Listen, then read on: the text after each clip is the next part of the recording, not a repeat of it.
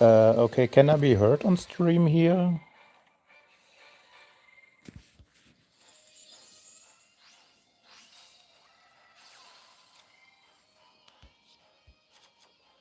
Bana, konnichiwa.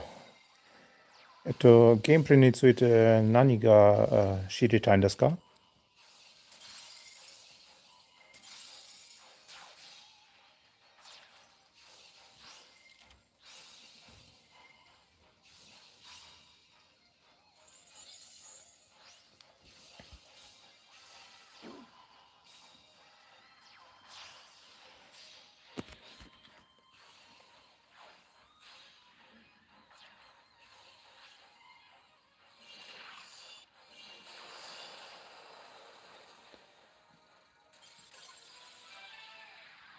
どんなマッチアップ？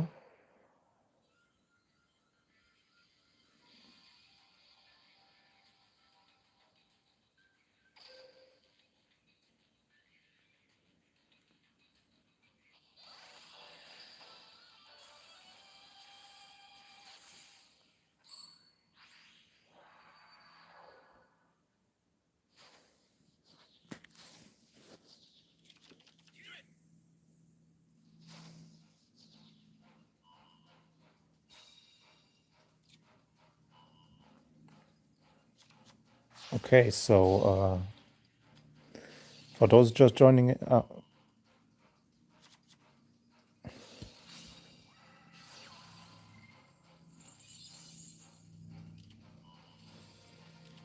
if you want to play against branded bestials, is not that good against towers monsters.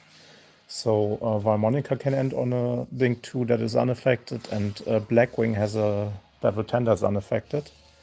Also, for generic monsters, you might want to try making a Chaos Angel with light and dark monsters. This is also very hard for branded bestial to out.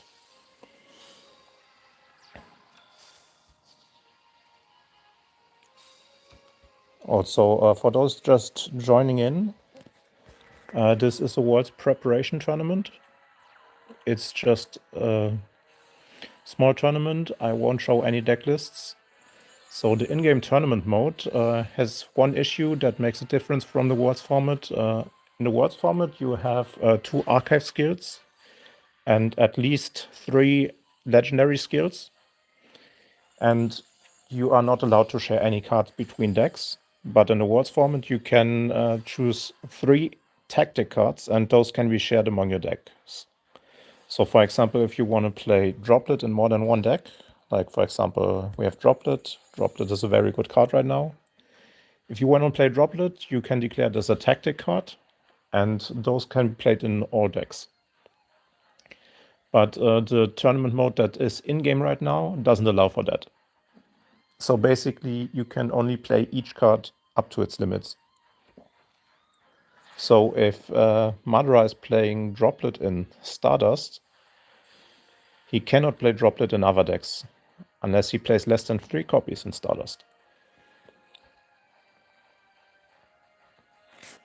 Besides that, we started kind of late. It's already game 5 for round 1 for both of these duelists. And basically, you have 5 decks, and you choose a deck and then play one deck. And if the deck loses or wins, it's out. So you can only play each of your decks one time per round. And whoever wins 3 duels first wins the round. So right here between Paris and Madara, it's 2-2. Whoever wins this duel wins the first round and moves on. We're playing 4 rounds of Swiss, and we're playing a top 4. This tournament might take up it might take up 5 to 7 hours.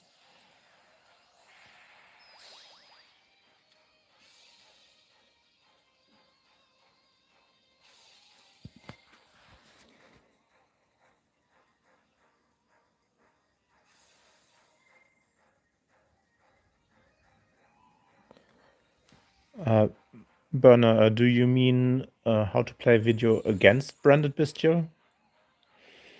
Because if so, there was a war in Team Wars, on Sunday, and Minion M&P played against another team, and there were a lot of branded bestials. So you might just get your wish to see how to play against the deck. I'm still editing the video, so it will come out like tomorrow or the day after tomorrow.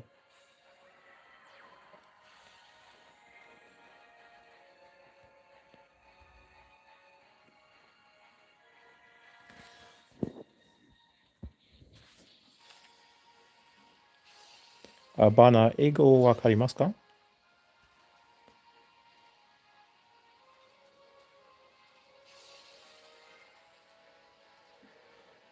Team was de, boku no team wa MNP です。MNP は、先週の日曜日で、別なチームで戦いました。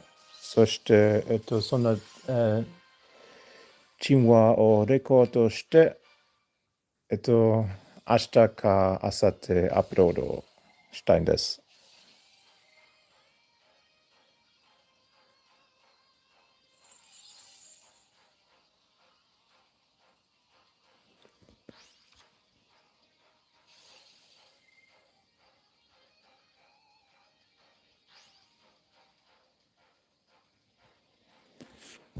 Yeah, so Valmonica with Dimensional Fissure seeing play, yes, but Dimensional Fissure is not that great going second. So Valmonica basically just joins the deck that plays very strong on turn 1. But it can be kind of played around, like Branded can just destroy it. But Branded has a bigger issue with the tower monster Valmonica puts out. So normally, also, yeah, Snake Eye can also kind of play around it if they chain block their Nightmare Phoenix. Because they can put Poplar into the spell trap zone anyways. They can kind of play, depending on what else Valmonica has. But in general, it's pretty hard to win against Dimension Fisher. It's pretty much 50-50.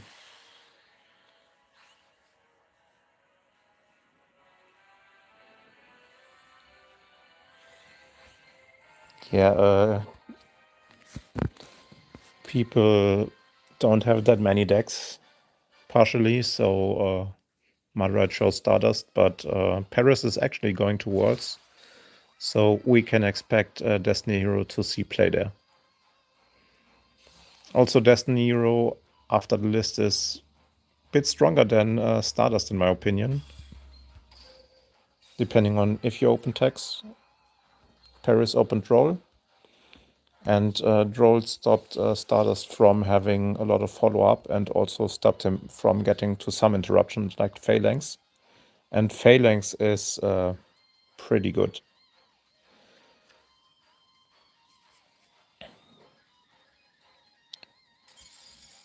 Yeah.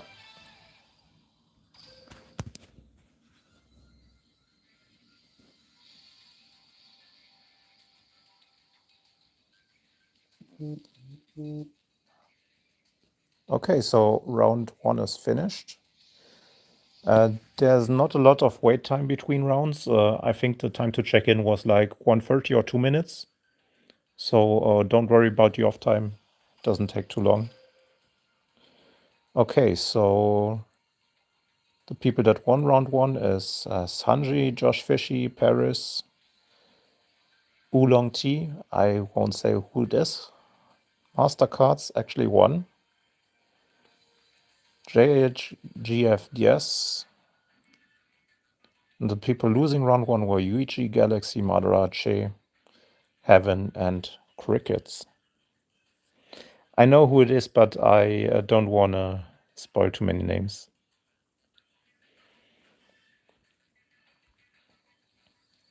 Because some people change their names and want to actually test for Worlds, so...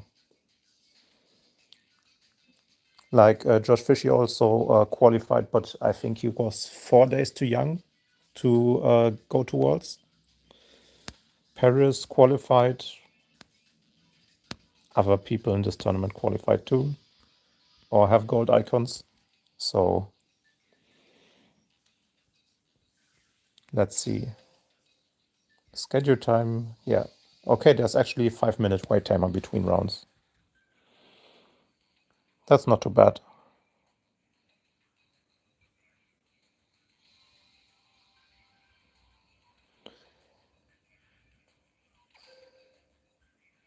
Let's see. Yeah, 12 people in the tournament. But like I said, it will be 4 rounds of Swiss into top 4.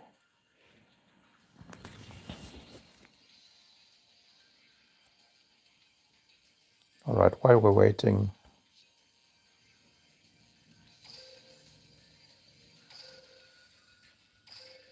Yeah, just got to grind a bit.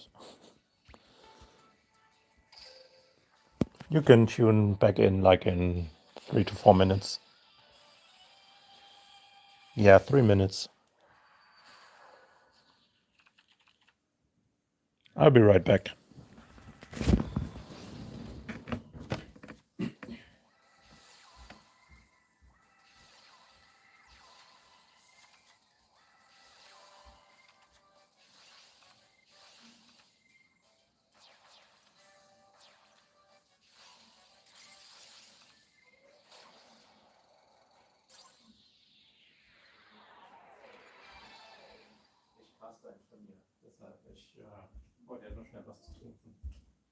Doch, doch.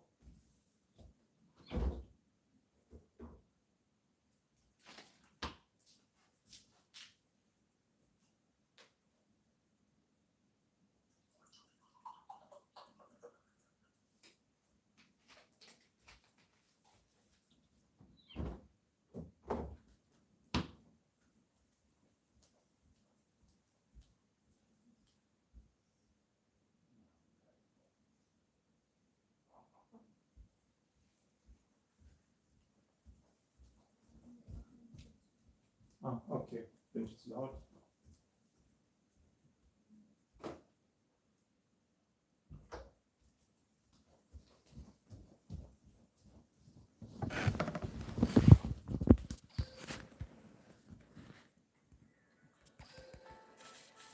All right, I'm back.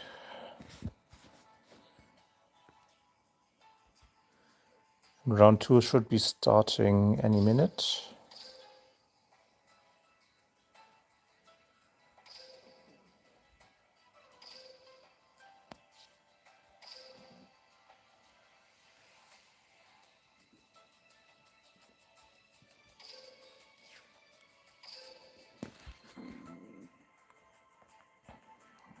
All right, pretty soon.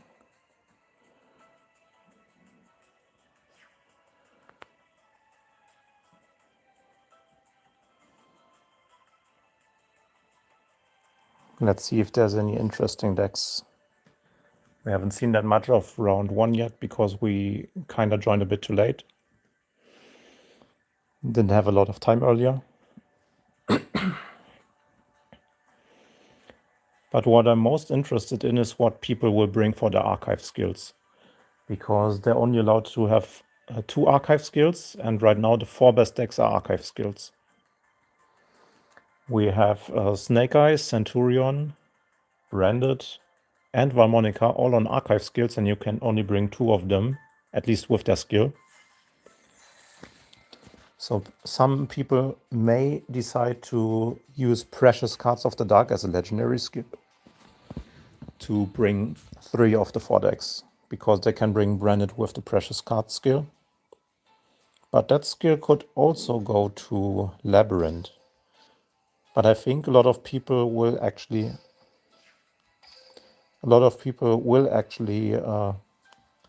bring Branded with the Precious Card skill and then use Odeon to bring a Labyrinth.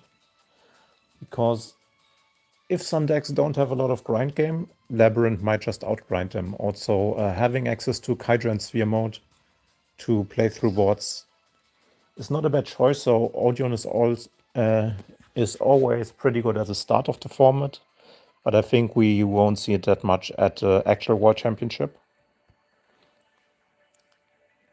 But for now, I think it's a good choice. Also, lets people prepare for it, because people need to learn how to play around it anyways, or at least have their interruptions layered so that they don't just lose to it when it happens. All right, the first games are going on. Which ones do you guys want to spectate?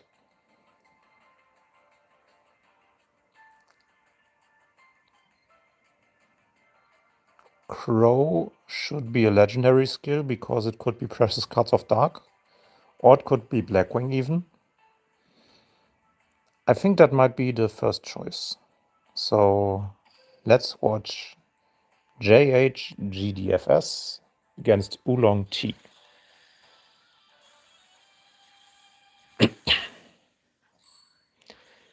And it is indeed a legendary skill. And it is Blackwings. Okay. Yeah, this could have been branded, so I actually wanted to see if it is. Because Crow can also have Precious Cards of the Dark. But maybe this also is a better endboard than what I did with my Blackwing variant yesterday on stream, when I played it for the first time without watching any combo with videos earlier. So what they should normally end on is a Spell Trap Negate, the Monster Negate, a 1/2 Text Dragons, and the Towers Monster. And because of the Towers Monster, I think Oolong T decided to pilot Blackwing, because it might be hard for Branded to out.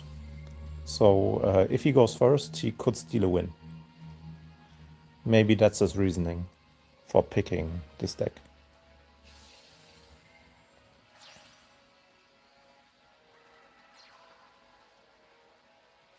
So to actually go for this combo, you need to go into the level 6 tuner synchro, which he does here. Oh no, he goes Northong actually.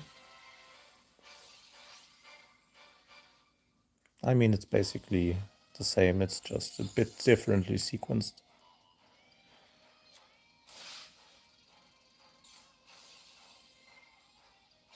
Gets the additional normal summon.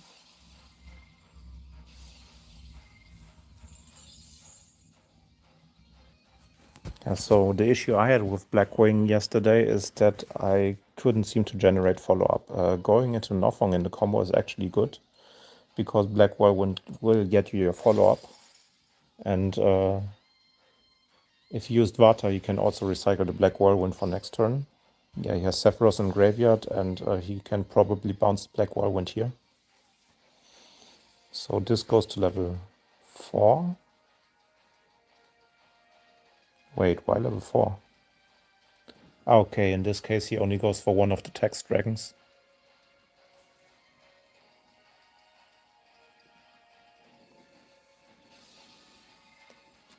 Yeah, so for the next game we're trying to join Branded.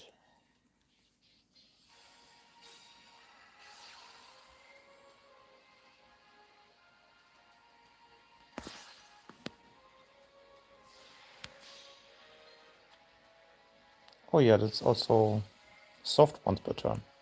That's good to know.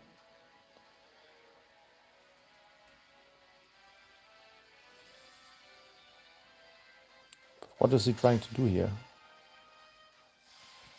Oh, this way he can also go into double Text Dragon, yeah.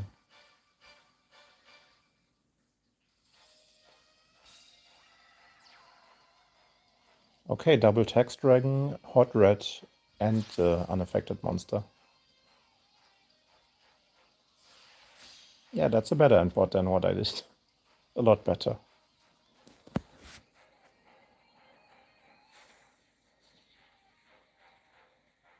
Oh, he actually keeps one in. He keeps it in graveyard as follow-up. Yeah, but he also ends on one Omni Negate. Then he has one Monster Negate at least. Okay, we're actually gonna see Branded. Let's see how it deals with towers and defense, because normally that's what they cannot out.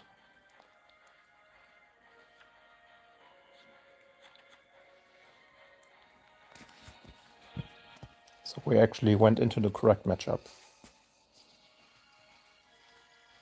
Because pretty much the legendary decks should be designed the way that they can try to beat Branded, because that's the deck that will probably have the best win rate in the World Championship.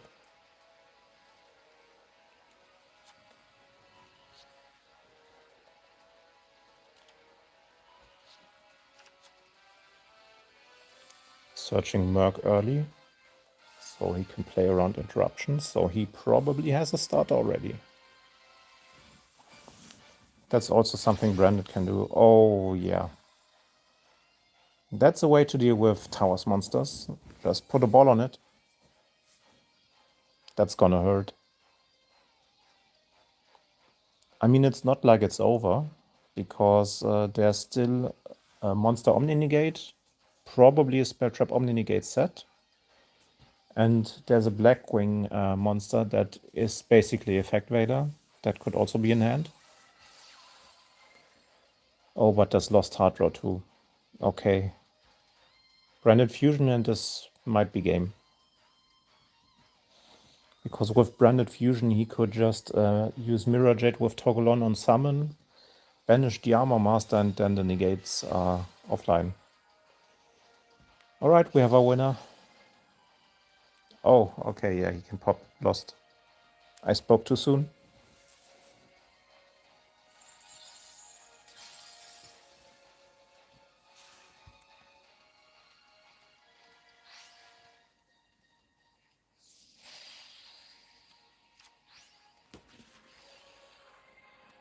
Going Lubellion early. Okay, it was Sensaronia. Wait, but he could also go...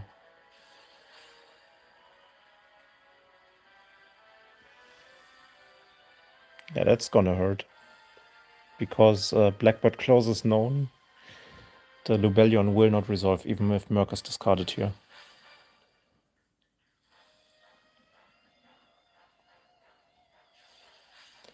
Oh, but there's a second Veiler.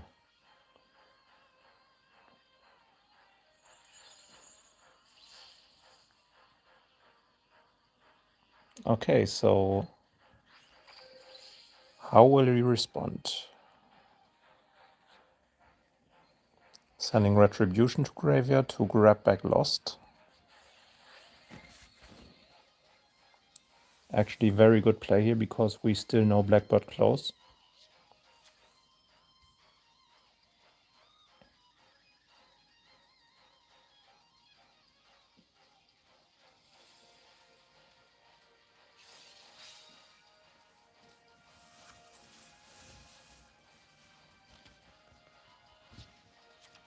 Is Sword also in graveyard?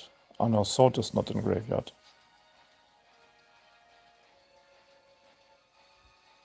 Because with Branded Sword we would have been able to grab stuff.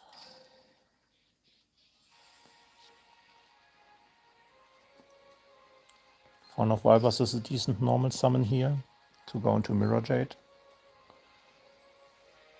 Especially if he is able to grab back Lost, because then Blackbird Close cannot negate it.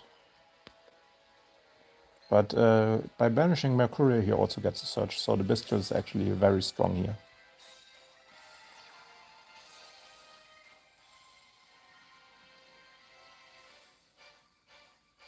And it's generating insane value because of Rebellion in graveyard. And now he also grabs the other Rebellion from deck. So he can basically dump Sword if he wants to.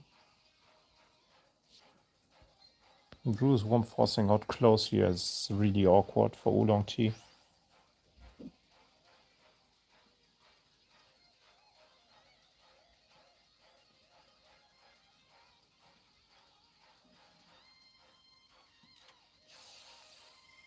Oh, but it was actually Twin Shadows, so now he can go into Silverwind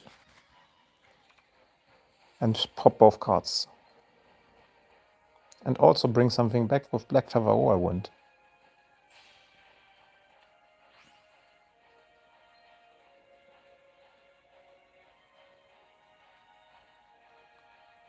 Oh wait, it's... Oh no.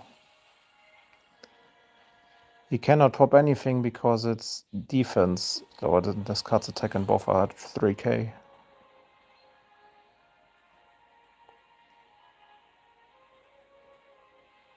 Imagine being able to pop something.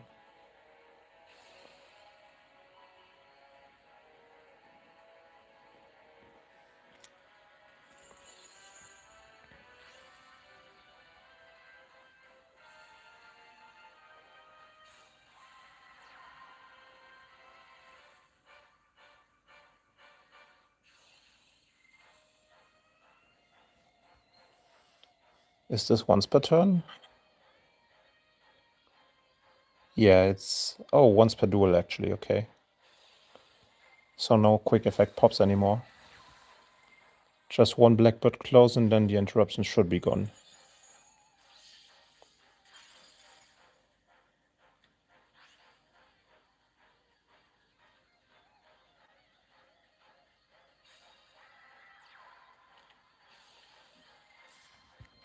Okay, so setting the lost first has a reason. Because by setting it first, he can check if there's still delay. That's relevant because there's the Blackwing hand trap that's basically Effect Veiler. So right now with setting lost, he could check for the Veiler delay.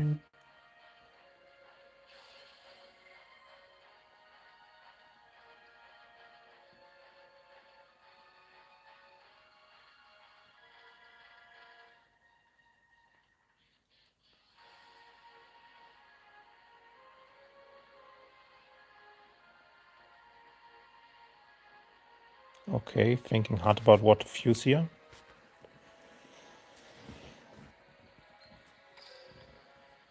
I mean, Magnamut generates his own follow-up by getting back to Drew's Worm probably, or the Saronir, if he thinks he can manage it without Drew's Worm. Okay, this way he goes into Chaos too, yeah. Or Philia Regis, okay. That also works. Getting follow-up with Lost and at the same time banishing the cards on the field. Branded has to be careful about the Text Dragon that is still an extra deck that could come out as follow-up.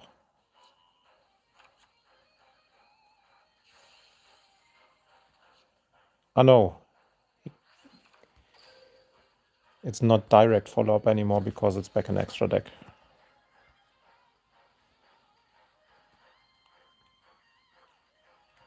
Okay, yeah. He actually had it and didn't decide to use it on the fusion. That's why I was thinking so long. And now Boreas Storm is back in graveyard. And he can actually grind.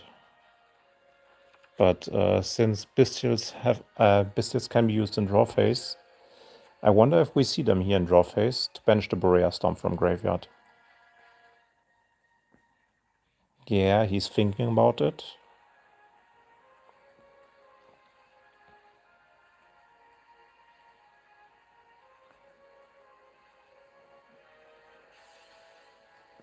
Will it hit Boreas Storm? Oh, it hits Blackwing Dragon, which is effectively nearly the same thing. Two banished. Yeah, no more Blackwing Dragons in graveyard. Then it's effectively the same thing. And also keep in mind, Magnamut searched for another Bestial. So...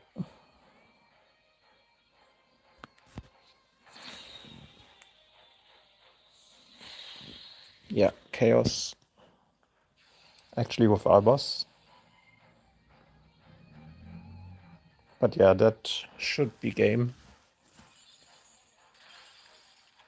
Blackwing, even the way he played it, he had follow-up. But with Bestials, they just take away the follow-up. Like, there are two cards in the extra deck. And one of them is the Blackwing Text Dragon. There's no more Boreas Storm. So it's just another Blackwing Dragon, right? Oh, because he banished Blackwing Dragon instead of Boreas Storm, we can actually summon out the Text Dragon. But at this point, it's a little too late.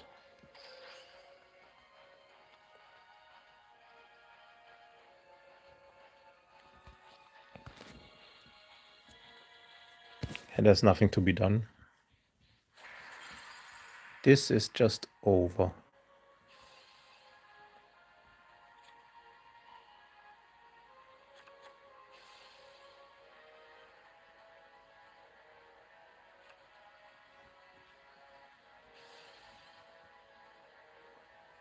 Cruise Boom will be summoned. We'll get rid of the Tax Dragon.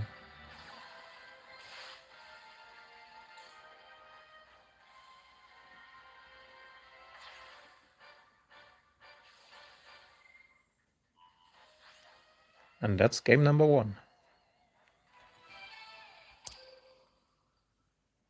Okay, which one do you want to watch next?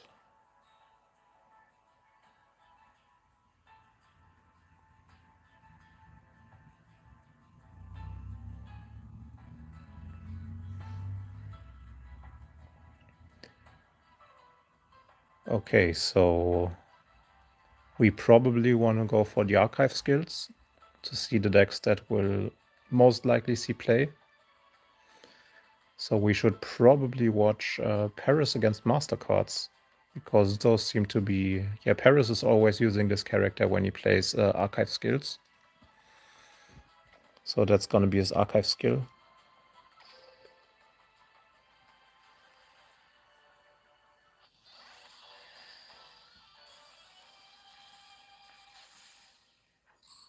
Let me know what you want to see next. Okay, Paris bringing Voimonica. And Mastercards bringing Intertwining Memories as an archive skill. That's unexpected. Okay, Paris starting with D. Fisher. Let's see if you get your how to play around D. Fisher here. Invitara grabs both Pendulum Scales, then Skelter, Azara, and we will probably go into Nara last. Oh, he actually grabbed it? Oh yeah, Disharmonia. And Disharmonia is actually excellent to pick up here. Lugaris, discard one of the attacks. This getting hit by Ghost Bell is actually fine, because the counter trap can still get it back.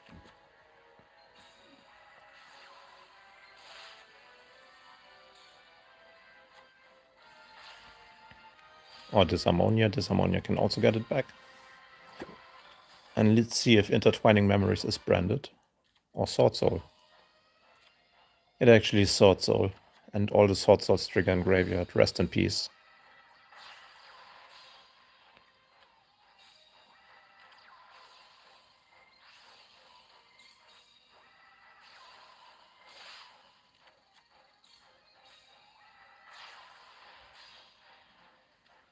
Why is Mastercards bringing Sword Soul?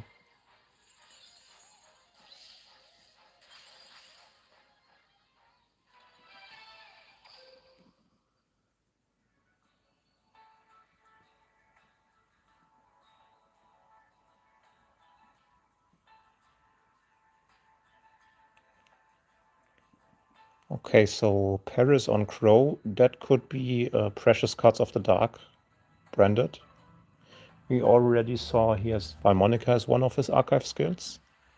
And Mastercards is bringing Esther Phoenix, which should be the hero. But it could also be Precious Cards of the Dark with branded. Let's find out.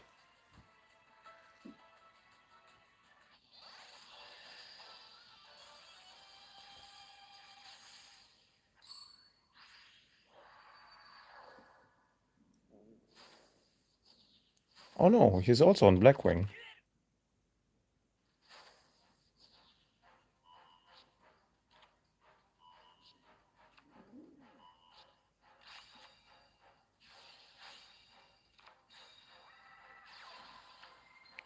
Banishing Vata, he probably has another one.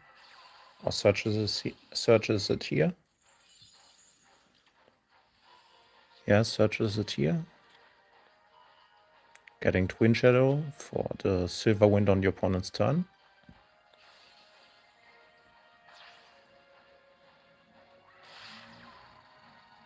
Grabs a token so he can go into Synchro 6.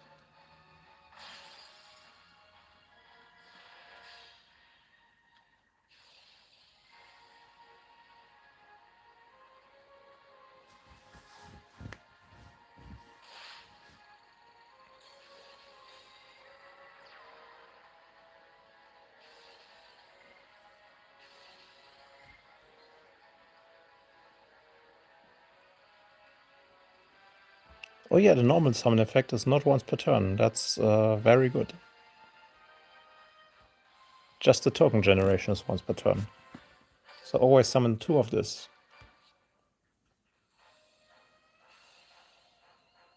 Oh, that must be brutal, because it also stops Black Whirlwind from searching. At least the token is above 2k, so Paris is not entirely stopped. Because one of the Black Wings that sees play can be summoned as long as there's a monster with 2k or more on the board. So at least he can still combo on and doesn't just die to Nib instantly. Searching Black, Feather Whirlwind here.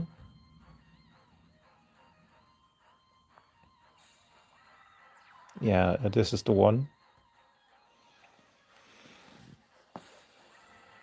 And that allows him to summon Vata, and Vata can go into Blackwing Dragon, sending more cards, and Paris is just able to combo on.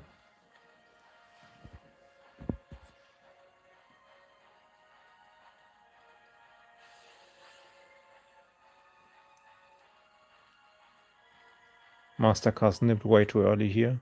But the issue is there was delay, so probably Paris would have just activated skill and then flipped up the Armor Master, which could have prevented the nip. So I guess Mastercard has no other hand trap and saw this as his best line. Paris actually recycling the Whirlwind here instead of the Black Feather Whirlwind, because he will probably not be able to use it a second time anyways. Using the burn effect, turn 1. That's also not something you see every day. And now we'll see if the Borea Storm goes to 4 or 2. Because Sephiroth is already gone. So I expect it will just go to 2 to summon 2 Text Dragons. Now that Master Cards is down to 2200 life points. Yeah, goes down to 2, and then that should be 2 Text Dragons.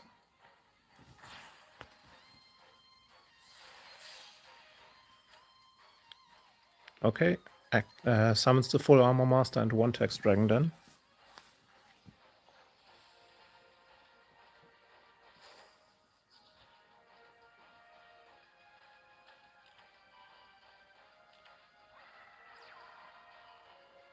Or maybe he even holds off on the Text Dragon. Oh no, he doesn't.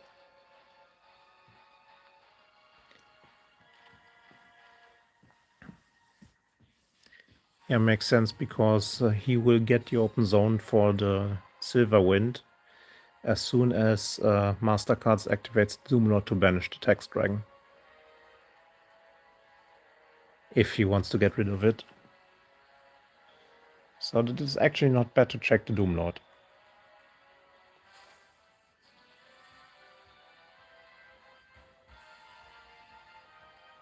Starting with increase, let's hope there's no Vion in hand as well.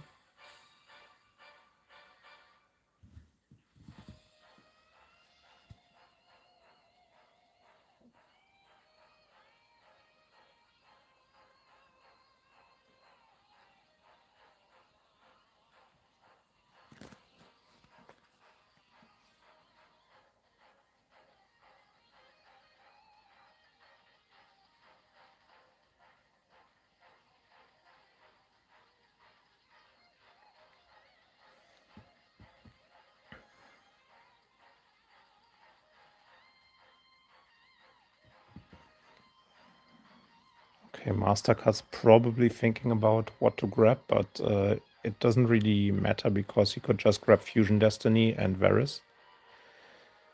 He grabs Vion instead. Okay. Varus increases no monster effect in the spare trap zone, so I'm not sure why. Maybe he was just thinking about the pop and then deciding whether to grab Plasma here.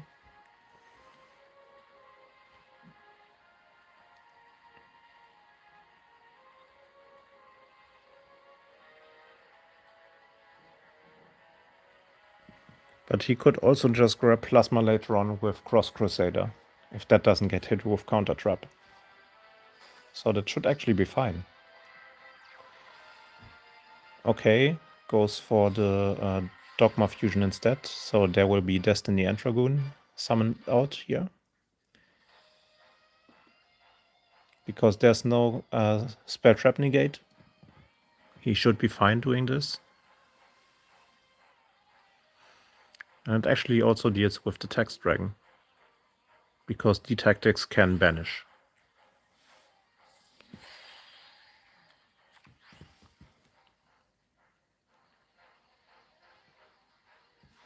Oh, does it destroy?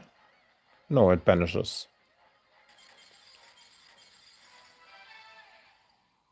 But he doesn't see a way to play this and just scoops. Paris wins this round 3-0 against Mastercards.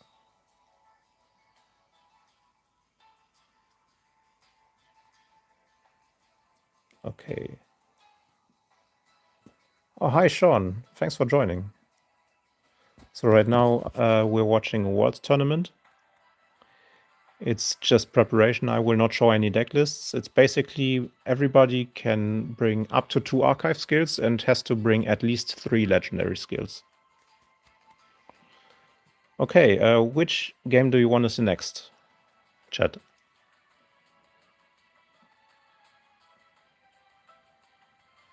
Any players that you want to see?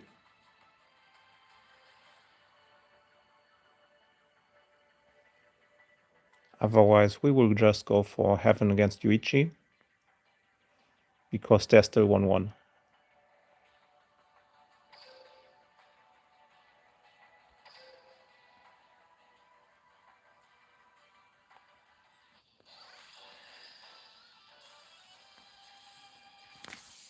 Alright, then we will watch Oolong Tea against JFDGS next. UH actually playing Branded. And the Kyber skill could be Precious Cards of Light. But what else could Kyber play? Blue Eyes doesn't seem to make sense. Yeah, Kyber could also be Bestials actually, if it's Precious Cards of the Light, because Lubellion, Nibiru, and Khadija are all light, so Kyber actually also fulfills the conditions to play Branded with a legendary skill. This could actually be a Branded mirror match.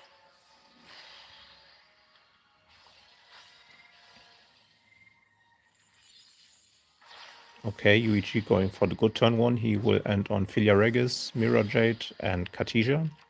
And up to 2 back row. Yeah, he will end on double back row here.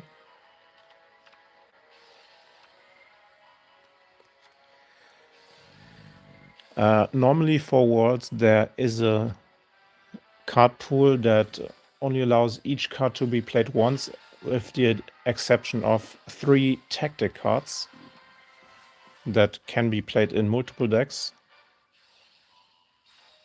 Wait. It's actually... I did not expect to see Therion here. Therion Horus with which skill? Did he... He did reveal skill. It is Precious Cards of the Light.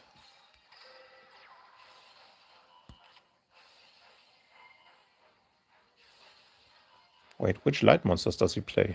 Duke is light. Okay.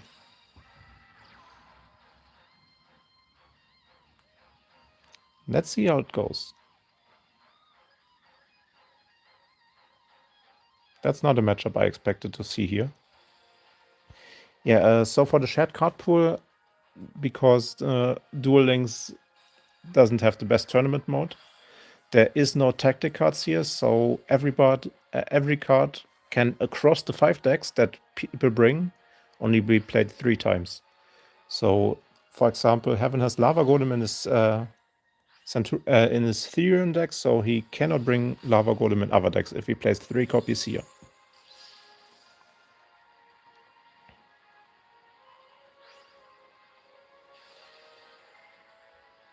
But Kingsark, this might actually be the upset that we didn't see yet. Because Horus cards are very good into Branded. And Therion being able to use the extra deck. That's very interesting. But still, I'm not sure on the light monsters yet.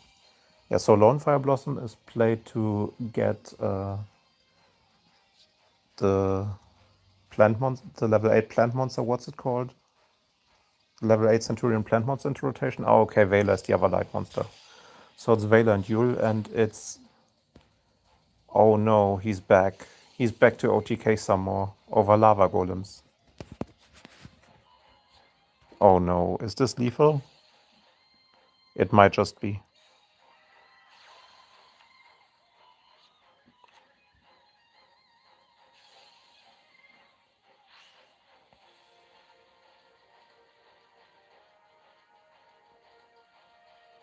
Right now it's slightly off, but let's see. Is Mirror Jade optional? Yeah, Mirror Jade is optional. So right now he's slightly off. He's... How much? He's 150 off.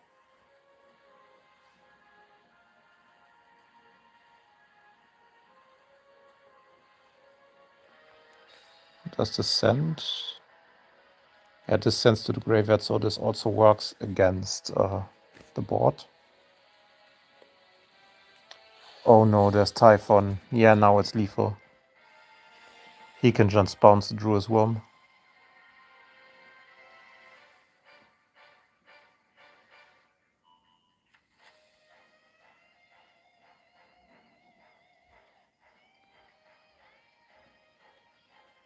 Imagine Therion OTKing Branded with the good skill in 2026. Things I didn't expect. Great job, Heaven. Very fun to see this.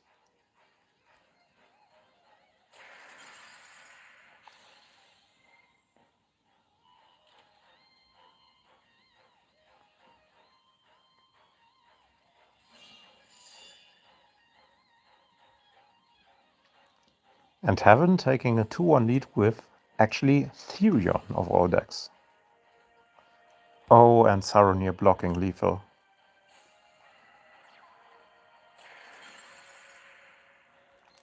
But Typhon did his job because the Mirror Jade in the graveyard can also not activate.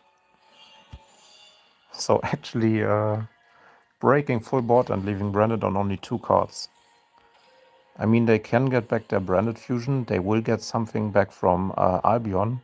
But still, it's down to 5 extra deck cards. And Chaos can be blocked by Dingirsu, so it's not looking that great for Branded right now.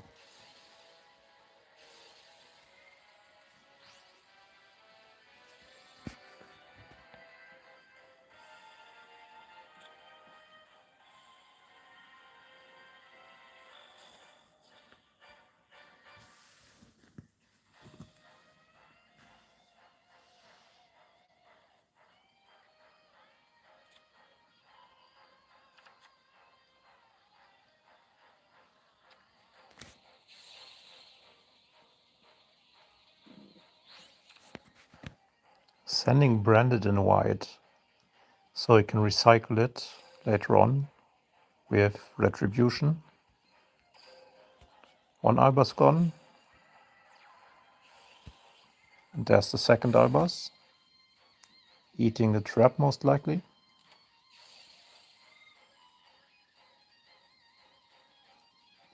but that's not going to do a lot. I actually thought the Spiral is in hand because we still have Tachyon Dragon on board. That's unfortunate, because that Typhon was putting in work.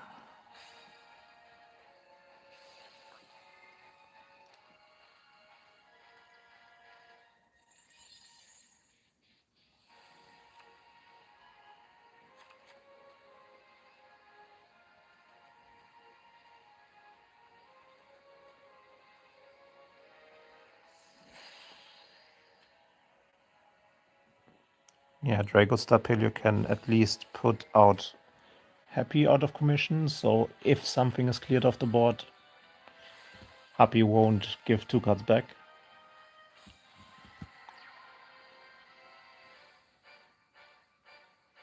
And it's just battle phase. That does nothing.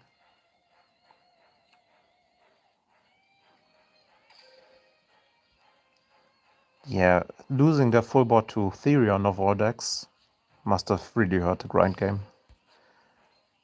At least there's 1 Albus in graveyard, so... And another Lava Golem hits the field. Oh my god.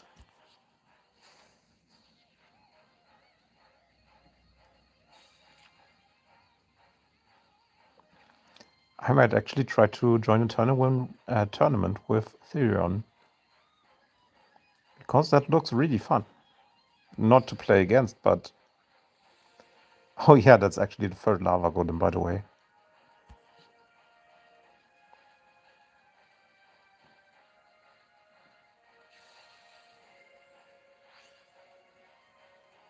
And now that Typhon is not on the board anymore, we can swing into Lava Golem with 10-7.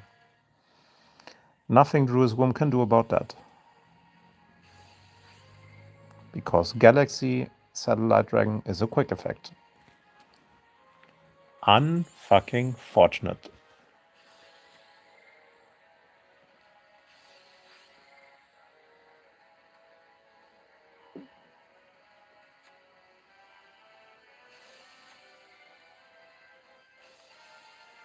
Yeah, boosting the Tachyon Dragon for fun.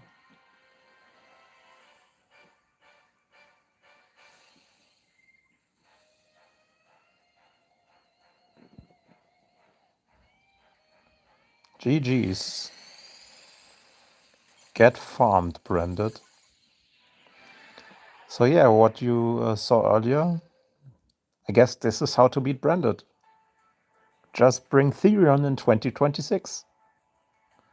Alright, so for the next game, this was requested. Oh, it's actually 2-1 now. Let's see if we can find the previous game. Maybe it's still here.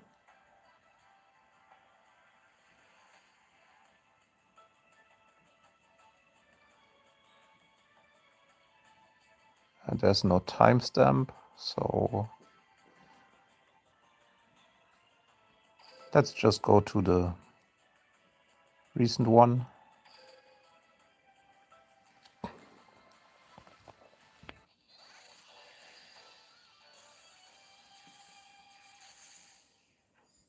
And this might be Labyrinth against Infernity. 2 decks that try to go first and handloop the opponent. Infernity gets to go first. And most lists are probably going for just handloop 2 cards and then setting up an actual board. Like the deck can set up Barrier, IP into Abomination. Yeah, so the handloop cards are basically only Trishula and Chimera Fusion, because the Chimera Fusion can actually be banished from the graveyard to resummon an Infernity monster. Okay, so Trish first. And we're facing Labyrinth. Might also be interesting to see, because Labyrinth can actually play on turn 0, which is bad against Infernity because they can use their traps too. But Odeon also gets Kaiju or Sphere mode. And the board that Infernity goes 4 is normally 3 monsters. So let's see how Oolong Tea adapts. Right now he's still going for the hand loop. Trishula should be a beast right now, yeah. So Trishula and Archfiend will probably rip one now. Unless Labyrinth can play out their entire hand. Which is possible. Depending on how much furniture is in their hand. I already saw TCG games where Labyrinth just started turn 2 with 0 cards in hand and 4 or 5 cards on field. So, okay, there's Abomination. Now let's see how much else he builds. But it's just the hand rip 2 version.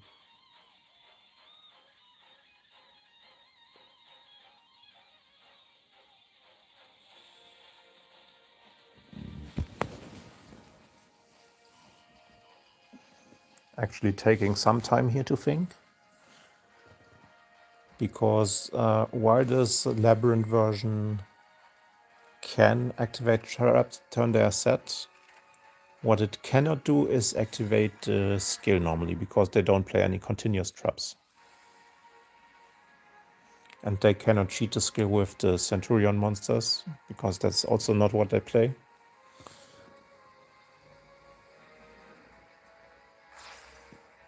So gotta stick around and find out.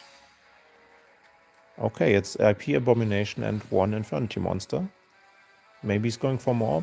Maybe it's Dweller in addition to that.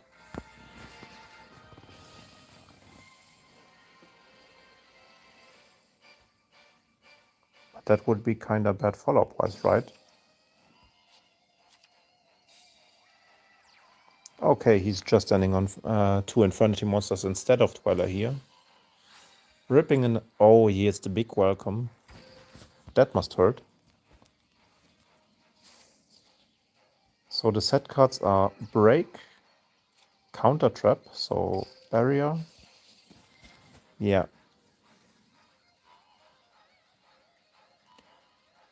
Hitting the Cathedral here in draw phase, so no trap can be activated. Turn it is set. And we also lose our normal summon to Summoning Sphere mode, which should really hurt us, to be honest.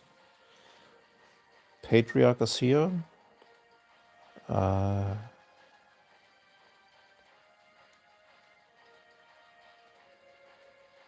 Okay, this does nothing.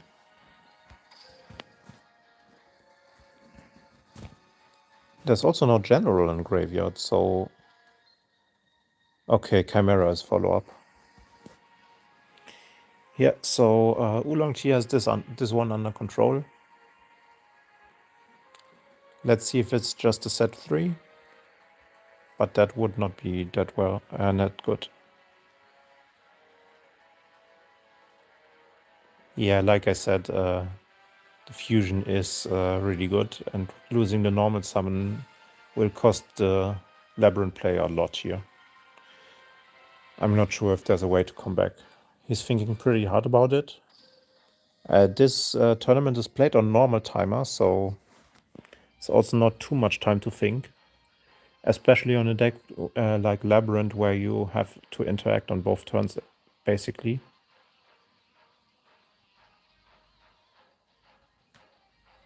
Yeah, this just looks a bit bad.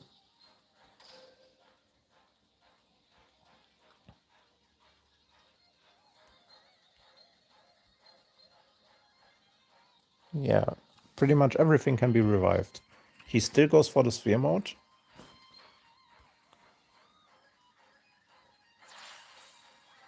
And lets him keep IP. Not sure what the Hand Rip 2 version plays in the extra deck with this. But Odeon just trying to set up for next turn and probably getting blown out in end phase. Pretty sure Abomination will hit a field spell. If there's no Archfiend revive, which could also very well be the case.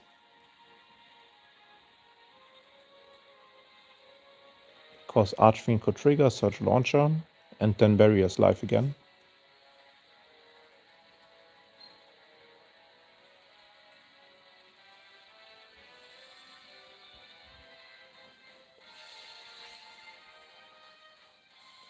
Ending actually with no back row. Yeah, that's definitely Abomination territory. So Abomination comes back, kills the field spell. So it's probably a furniture piece in hand that he wanted to use afterwards. And just passed priority to check if if the revive goes through.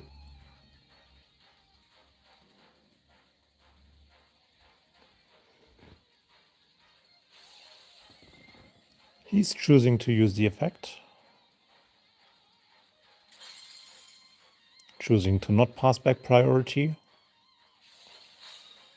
And yeah, he chooses this pass priority to force the effect of Abomination and now sets a trap.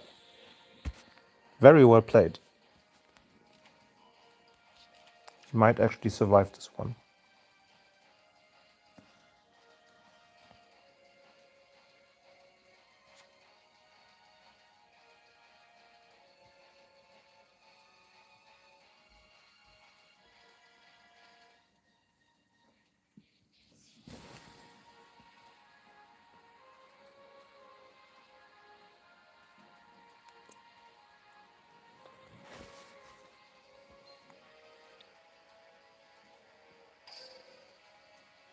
Yeah, so big welcome is in graveyard. This can bounce the Abomination later on. And he said welcome Labyrinth, which summons the 8 for big welcome.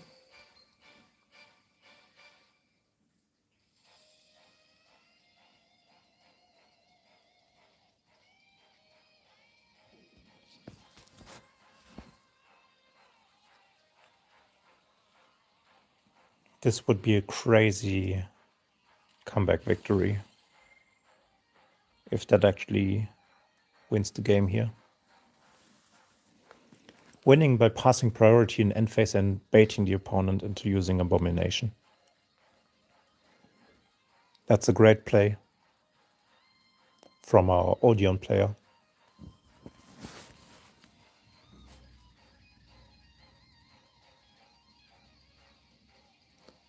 Because if he just used the furniture piece earlier, he would have just lost. Summoning the 8,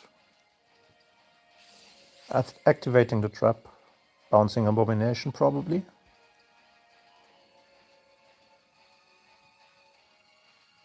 And now Infernity actually has to play with their top deck.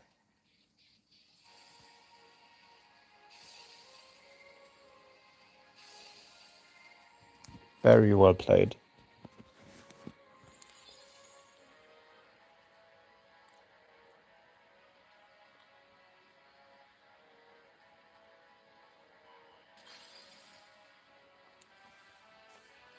Leaving just a sphere mode, which will return in the end phase.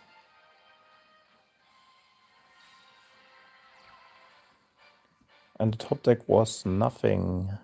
Conjurer doesn't do a lot on its own.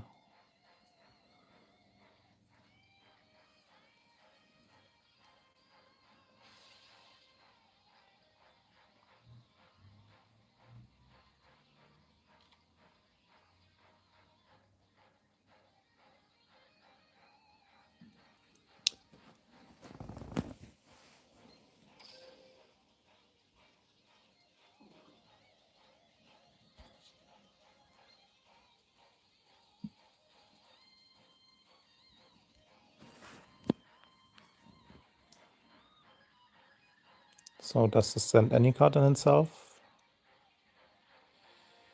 Oh, it has to discard one card, okay. But Labyrinth should be in a very good position from here because Lady can also just reset something. Lovely Labyrinth of the Silver Castle. Yeah, this one can reset the Welcome Labyrinth. You can also set one from deck. Or you can just link it off. That's what he was considering. So Muckraker can summon something back from graveyard too. Getting the Ariana would be nice, because that also gives him a Labyrinth card. And now he has Lethal on board. Because he can grab Lady and Lady can special summon itself.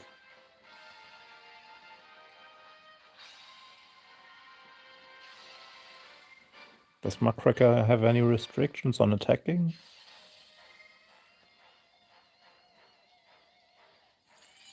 No.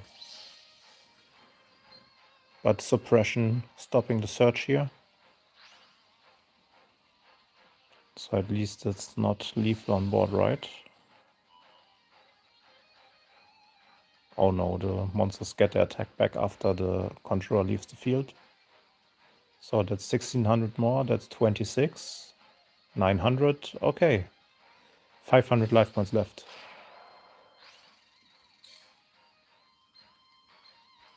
Never mind, Patriarch has a graveyard effect. Patriarch saving the Conjurer on board. And maybe top deck Archfiend? Okay, not top deck Archfiend. Necromancer is the next best thing, because it can bring back the Archfiend. If the set card is something. Oh no, it's Welcome Labyrinth.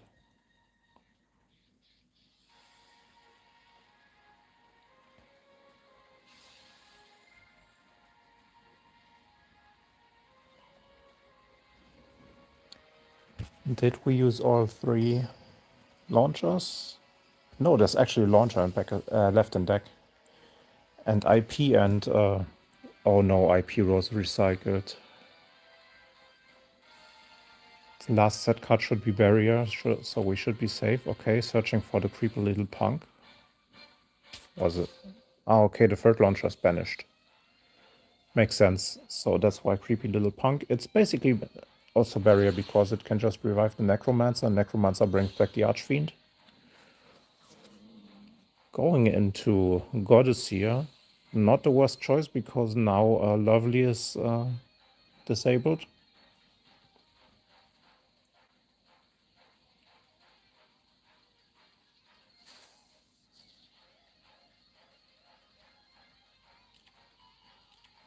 Now with the clear main monster zone, he gets the skill. Actually holding it the previous turn because he had Sphere Mode on board. Yeah, in this tournament people have to play a lot of different board breakers because of the limit, because everything can only be played at 3 copies. Going IP here, I guess. Or into Synchro 6, yeah. Doom Archfiend actually helps. Gates effects, and what else does it do? Oh, double battle damage.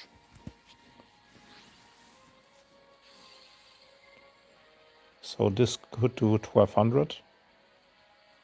1200, 100, 1800. Still not lethal. Wait, we didn't have barrier turn 1?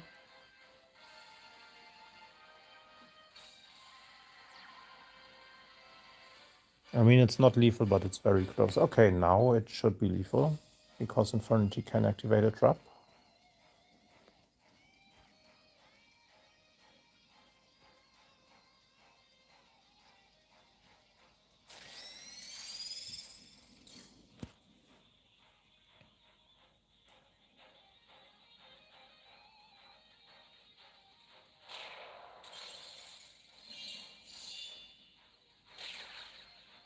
And lethal.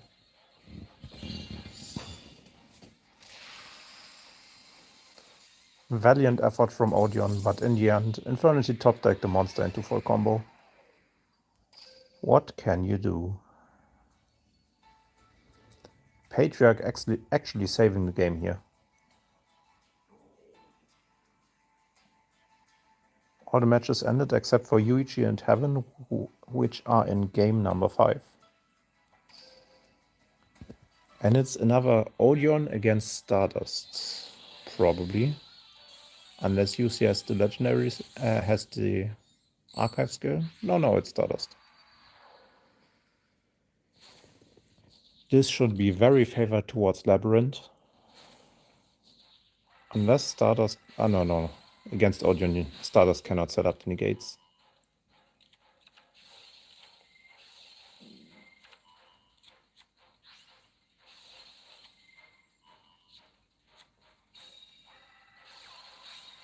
Let's see if it's the hand trap version. Just seems to be the standard. Yeah, Granite into... Oh no. Is that a floodgate? Is this Discord? Is this non-fusion area? Is this Audion with Discord and non-fusion area? Okay, no floodgates in this one.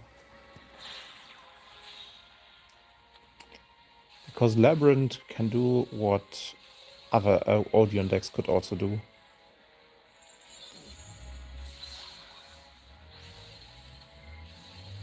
But now it also hand trips you. DD Crow is actually not that bad, because DD Crow could take out a trap or a furniture piece from graveyard. Which would have been bad for the grind game.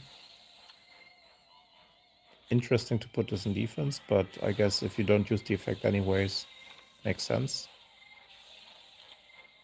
Primera here. Okay, so Archer is the normal summon.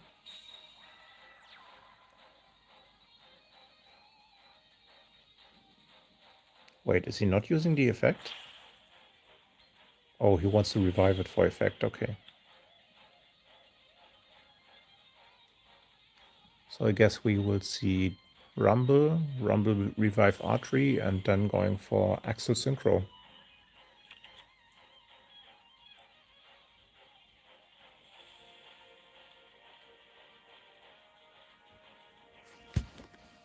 And Axel Synchro,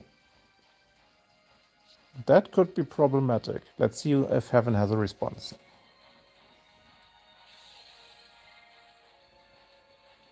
Okay, that might also be Trishula. Because now Trail gets summoned.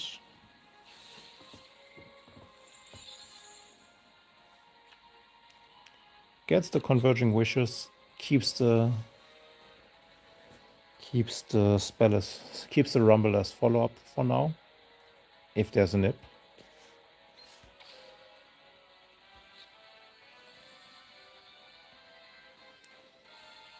Because I think Heaven might be playing one nip in this, just because Granite is here.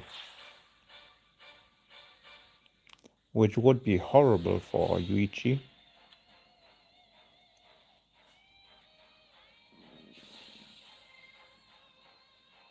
Because right here, nip could be very dangerous. Unless Heaven doesn't have any resources in hand.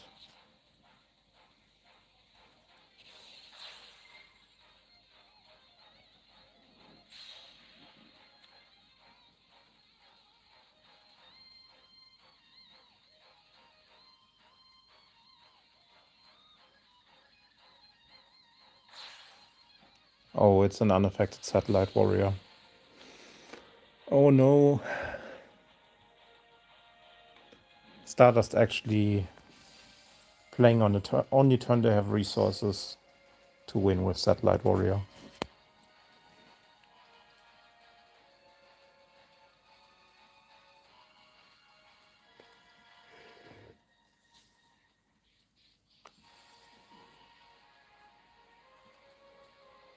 Satellite Warrior going up to 8-5.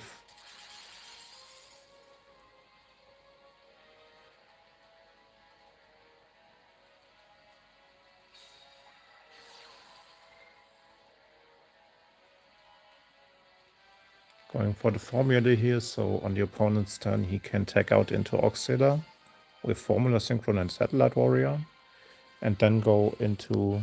Quasar was bounced, right? Yeah, the Quasar was bounced. Oh, actually going for the Auxilla here.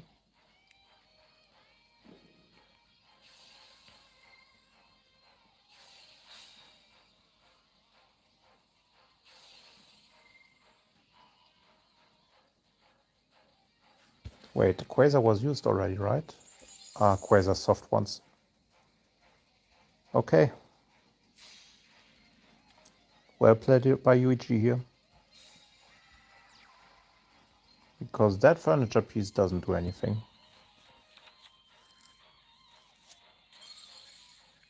GG's.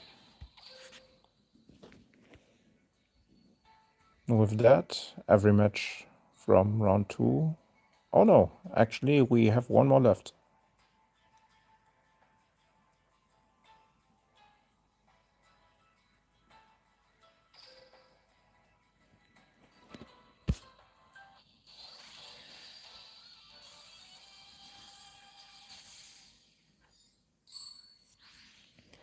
Game 5 between Oolong Tea and Destiny Hero.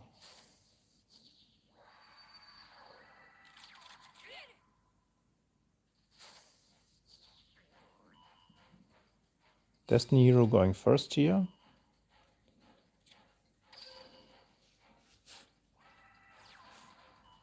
And Oolong Tea kept his archive skill for game 5. So we will see Valmonica against D-Hero. Let's see if D-Hero has a strong enough board to win against Valmonica.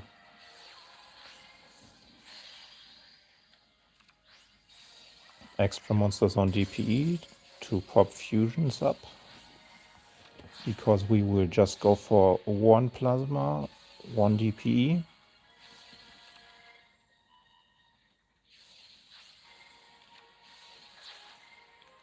Oh wait, is he going for double plasma here? That might just be double plasma.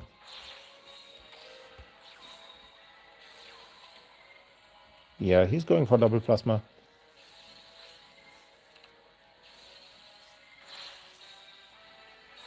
Double plasma DPE and 1 back row. Good luck, gamer. Because DPE can pop the scales.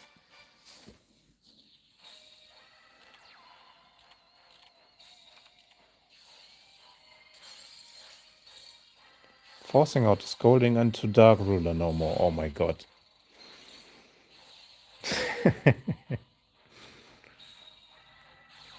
Yeah. Valmonica just doing Valmonica things. Oh my god, now getting rolled on top. That must be devastating, because now he can't get to 3 scales on the light one. Because the light one would have been used to attack everything.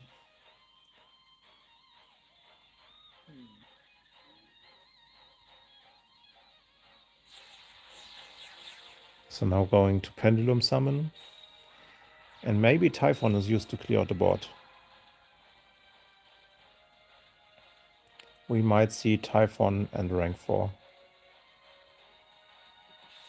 We are under Dark Rulers, so Dugaris doesn't have a shot at going for game.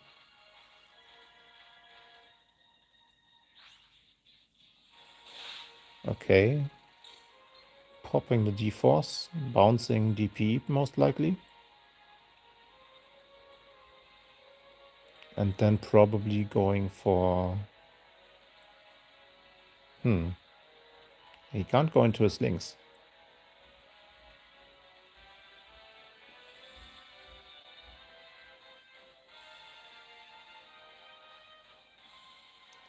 So we might see Typhon take out both both plasmas. Yeah. What a crazy hand from Oolong Tea to take out Destiny Hero. Oh my god.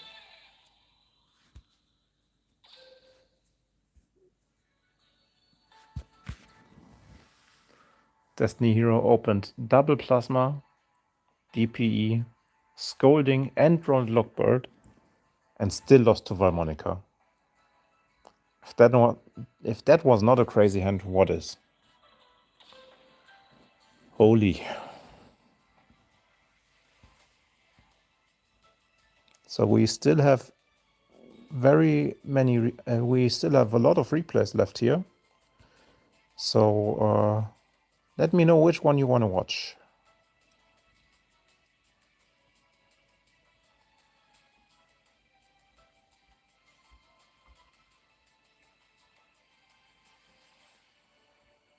Any specific replay?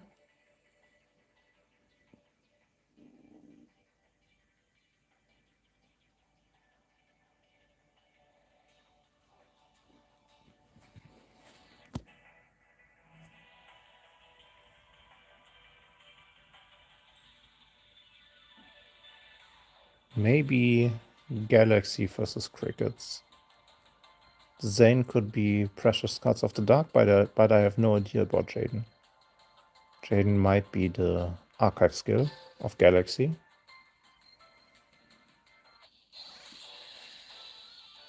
That was duel number 4. Larp it up. Okay. Actually, a bestial mirror match.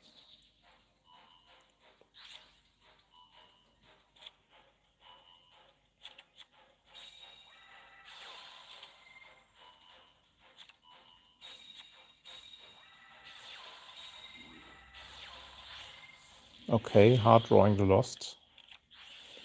So if we play the beast, we can also get beast into rotation here.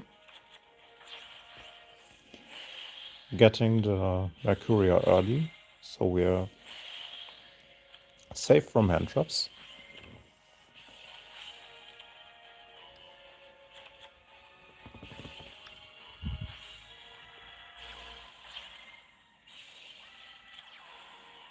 And just ending like this. What an interesting opening.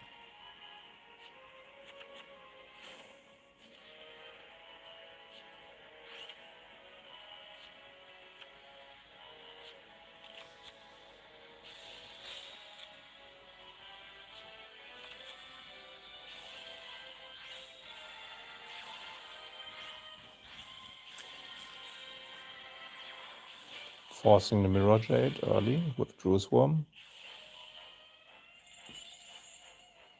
Dodging the Bestial Dru's Worm by chaining the Saronir to it. And now we pretty much know all the cards. Also Galaxion branded in red, not every list plays that. But I guess having more avenues to fusion summon is always good.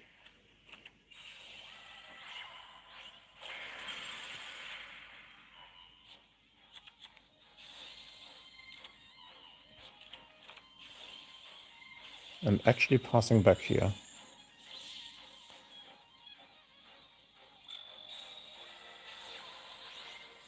Top deck branded fusion, oh no.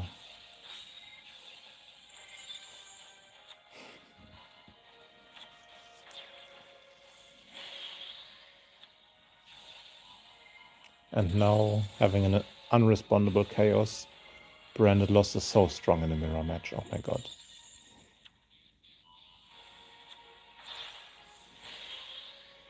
Dragostapelia to stop the Albas from happening. But what Dragostapelia cannot stop is attacking. Summoning Saronir here, blocking the attack and grabbing follow-up of Mercuria Banish. Cartesia comes back, and now play goes back to Galaxy. There's still Sword in Graveyard to recycle the Mercuria, so as soon as he goes into the fusion, he's safe again. Going into Dragostapelia here to stop the kit.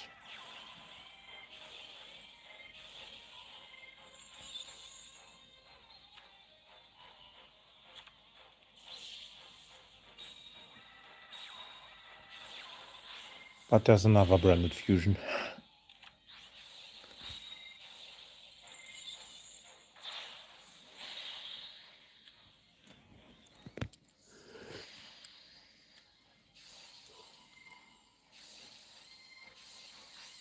Mirror Jade is live again.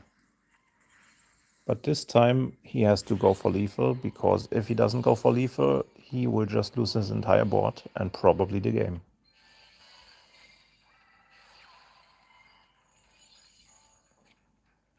Yeah, that doesn't help against banishment.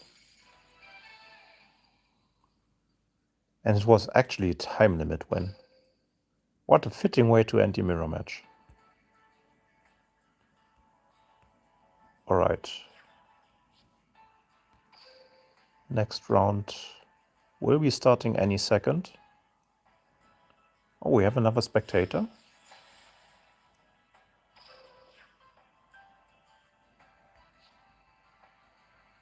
Actually, nobody should be able to.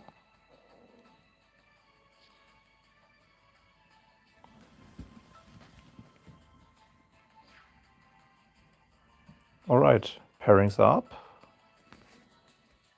Which game do you want to see first? Heaven against Mastercards, but that's the one we don't want to watch because Mastercards is playing Sword Soul on Mokuba. Crickets against Yuichi. We haven't seen that one yet. And Oolong Tea on Yusei against Josh Fishy on Destiny Hero. Okay, let's wait for some more games. I don't want to see Destiny Hero, to be honest.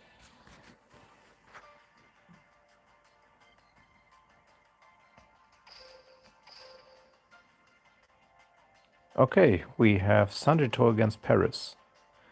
Let's see if Sanjito also brought Therion with Kaiba. Paris is playing Black Wings. Let's go in.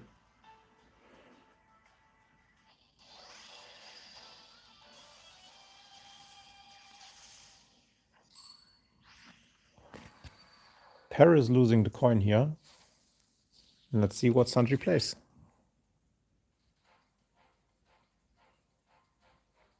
Might just be Therion.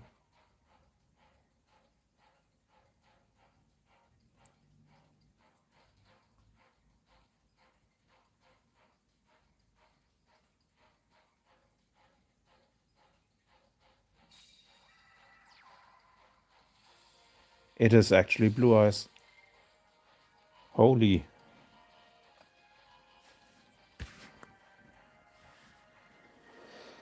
I didn't think anybody would bring Blue Eyes as soon as the Galaxy stuff was hit.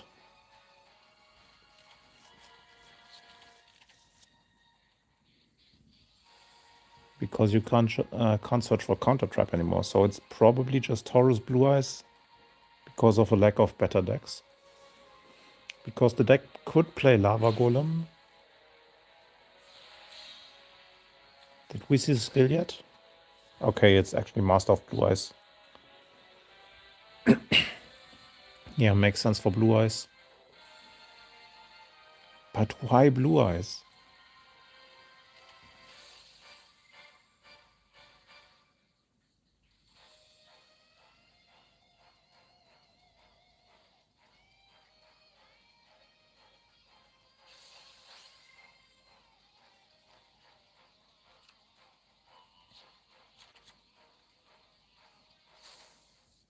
Okay, going for skill here.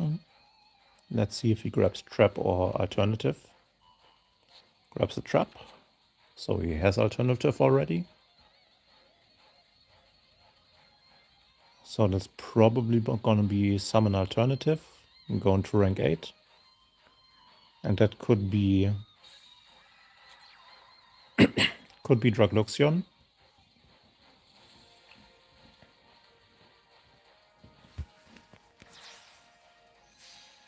Okay, it's actually seals into either Jet Dragon or Grand Tusk with just Majesty set.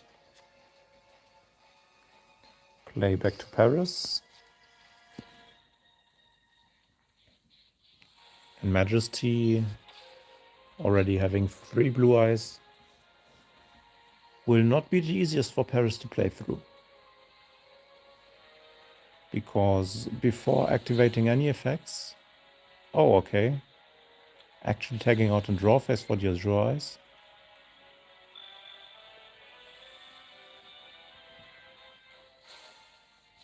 I don't know if I agree with that. Because there are graveyard effects to block. And Majesty could make sure that Blackbird Close does not resolve.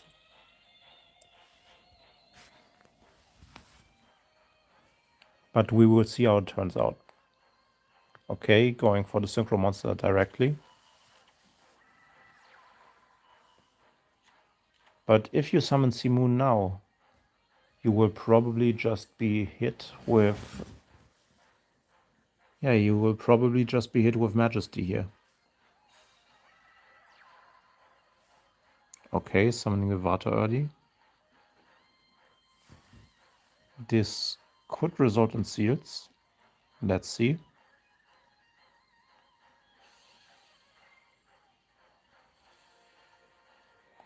This needs to be sent from field, right?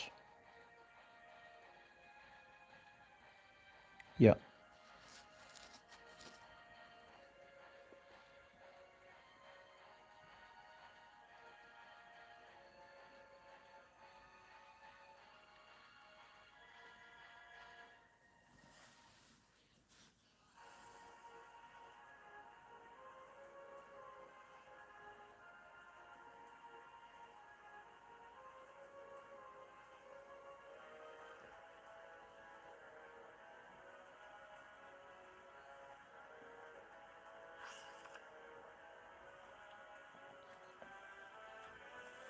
Actually sending the Simoon from deck. Oh, did he hard draw Whirlwind? Because this isn't the best look. Majesty is still looking very good right here.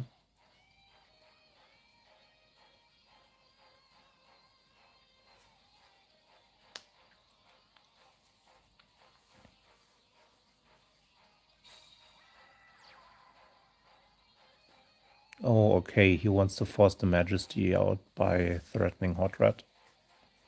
Makes sense. What could happen instead, though? Okay. No need to talk about the other scenario.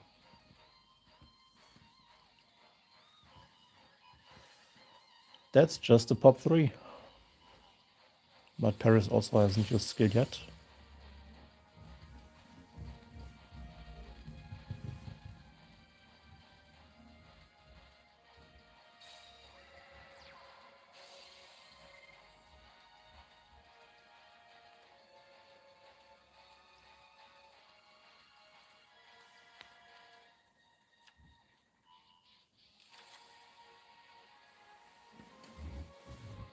Yeah, Paris going for follow-up here.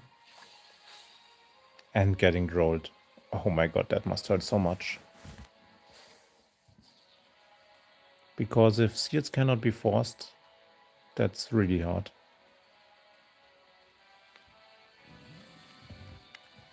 Because if Sanji is playing Grand Tusk, this game might be over. There's still True Light on the field. Able to bring back a Blue Eyes or set a spell trap. And Majesty is no longer hit.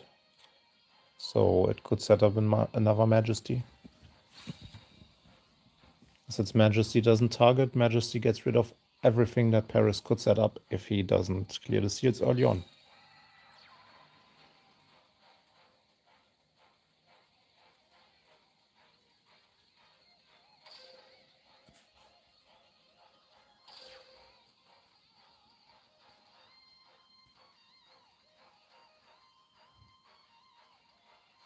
Okay, no Black Rose Dragon possible.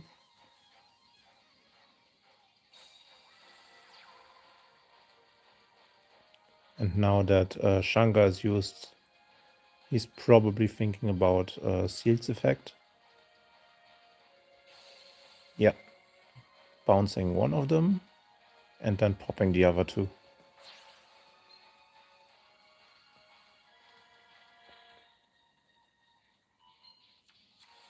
Bouncing this, going into Grand Tusk, popping the other two. And I might be kind of dreaming if I'm saying this, but I think Blue Eyes takes it. That would be so crazy. Because, yeah, True Light can grab... no, it can't grab Majesty. And this can also... Oh, yeah.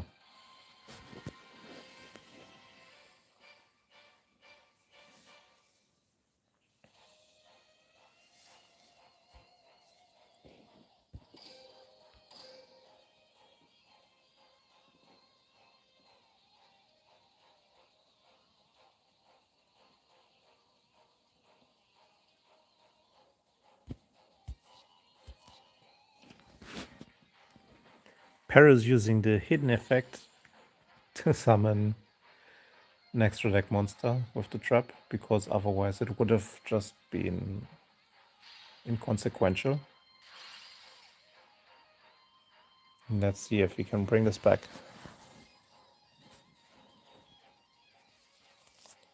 Because there's a Blackwing Dragon in graveyard, right? Yeah, there's a Blackwing Dragon in graveyard, so there's at least one Text Dragon which can attack over the Azure Eyes.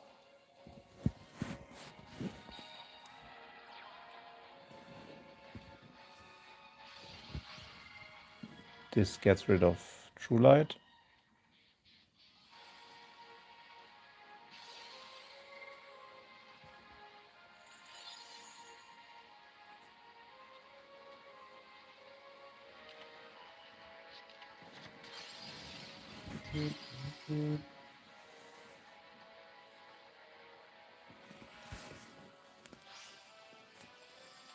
Yeah, and it will just be Blackbird Close and Text Dragon.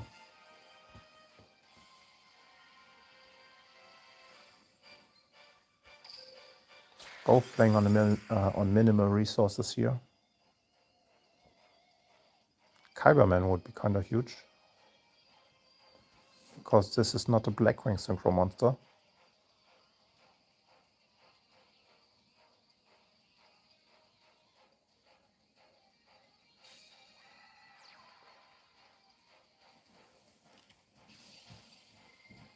Okay, setting a card to check for delay.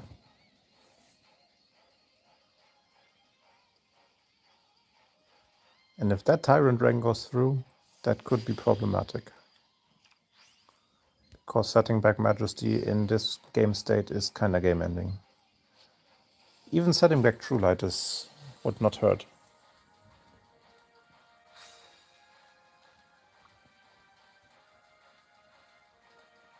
Wait, Magnamut in this?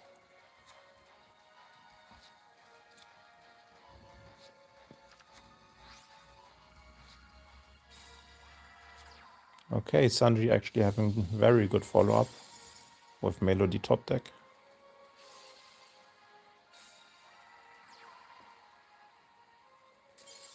And Sanji takes it with Blue Eyes. Wow. Didn't expect this one.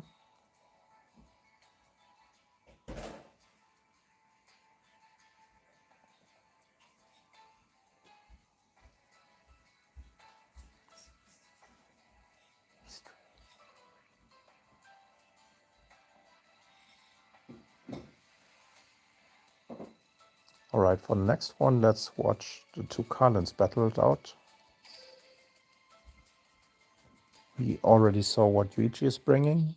It's basically full Signer lineup. So the Dark Signer should be his... Yeah, it's his archive skill. And clap it up. It is on Infernity, I guess. Yes.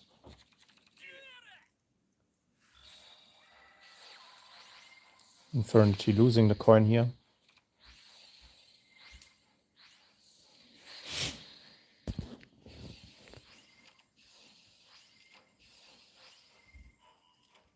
And Yuichi just going for the standard line with Branded Fusion. It's a one-card combo. We just have to see what he summons after those two, because there's multiple ways to do it. He could either hold the Magnamut in hand, or he could not. Okay, he actually summons the Magnamut, and he would probably end with Kit on board here. And goes for Philia Regis and Mirror Jade.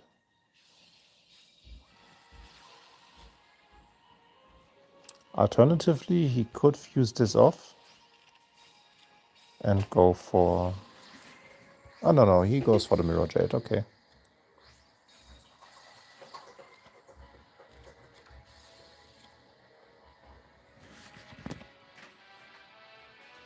Yeah, he could have also just ended on Dracostapelia instead. Book of Eclipse as the first card. That must really hurt, because now Infernity gets 3 monsters. And maybe even just goes into Trish directly.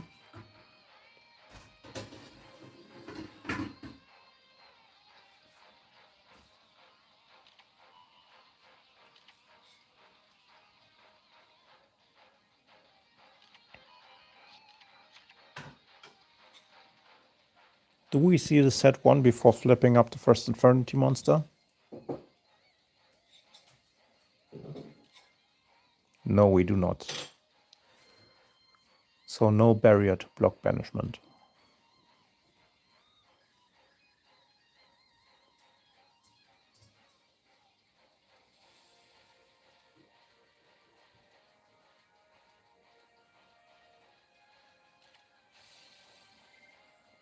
So Screams of the Branded is used. Mirror Jade comes back. Oh no, Mirror Jade is banished, right? No, Mirror Jade is still face down. Philia comes back. Philia can also banish an Archfiend. Actually going for the Sage here.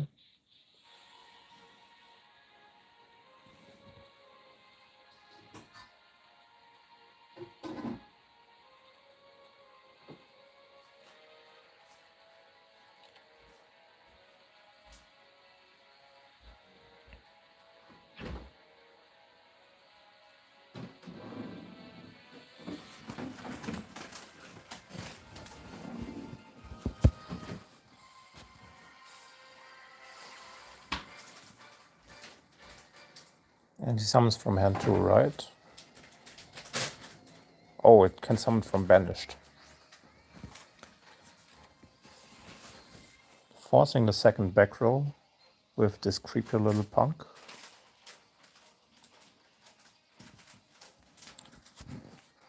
So will this just be Dracostapelia?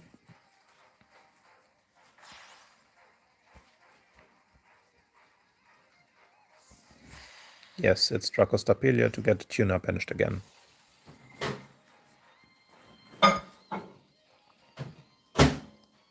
And even after Eclipse, Branded's still sitting on Mercuria and Dracostapelia. I guess Mercuria can be dealt with the trap, with suppression, but Dracostapelia is still there. So sending 2 Infernities to graveyard and adding Launcher, I guess. Making the Necromancer alive by setting the Launcher.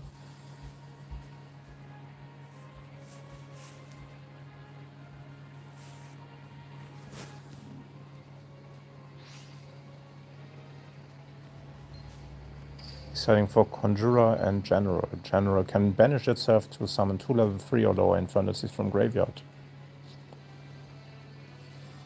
So that's a lot of follow-up already. Oh, deciding to add the Wildcat.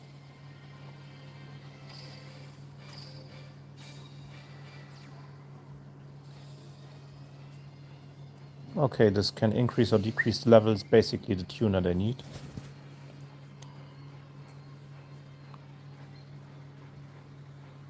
And now it's getting reduced to 1 by Dracostapelia. So Infernity might need to get into Link Place now.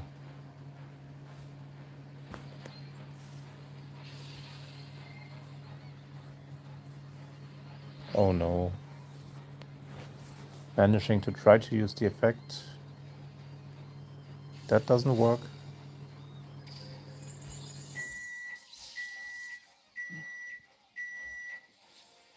Why did he merc this? I guess the merc was just to show superiority.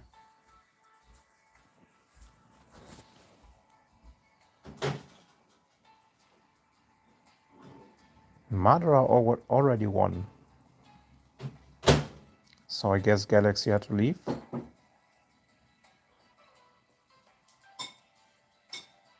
Okay guys, which do you want to see next?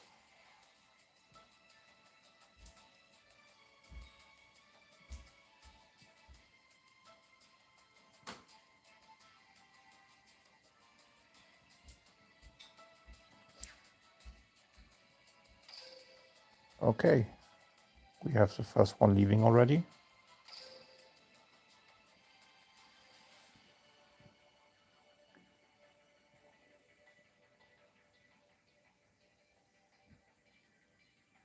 Madara 03 right now, Heaven 02.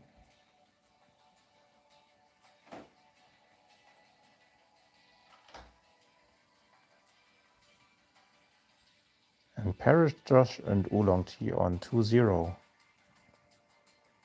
Yuichi on 2-1, so Yuichi's round is already over.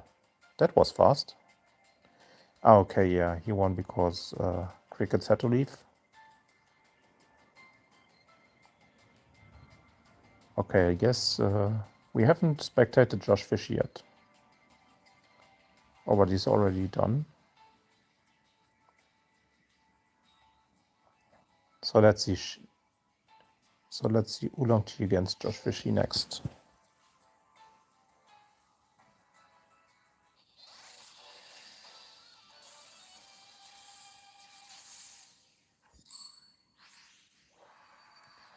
Josh Fishy also bringing Stardust. And we already saw that Oolong Tea has brought Blackwing. So earlier on he ended on Towers, a Hot Red, the Unaffected Monster, as well as the trap for Silverwind and Blackbird Close. He's starting the one-card combo again, starting off with Simoon and then going into the 6 early. He will go into Nothing first. So let's see it play out.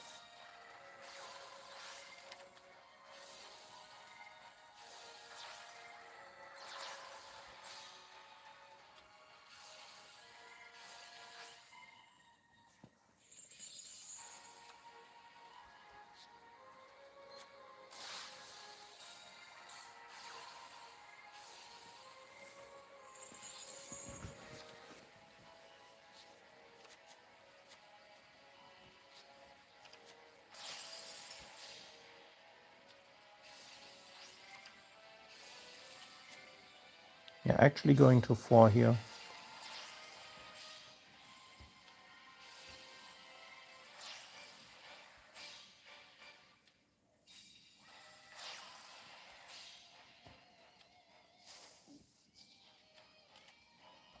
Yeah, goes for the same end board.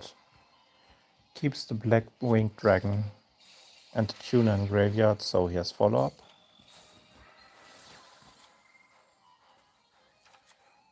Actually, a very strong board, and still 4 cards in hand.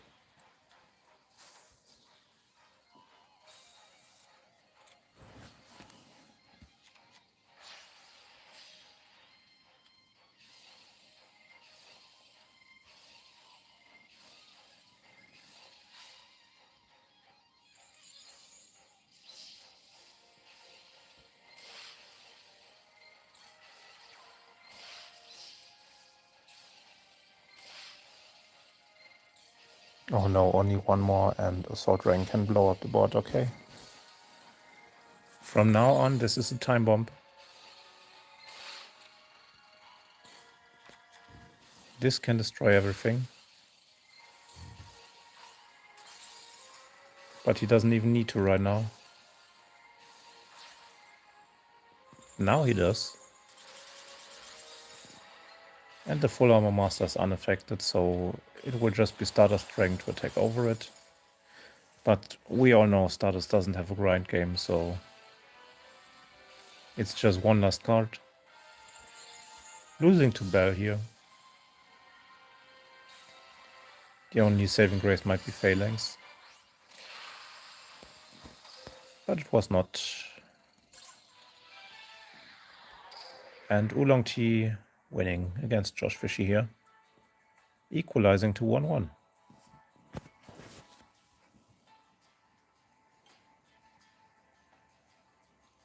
She is pretty behind against the hero. But this should be an archive skill, so let's see. Maybe we catch the next branded.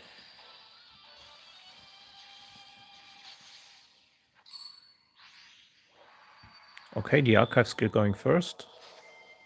And it is branded. That might be very hard for the hero. But we saw interesting things earlier.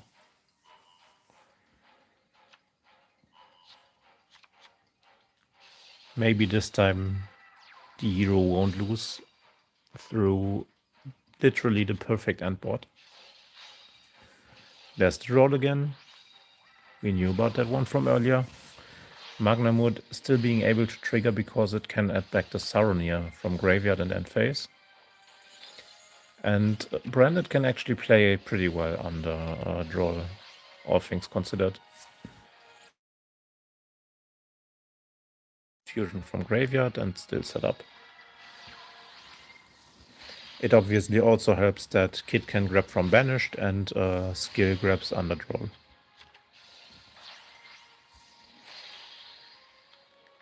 It's not the optimal end board, but it's still pretty close.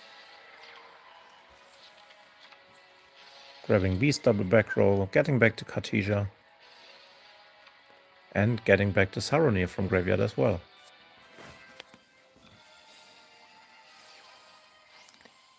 Ultimate Slayer. That's a very nice tech.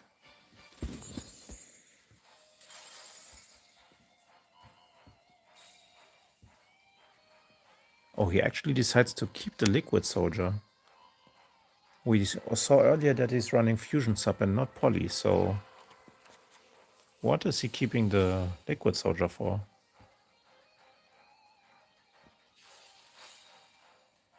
Yeah, we Mercuria the Ferrous, so it stays in hand.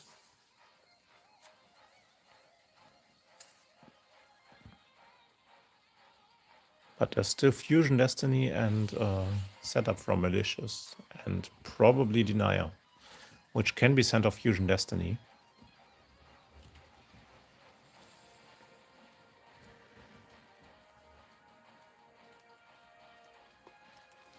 So right now the challenge for Destiny Hero is to get rid of the back row before the back row can stop Plasma from coming out.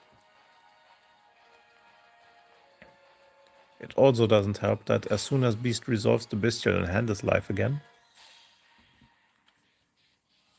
So he goes for the Cross Crusader early while he can't get Bestialed. And tries to go for the Cross Crusader search for Stratos, I guess.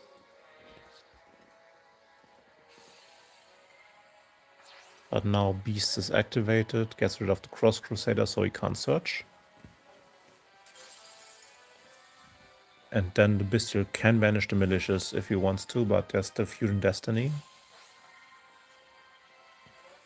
So lets the Malicious go through. And let's see what Destiny Hero will go for here. Tribute summons the Ferris to get the increase. Now Stratos is out of the picture and the last back row is live and safe.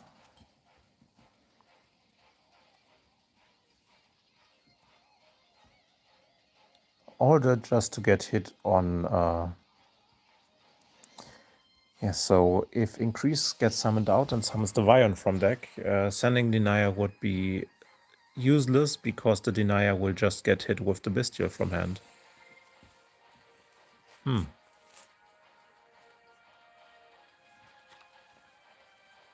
But maybe he just wanted that setup so he can summon Plasma.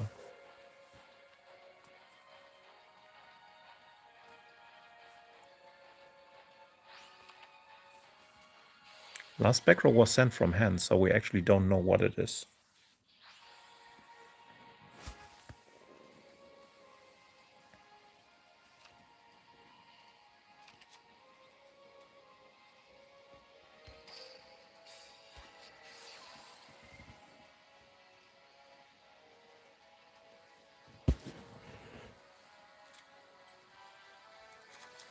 So one more unknown card in Destiny Hero's hand.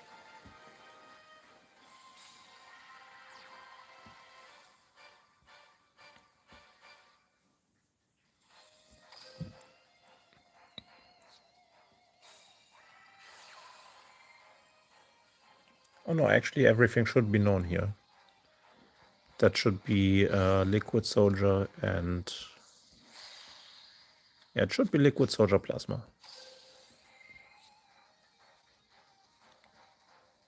Activating DPE here to make sure the Plasma is safe. Sending the set Fusion Destiny. And this would have been a revive, which is Not doing anything right now. Oh, is this lethal? No Nibiru, right? Hand traps are at a premium at awards level because you can only have 3 tactic cards. And most people are using board breakers right now. Even getting the draw from Antis for Ultimate Slayer.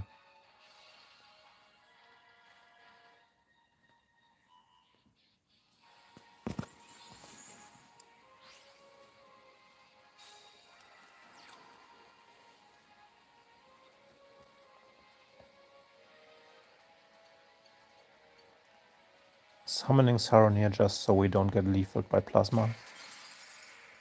Never mind, we still do.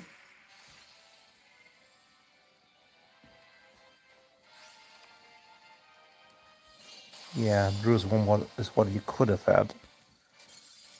Draw proving to be very effective, and the hero gets its revenge on Bestial branded.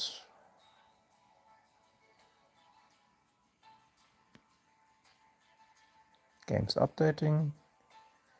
And they're still playing game 3. And both should be on their archive skills.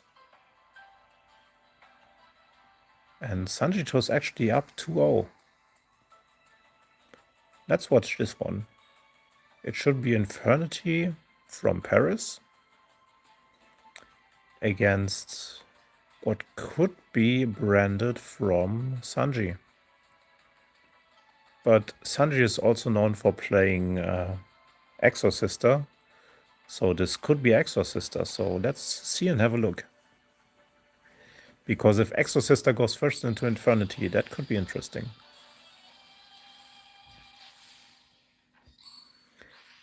And Sanji actually running Exorcister.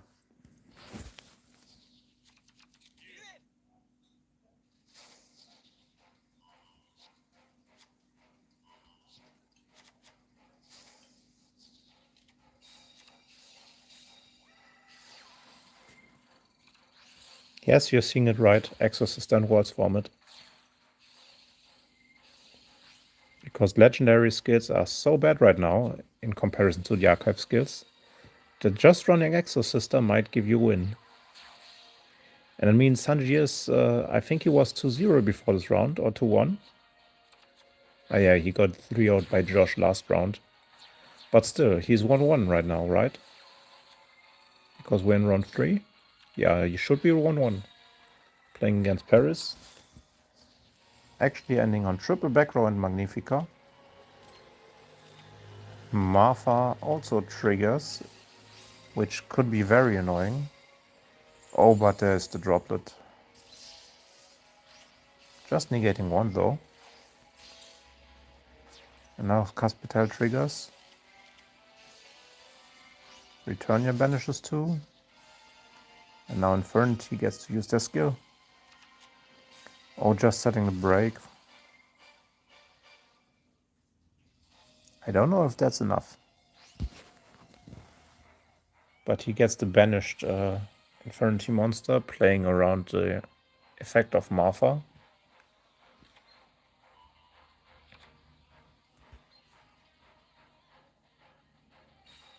Oh yeah, Graveyard is out of the question. So Sanji having an excellent matchup here by just prohibiting summons from the graveyard. But still getting a spot cleared because there's break face down, so let's see how that moves on.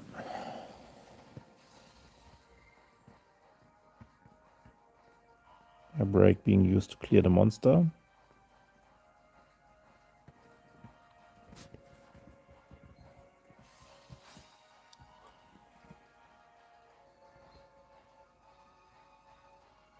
And Didi Crow actually protecting it. He wants to protect the Caspital because he can get the search. Not the case here. The barriers used. And Sanji now going to 800 life points. Now he cannot use any effects anymore unless he heals with the monster effects. Und Alice is not one that yields, because there's no Stella in play.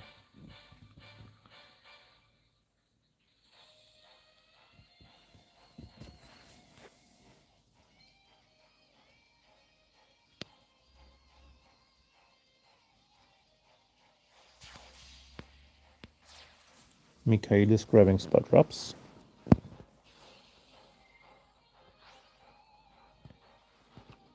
But those should not be activatable, right? Yeah, they need to pay 800.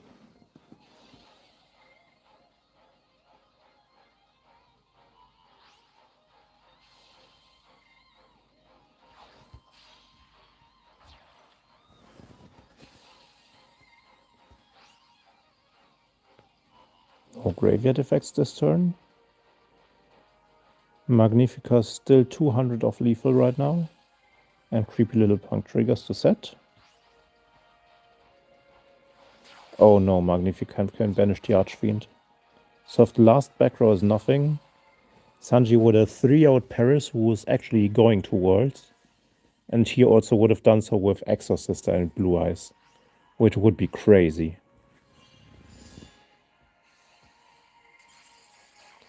Oh my god.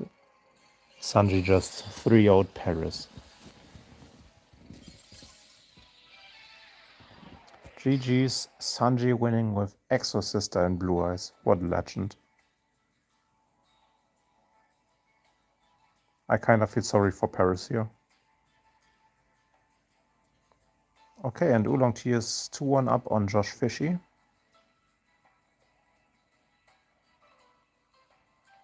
All other matches are over, so let's have a look.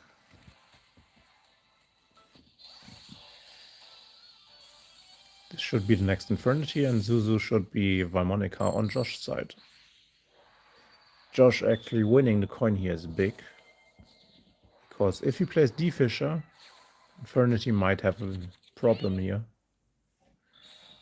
Because while they do get their first revive, because the skill sends the monsters to graveyard, if the Trish gets somehow blocked, that might be problematic unless they can open with Infernity Break.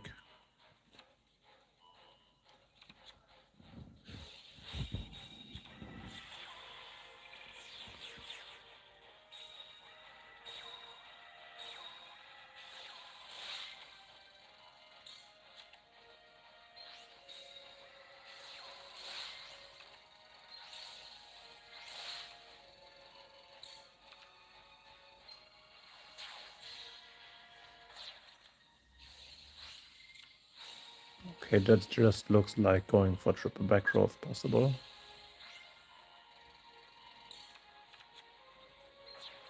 Maybe fishing for the D-Fishers, but it doesn't look like he found them.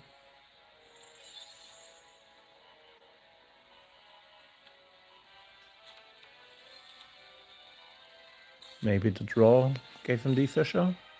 No, it did not. Still triple back row. Double bounce could be hard.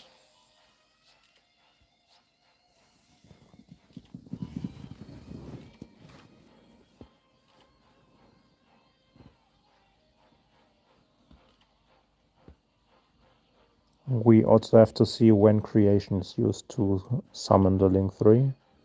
He can steal one monster, afterwards he can use that monster to go into the Link monster and pop 3.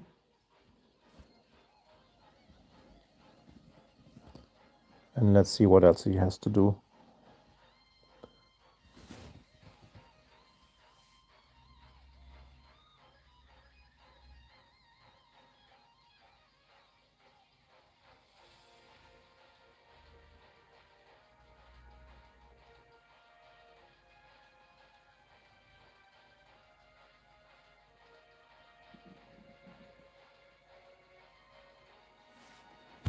Yeah, Oolong Tea taking a long time to think here.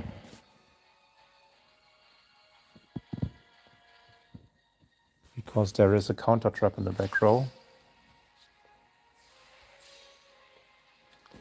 Going for the Archfiend first.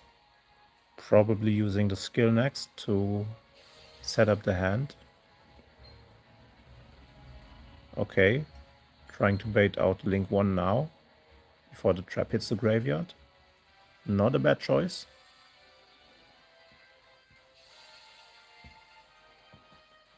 So he actually chains and just copies the spell. That also dealt with one interruption already without losing Trish to counter trap and keeping the Necromancer on board already. Gaining life points, can steal the monster. Does he steal the Necromancer? He does.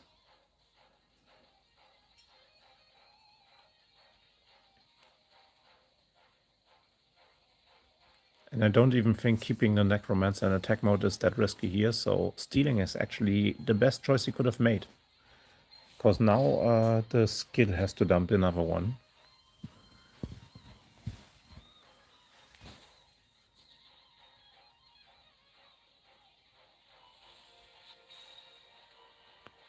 Using Sage and Wildcat. He can use one more if he wants to.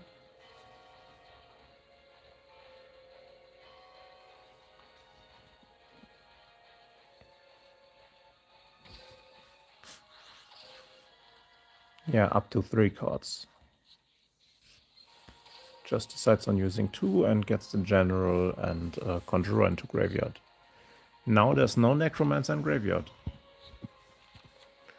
So he must have one in hand, right? So he can activate... Oh, Eclipse. Interesting play.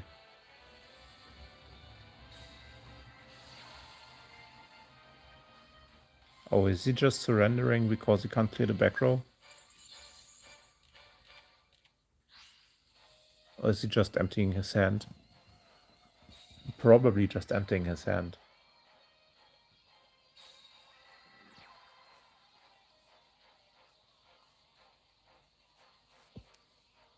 No normal summon was committed, so the Archfiend Surge can actually be a Necromancer. But having the Synchro Monster and the Extra Monster zone really hurts you, because you cannot go into Link monsters. Yeah, there's Break, and now he has to hit. Nah, this is over.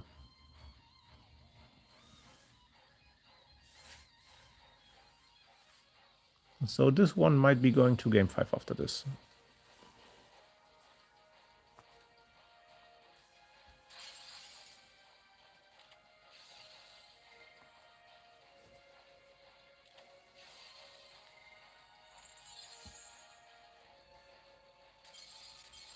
Alright, time for game 5.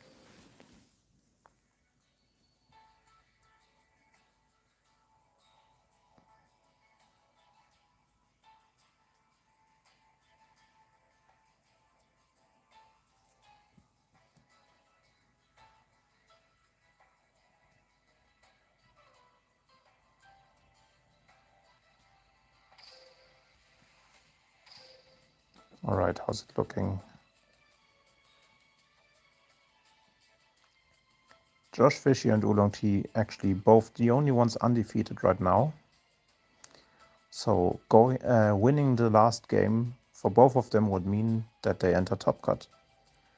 Because a lot of people are 2-1.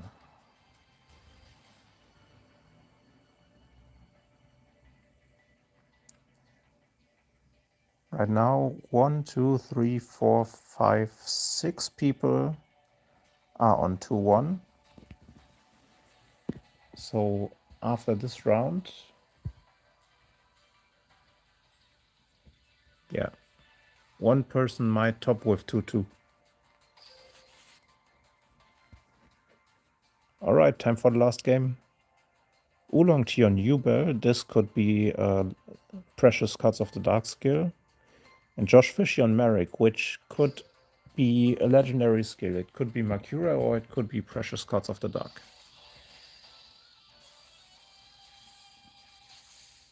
Or maybe neither. Okay, Oolong Tea with the Archive skill. And it's Bestial as the deck for game number 5. So even going first, so that puts enormous pressure on Josh Fishy here.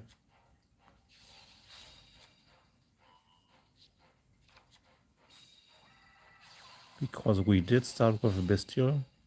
Okay, this cuts off access to Branded Fusion, unless we hard draw that.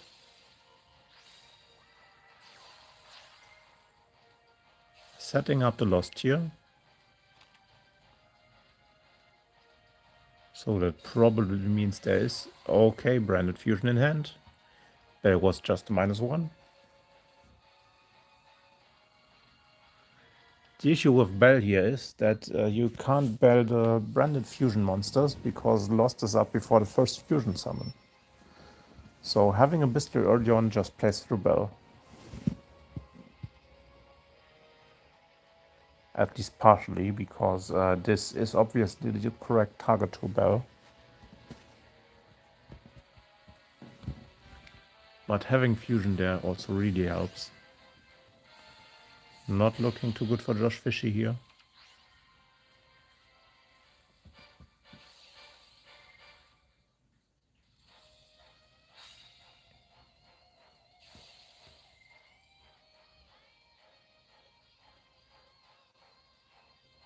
But also, this isn't how the combo is normally played.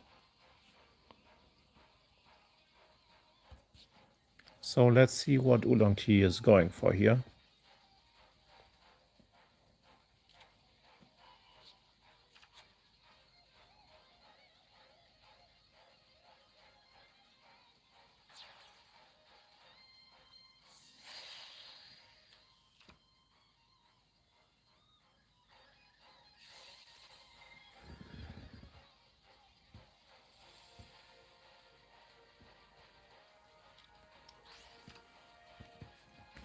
Branded might have combos that are kind of linear, but you can always diversify them, which is one of the strong suits of Branded. Pretty much every main deck monster has boss monster stats, and the extra deck monsters also all kind of float. Rebellion setting up Screams for the end phase, so actually ending on double back row here. And Khadija just staying on the board, ending on one fusion monster. It's also a valid choice. We get a Kaiju in end phase. And on your opponent's turn, we have the option to fuse again. And Khadija then triggers the Branded Lost, and we can go into an unrespondable chaos, which is kind of scary. Josh Fisher actually also on the Exorcister train, but chaos will be neck-breaking.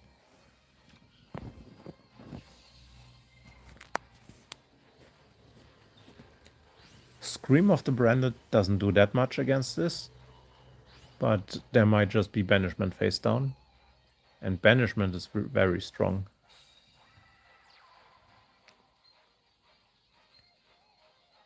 Irene and Alice. Okay. Fusing off here, and probably going into Dracostapelia.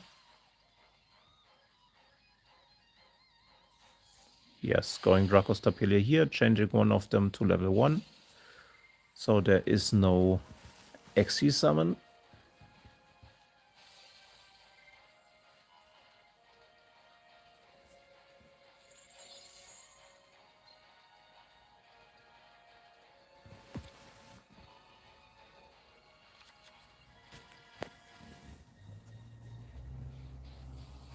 Yeah, the Merc will be live because we still have Scream, so we can bring back the Mirror Jade. Just takes a second.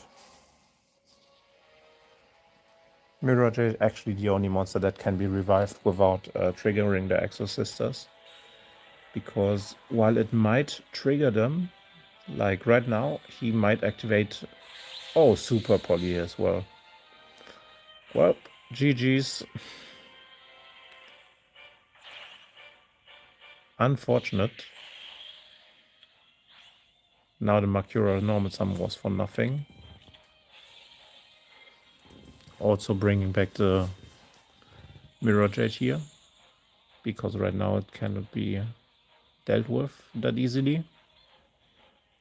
So what I was saying about Mirror Jade being the only card that works under Exorcister monsters, because the Exorcisters activate in the new chain, Mirror Jade can just chain to banish them.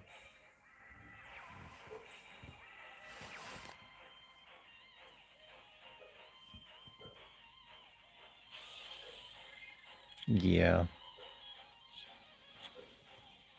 Even keeping the 2 monsters on field is quite good from Oolong Tea. Because this way Vardis cannot instantly summon 2 that trigger.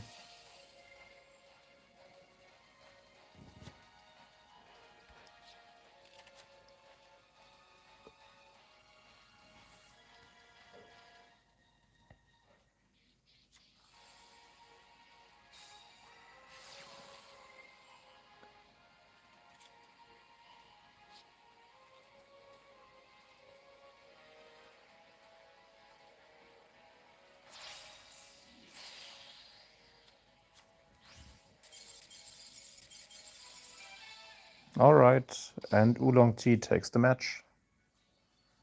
Moving into round 4, undefeated.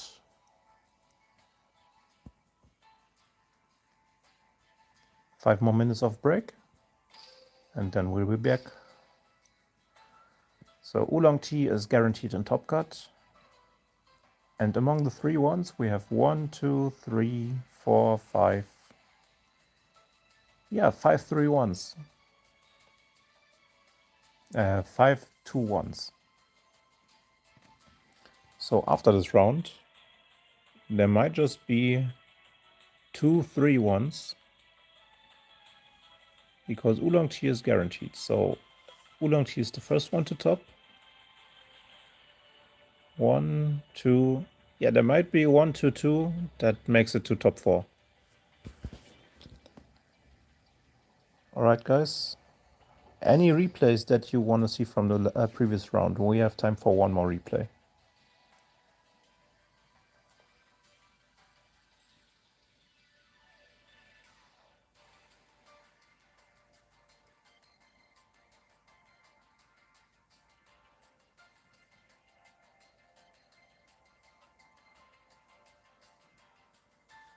Having also 3 out master cards. Che got 3 out. Crickets left the tournament, so that's why there's a 3-0. Sanji actually 3 out Paris, which is crazy because those were Blue Eyes and Exorcister that he brought. And Oolong Tea having a 5-game series against Josh Fishy for the position of top cut. Josh Fishy might have the best tiebreak anyways, so even if he goes to 2-2, he's still my top.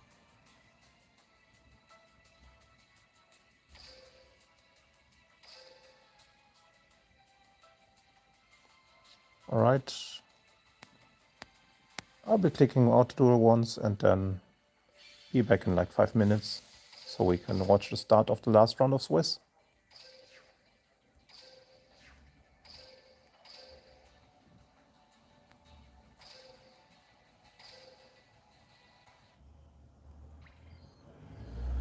Alright guys, be right back.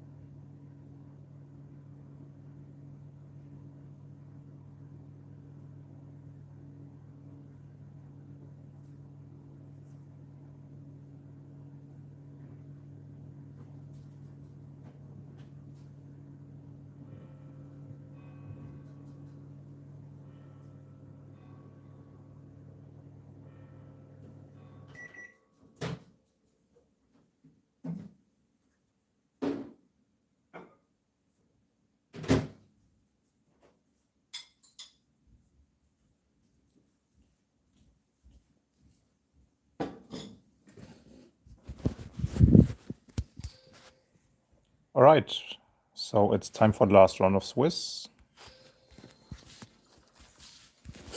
Let's check back in.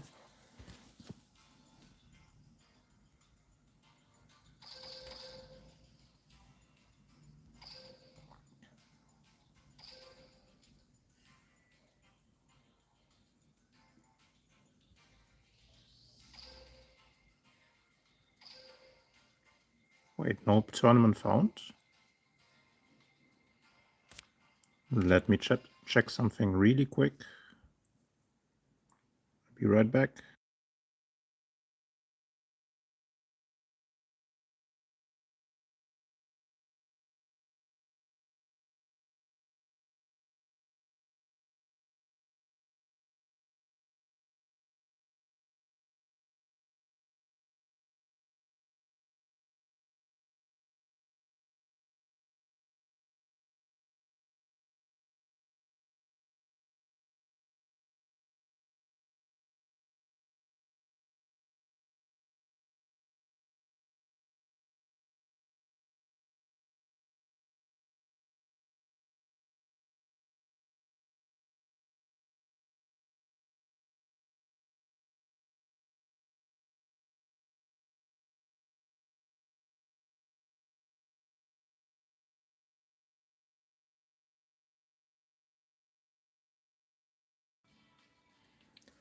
All right, I'm back, fixed the issue.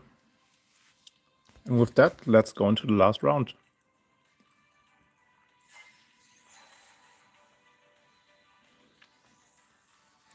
Okay. So for the entry into top 4, we have Paris against JH, Yuichi against Josh Fishy, and Sanji against Oolong Tea. So first, let's go watch the non-Destiny Hero games.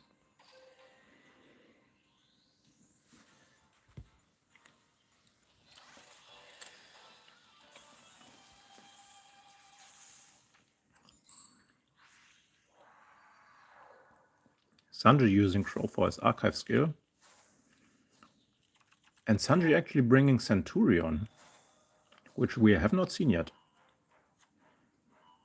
Going second into one that looks like full combo.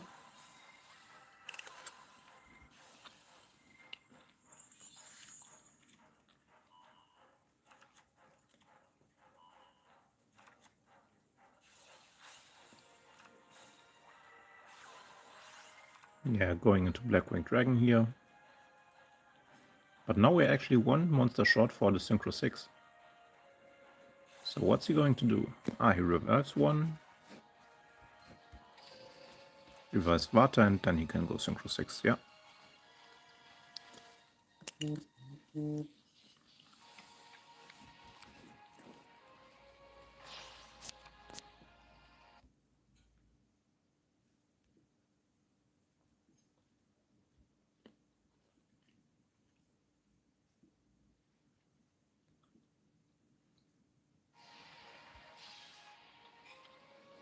Alright, goes no fun here, and this should be normal combo. Recycles the Sudri to normal summon it again.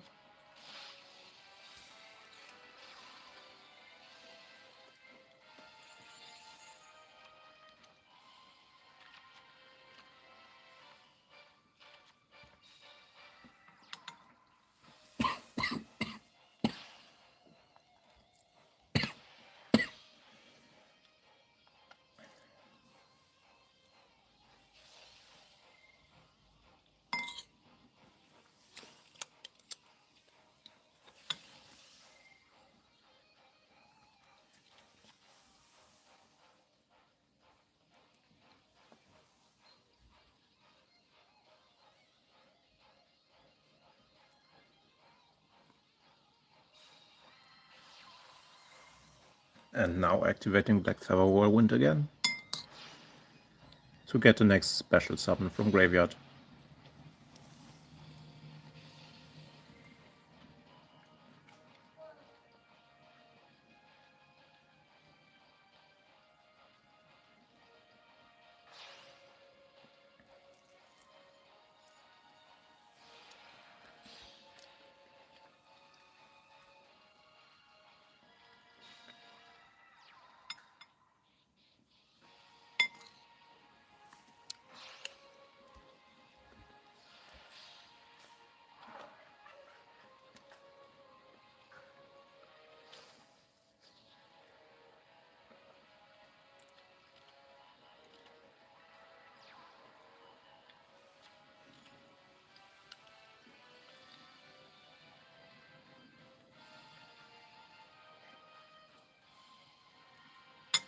Wait, did he not search for Squall?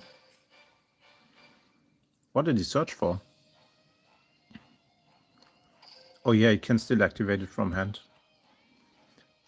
Would just suck to get hit by Sphere Mode now. But since Sanji is on Bestial skill, let's see what his... oh no. Okay, it's the Centurion deck, yeah. I just forgot. Centurion cannot Lava Golem use, so it's pretty safe to keep it in hand, to be honest. Actually safer because of skill 2 with Salvation.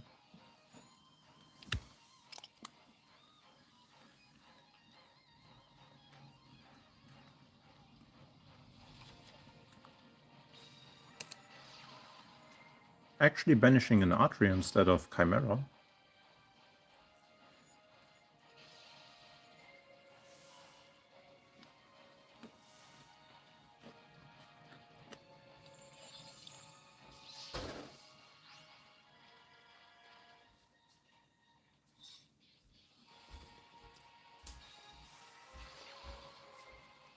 Oh, and he has the Dark Hole. Well, there's no feather counters on the board, so only the Armor Master will survive. Oolong Tea getting punished here for keeping the trap in hand. Great foresight by Sanji.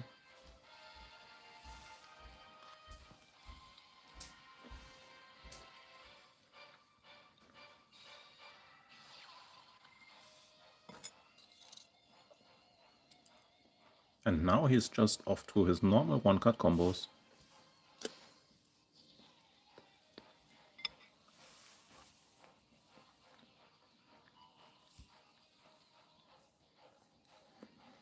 Even with skill 2 already spent, he can still go into 2 12s.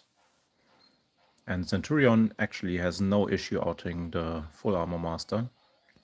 The only thing he's thinking about is he has the pop in graveyard still. So he could pop it, could pop the field spell here.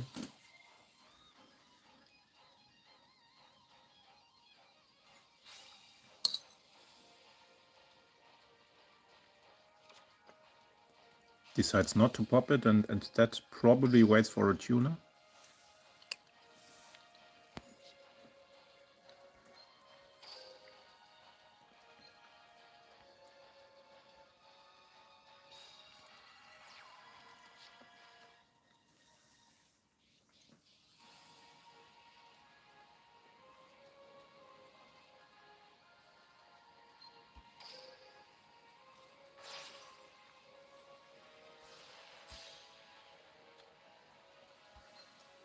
Okay, using Primera Primus. Let's see if there's a quick play to chain, so he can get the pop. There is Bonds, so he can pop Bonds and one of the cards on the field.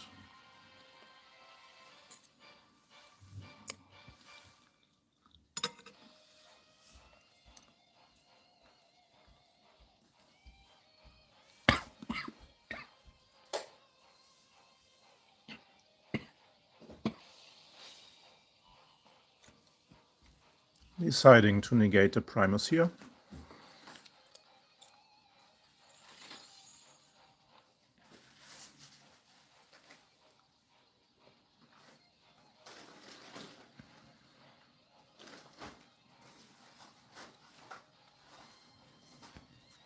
And my game just froze.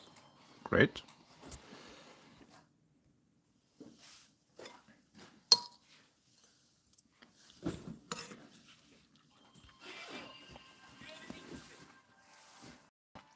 Things that Konami probably could have fixed a year ago.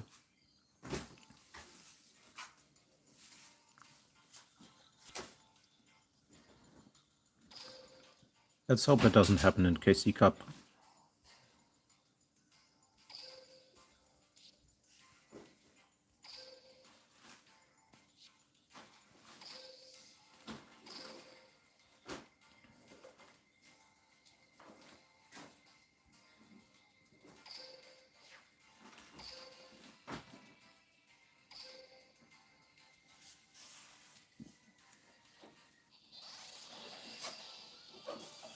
At least the game is still going, so we can still join back in.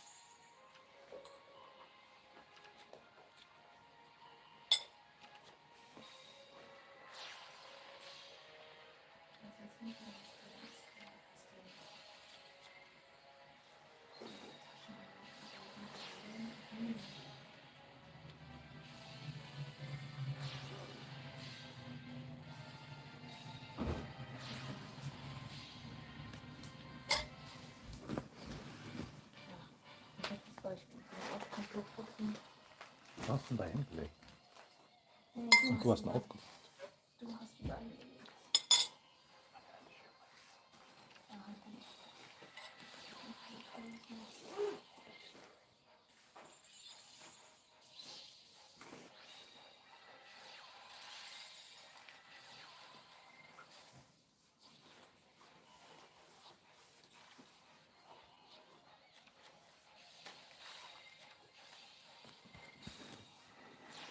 Okay, now we're nearly back at the point where we left the duel. We still know 3 of the cards in hand. Yeah, this one, the negate. And then we have close and we have the other trap.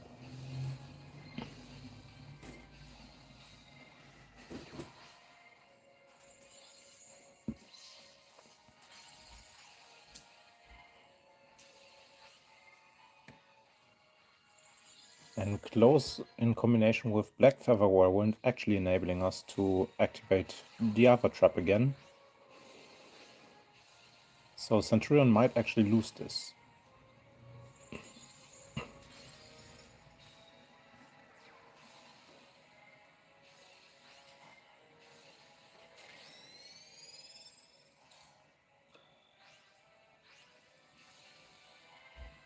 Black Feather Whirlwind giving the best follow-up here.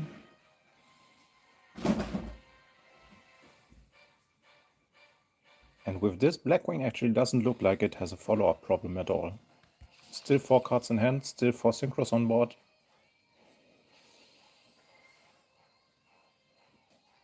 The only difference now is that Blackwing doesn't have the negate traps anymore.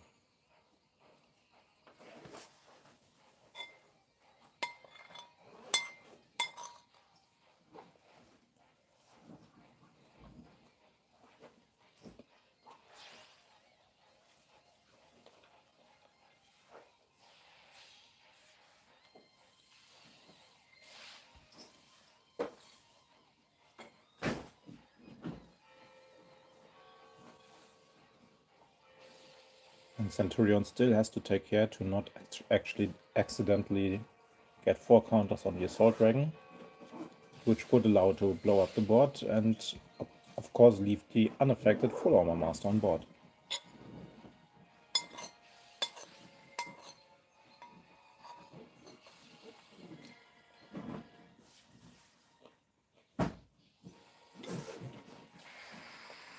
And with that, it's lethal. Oolong Tea taking game number 1.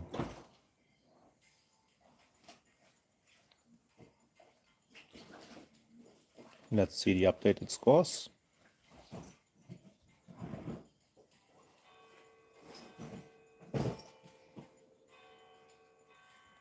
Yuichi and Josh Fishy still in game number 1. Let's check this out.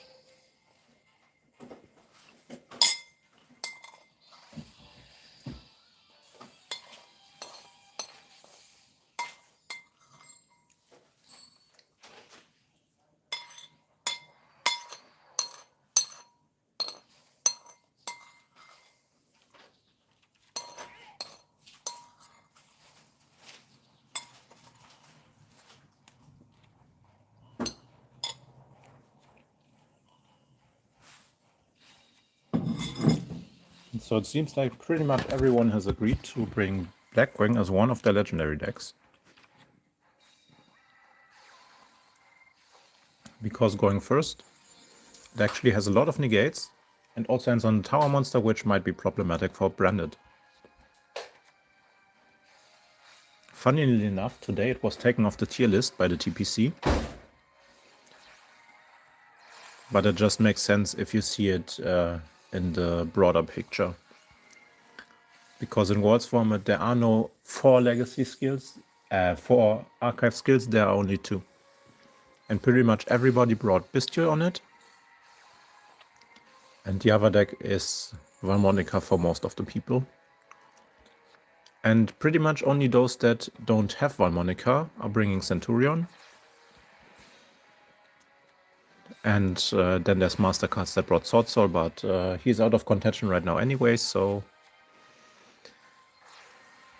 we will probably see a lot of Blackwing at Worlds, actually.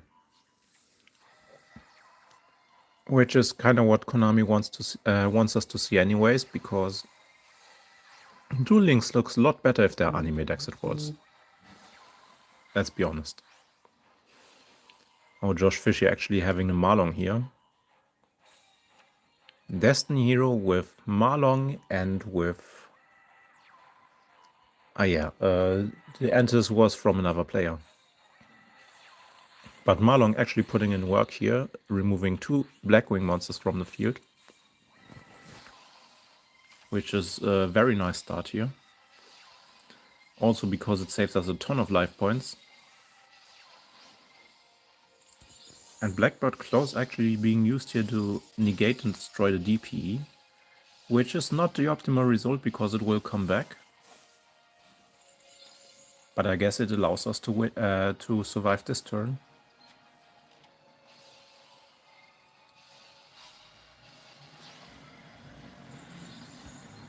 Why did we activate Increase here?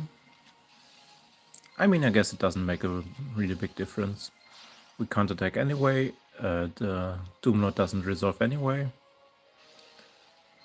Now bringing back the DPE here. Grabbing the Fusion Destiny.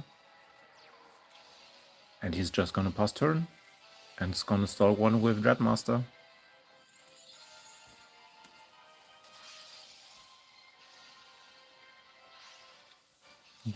Spell Trap Negate resetting itself. And just like that, it's back to Josh Fishy.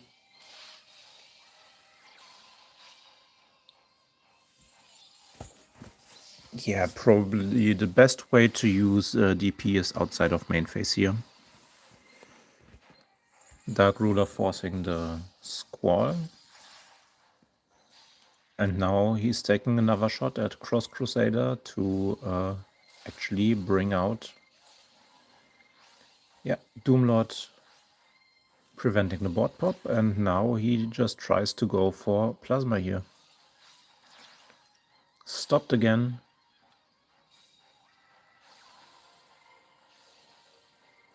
But at least we get rid of Black Feather Whirlwind now, which was really annoying. Setting Fusion Destiny and trying to wait one more turn. But DPE keeps us in the game really good.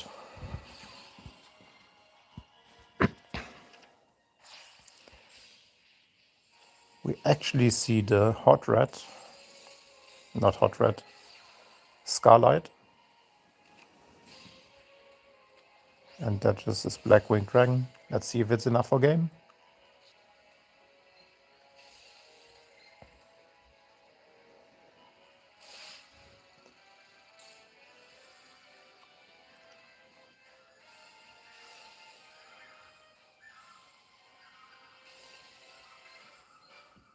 Looking really good for Blackwing here.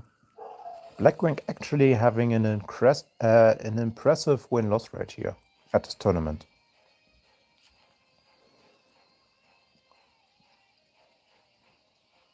Must be well above 50%. Which could just mean that Blackwings in tournaments are just not playing that well. Obviously the deck is quite new. The box came out 2 weeks ago. So not everybody has mastered all the decks yet. Okay, Paris actually being behind again. And this matchup is one we could also see at Worlds, so let's watch Paris for a bit. He's also on Blackwing and he's facing an archive skill.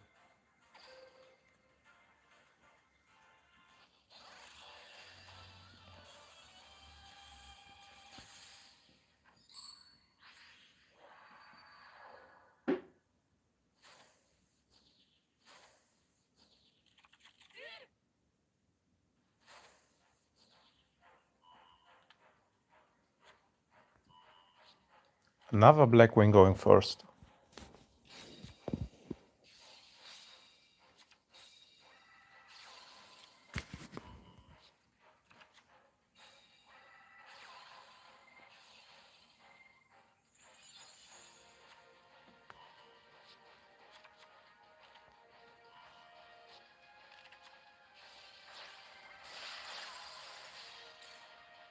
And by now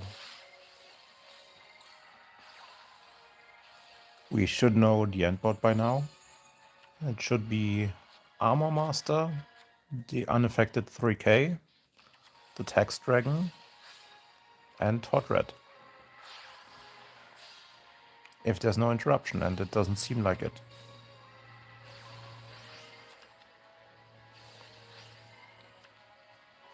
Also getting the Effect Veiler back to hand.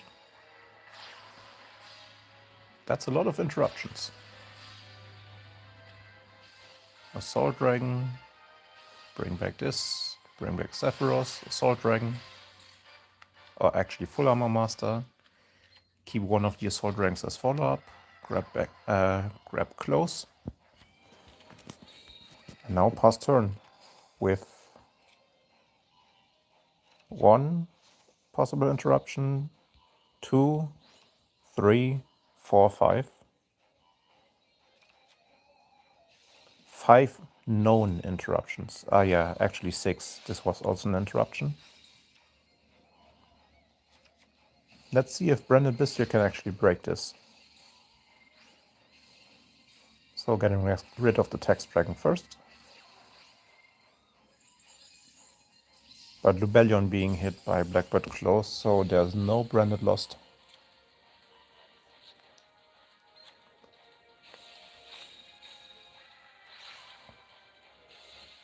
Alba being summoned. And there's still the 3k monster in defense. How will Brandon try to break this? Maybe we will see some hidden tech. But maybe we don't.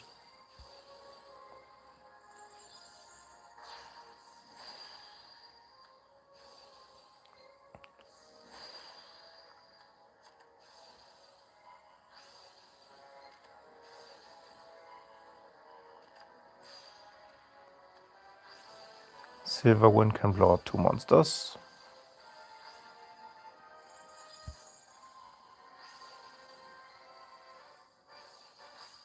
And Mirror Jade being chained means Silverwind will actually blow nothing up because it checks on resolution. Just like Black Whirlwind.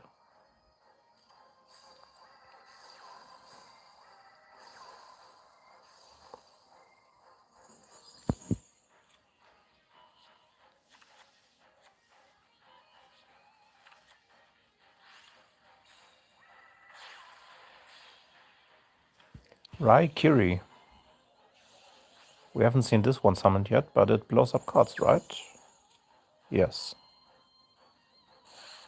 Up to the number of other Blackwing monsters you control.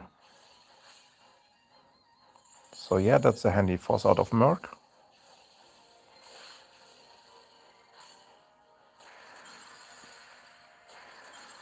And we are the Tax Dragon.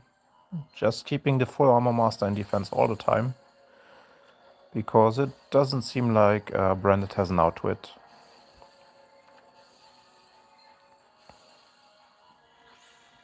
At least not that I know of. Let me know if you know an out to it.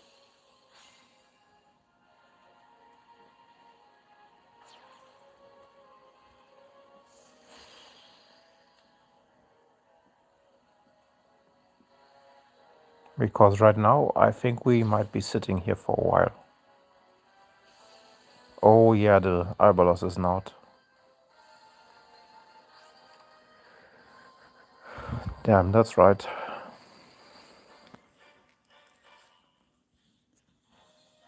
Actually getting outed by Albalos. That must hurt.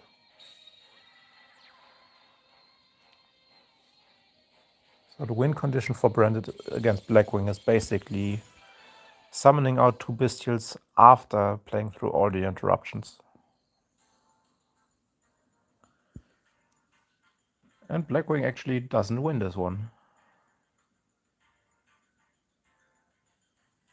Also, it looks bad for Sanji, because being 0-2 against Oolong Tiu, who is already guaranteed top cut, means Sanji would go back to 2-2.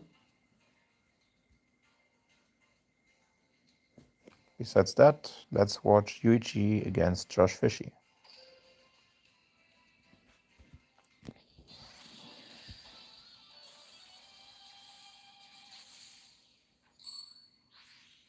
Both on archive skills. Oh, actually the first Snake Eyes we see. Nice. Snake Eyes going first here. Let's see. He opens Ash. So he could go for Heat Soul with pretty much everything. He can either go double negate here, or he can go Nightingale. Actually starts off with the Dire Bellstar. For Asiada. Okay, let's watch this. Interesting choice.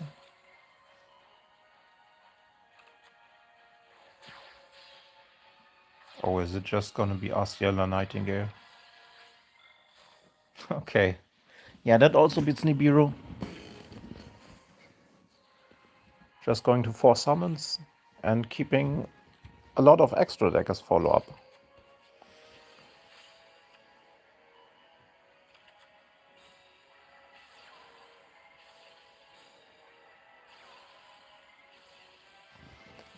I guess he opened Silvera, and that's why he went for it.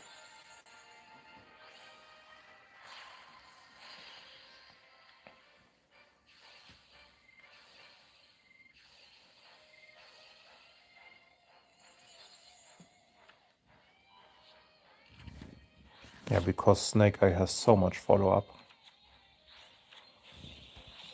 Also, he still kept the Poplar under this. So next turn, he actually gets something back. Or this turn if the Nightingale gets outed.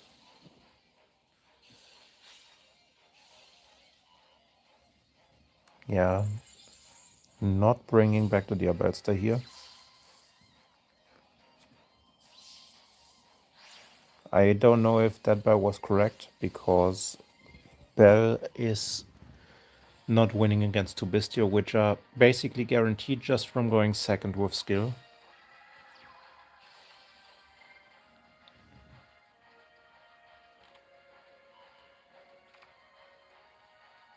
Because that Bell could also have been used on Kit. So, small misplay by Yuichi here.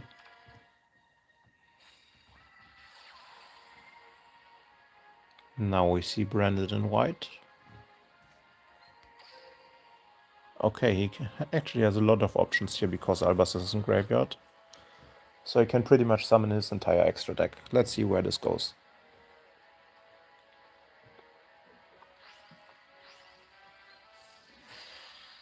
Okay, goes into Lebellion. Lebellion cannot be responded to right now.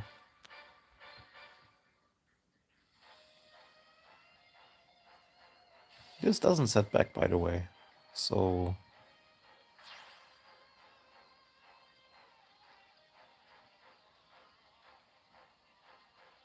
Josh Fishy just using the invulnerability phase to blow up a card.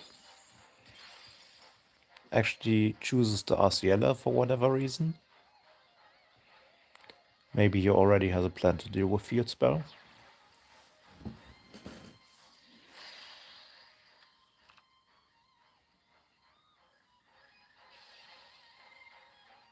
Mirror Jade getting rid of one of the poplars.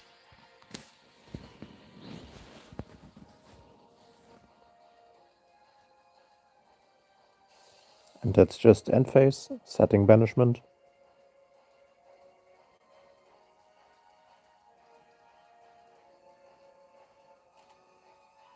Or actually adding branded fusion. Wait, why did he add branded fusion here? The Mirror Jade cannot activate, so it's basically just a Magnamut in hand that's an interruption, right?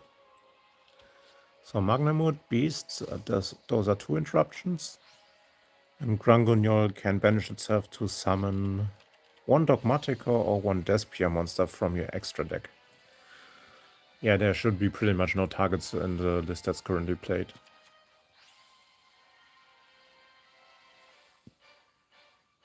Okay, getting the second Wanted. I actually would have liked to see a Wanted recycle to draw 1 turn 1. But I guess Yuichi had nothing to discard because he searched for Wanted and Temple.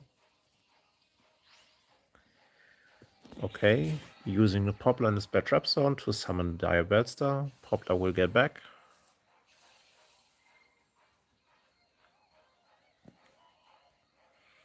And now is actually a great time for Yuichi to put the Mirror Jade into the back row. Because right now there's nothing that can be chained to it, right? Yeah, this would be a great time to block up the back row.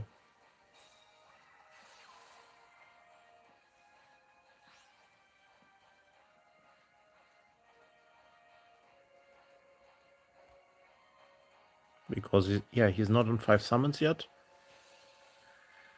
So Oak for Ash, probably. Okay, for the Banished Poplar. Makes sense, get it back into rotation, search for starting stair.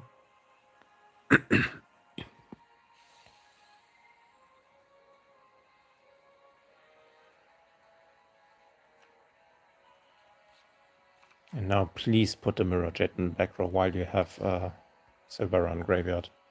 Oh, it's actually running multiple Silvera. That also makes sense because he wants to set 1 turn 1 and he wants to have a skill for follow-up turn 2. This is getting into dangerous territory. Yuichi on 4 summons now. He should really put a Mirror Jet into back row now.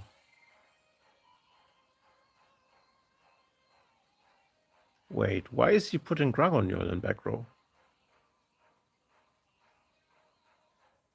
Am I missing something?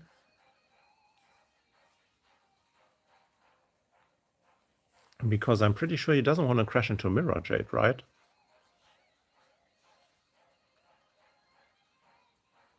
Can Beast pop his own cards? No. Back row's clocked.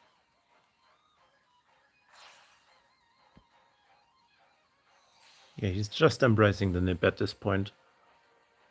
Because the IP will never hit the back row. So even if he goes into Promethean Princess here and yeah. Unfortunate.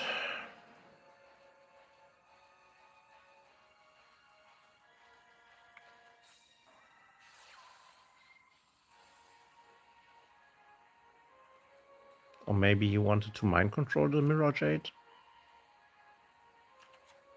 Probably. So Mindcon Mirror Jade, going to Promethean, summon back the Flambirch. That's actually exactly lethal. So if there's no nip, that might be problematic. Ah, but there's a Kaiju, yeah. Not Kaiju, Bestial.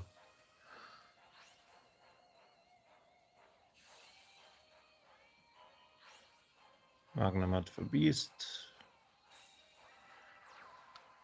So yeah, still not lethal. Beast will... Oh, Beast is used now, okay.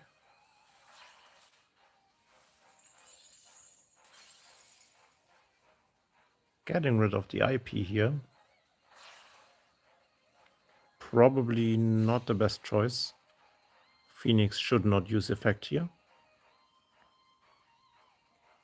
Okay, no effect Phoenix. And now he just needs to normal summon. Normal summon Snake Eye Ash. 7 cards in deck, activate effect, grab the birch.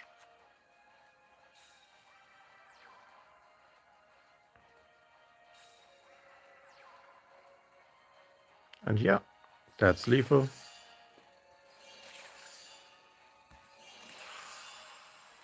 Snake Eyes defeating Branded.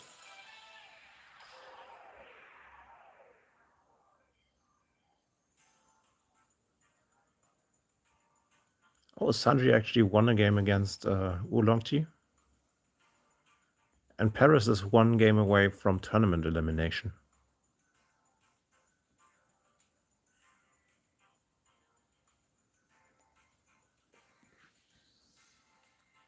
Who do we want to watch? Do we want to watch Sanji or do we want to watch Paris?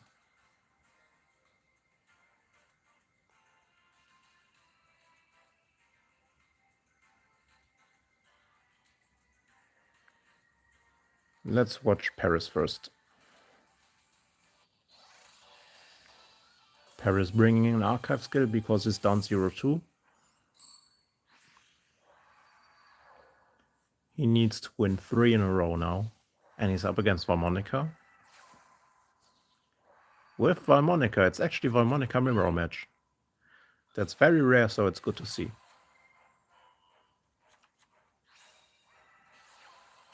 Valmonica might be really strong because Droll is probably not going to be a shared card in the World's format. So we might see a lot of Bestial and Valmonica as the archive skills. It's kind of sad for Snake Eyes, but what can you do?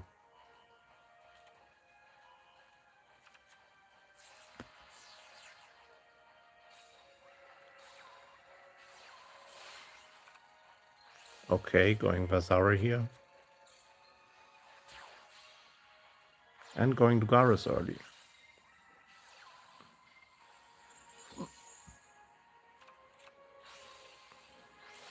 And actually using inventory here to summon from deck before he draws, so he can thin out the deck more. He's probably fishing for traps. Because I'm pretty sure you want to set up IP into the link 1 and triple back row. Which is exactly what he does.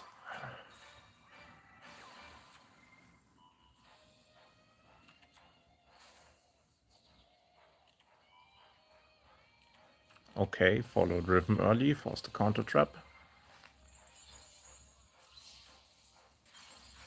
Because he really wants to not activate the scales.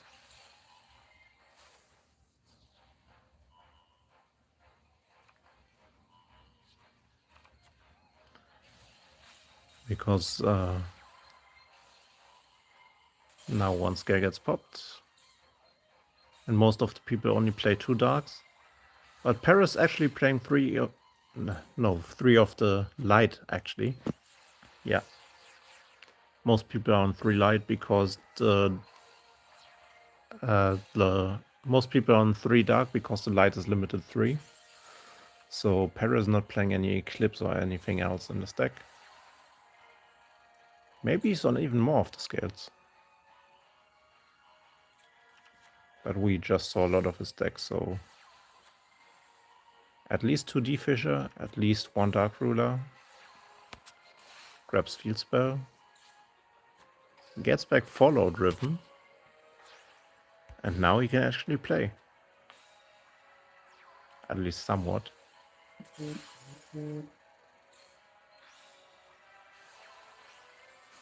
Dark Ruler and now Skelter. Maybe he has another scale. In Vitara. And just summoning. Now he gets the scales back. And hopefully he can grab another light scale.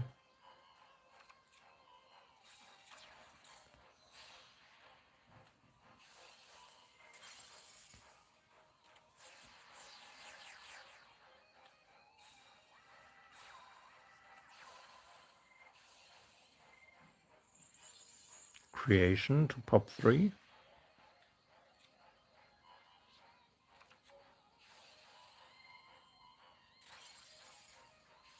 Hoping to end Paris's turn here. But he can still normal summon, right? Yes.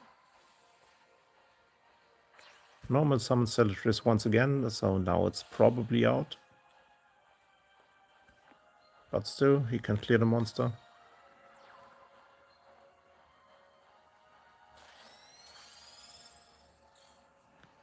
Let's see if Harmonica finds a scale here.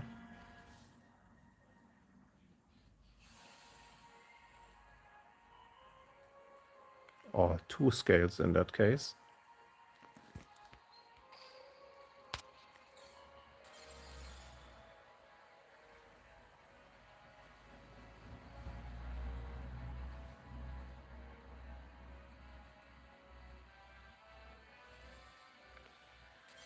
And he finds no scales. Paris makes his comeback. 1, 2.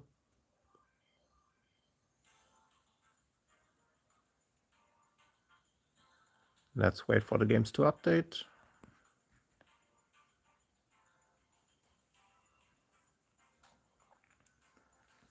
Alright, Yuichi leading 2-0 against Josh Fishy. Yuichi is on to 1, so winning here would give him a very good spot for top cut.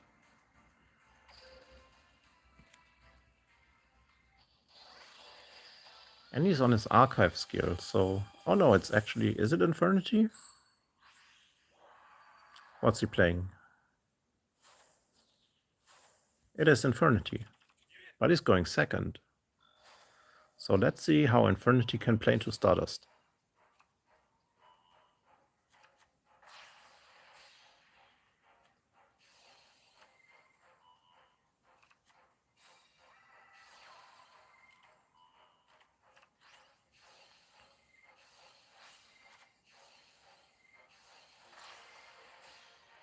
Stardust, the deck that Josh Fishy is very good on.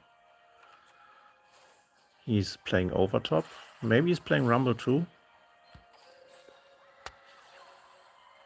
We have to see, but he goes for the draw. Then tributes it off and goes for 10. So... yeah, Satellite Warrior set up for the opponent's turn and 4 cards in hand.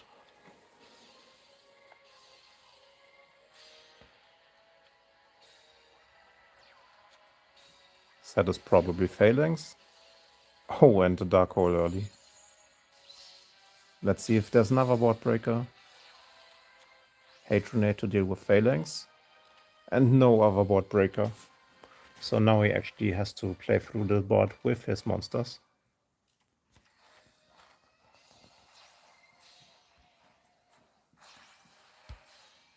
Alright, Satellite Warrior taking out the monsters.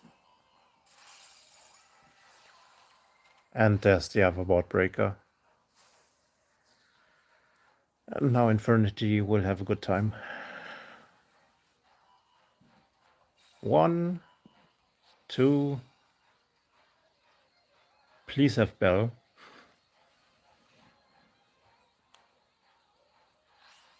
If there's no Bell, this might end pretty catastrophic.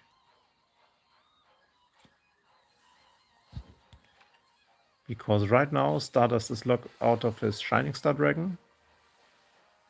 Stardust is locked out of Bestials because of their skill. So the only hand trap that really saves him here is Bell.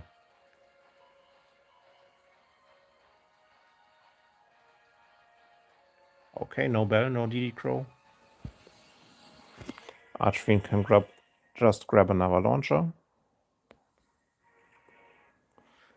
And now let's start linking off. Activate launcher, bring back something with Necromancer, and then start linking.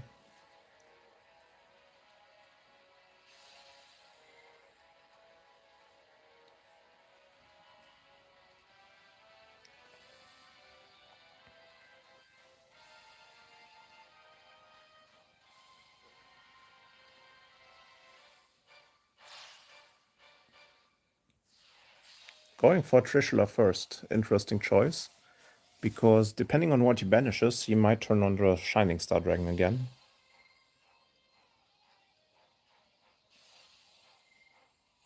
Sage milling a card. Probably Patriarch or General. Oh, actually goes for a second Necromancer. Okay, he has the General already, so now he has 2 level 3s to revive off the General. Banishing in the extra monster zone to keep the Shining Star Dragon turned off. And what did he hit from hand? Oh, hit the overtop from hand. Okay, keeping the launcher. Activating General first. Bringing back Necromancer and Sage. Necromancer can bring back the Archfiend, and Archfiend can grab another revive. Oh, actually going for Reprodocus here with Trishula. Yeah, he will not need the hand rip anyways, he just wants to link off for space.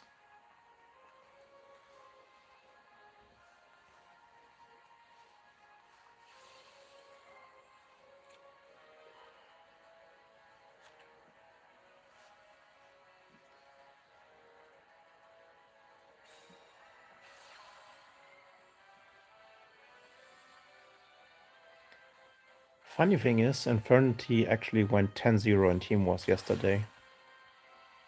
So, okay, that's what the Reprodocus was for. Just go for Underworld Goddess and link off the unaffected Satellite Warrior. Makes sense. Because Satellite Warrior also triggers when it's destroyed.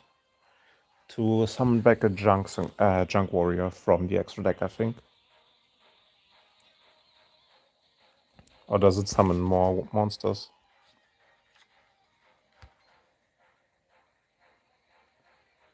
Up to 3 level 8 or lower. Yeah, Goddess was the right choice. Setting another card. There's still so much Infernity can do. Basically, Infernity's biggest biggest enemy is the timer.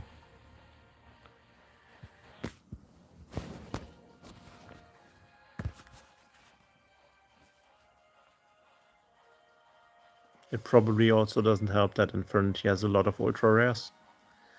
But as of now, most of them are in box chips. So if you have like 600 to 800 box chips to spend, you should be able to build it. You also don't need 3 runs of the new box. 2 runs should be enough, because this creepy little punk is most of the times not played at 3 copies, just at 2. Because you have like 7 in-engine revives anyways. So Launcher is a revive 2, Mirage is a revive 2, General is a revive 2.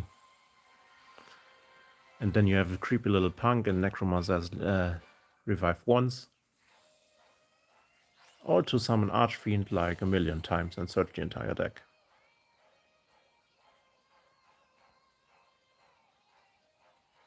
Yeah, it doesn't look like Infernity can actually kill here. So he's just setting up Barrier for next turn. And popping the Quasar and end phase with Abomination. Okay, leaves the main phase. Forces a Shining Star. That can be Goddess.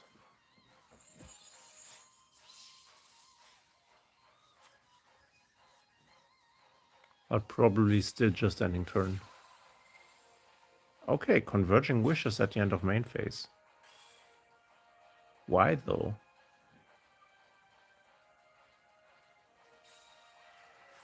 Is it because he fears break in battle phase?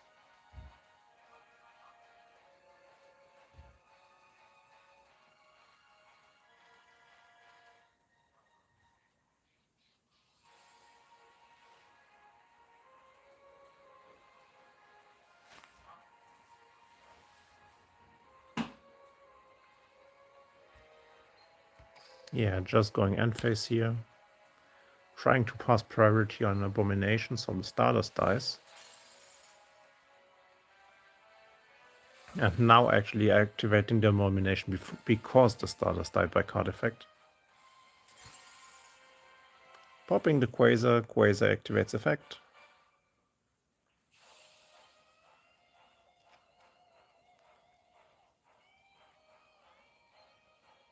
Quasar actually not summoning anything. Yeah, I think Status is not the correct pick for Worlds format. Blackwing performed really well, Infernity performed really well. So the last deck could be a precious card skill. Alright, Yuichi taking it over Josh Fishy 3-0, moving into top cut.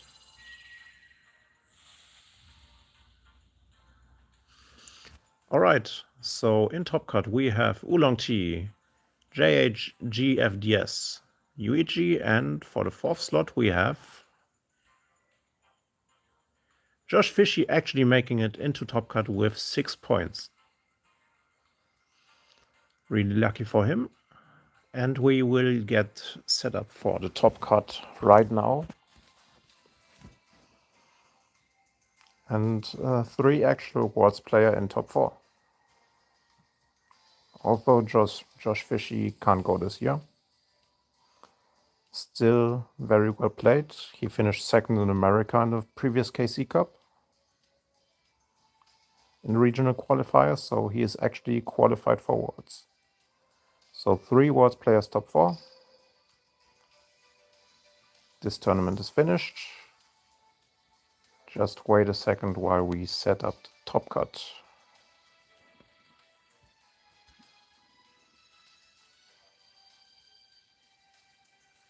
Alright, be right back. Streamer will be paused for a second.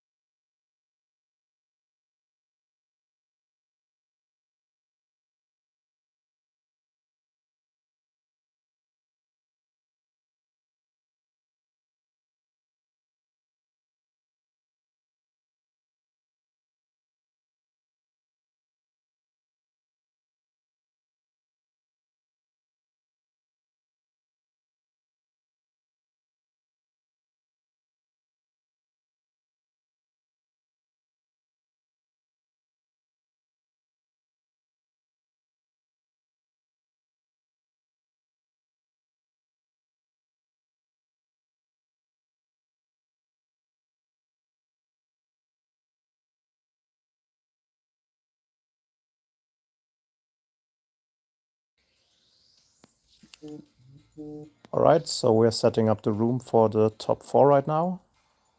Give me a second. Create room. Room capacity 5.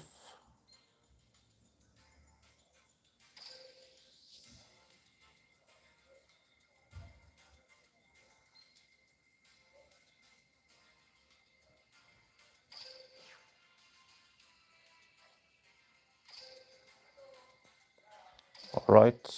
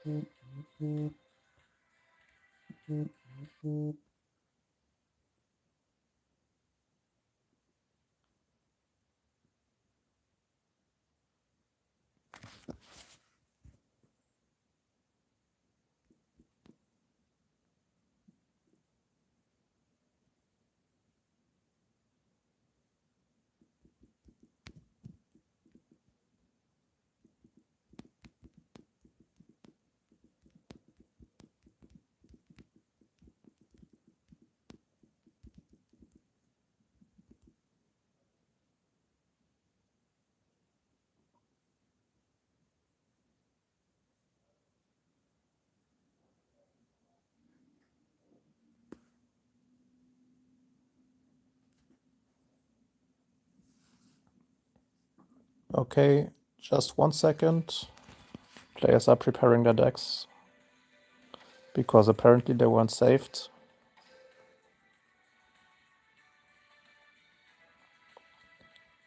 So let's give them like 5 more minutes.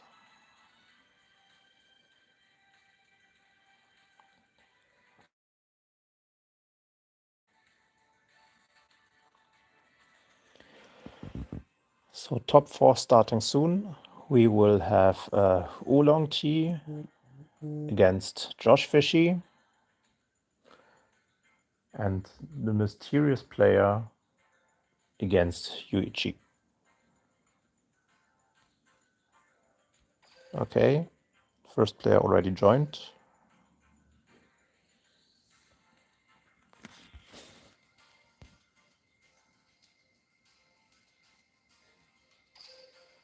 More players joining.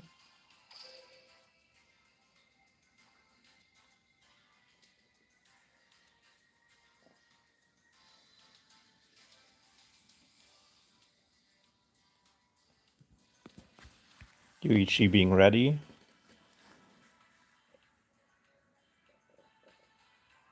Oh wait, it's actually... Yeah, it's Josh Fishy against Oolong Tea and Yuichi against Mysterious Duelist, yeah.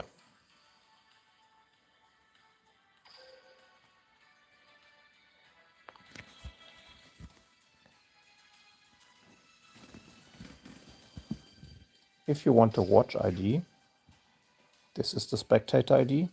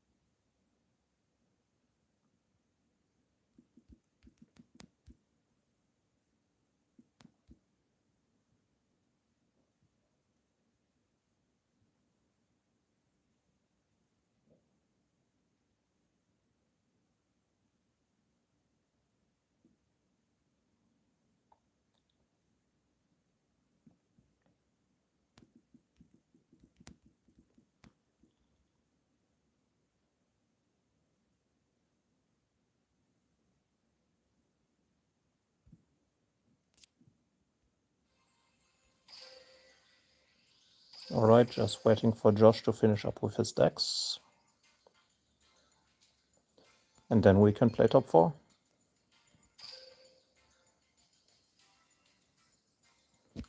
Alright. Mysterious Duelist and Yuichi already started. Let's watch them play game 1.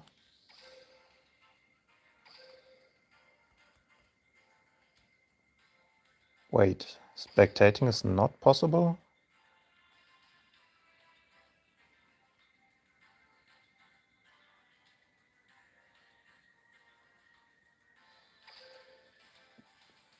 Yeah, let's see for a second.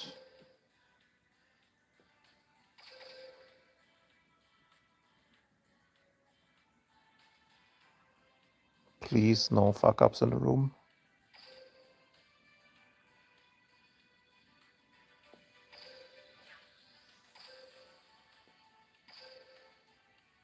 Okay.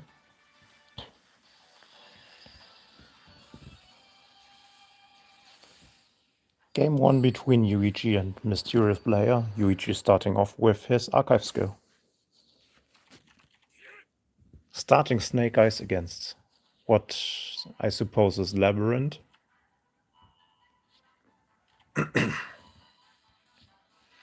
Snake Eye winning the coin again.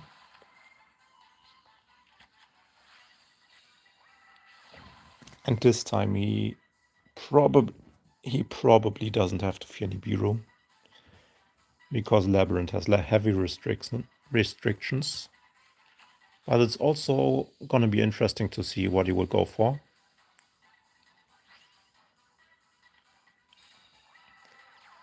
We will probably see Nightingale and Black Witch the way Yuichi plays it here.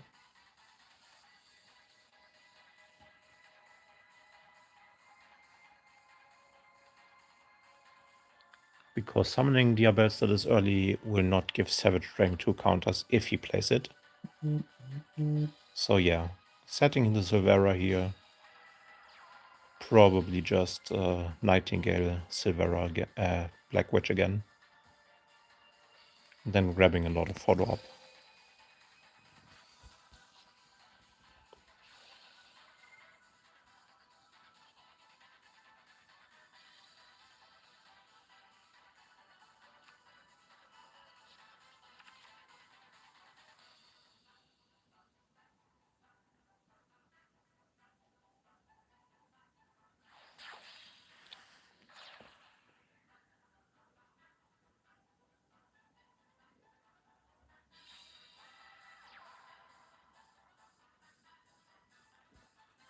And we also saw Asiela earlier. Asiela being able to blow up monsters from Labyrinth must be really nice. Pretty much all small monsters die to it. Also some of the Link monsters, like Muckracker, will also die to it.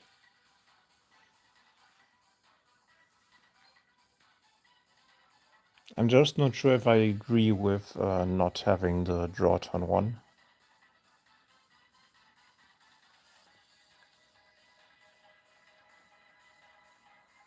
Yuichi also still thinking here.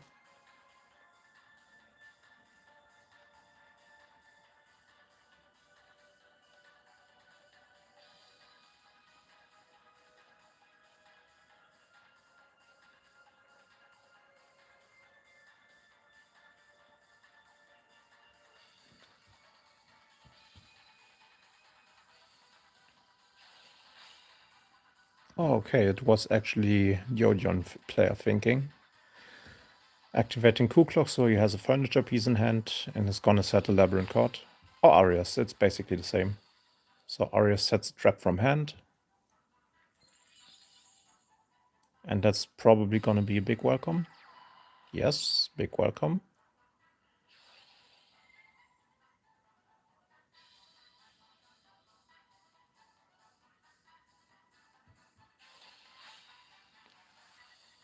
Wait, why is Ku Klok getting hit with this? Bell would have made much more sense on the big welcome. Maybe Yuichi doesn't know.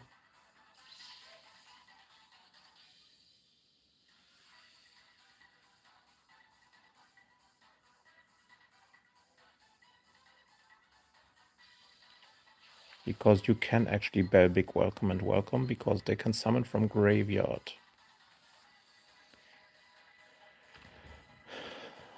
That's a blunder, because now he's also able to blow up the Nightingale. No, he's not able to blow up Nightingale. Nightingale can just chain, but he is going to be able to blow up the Silvera here.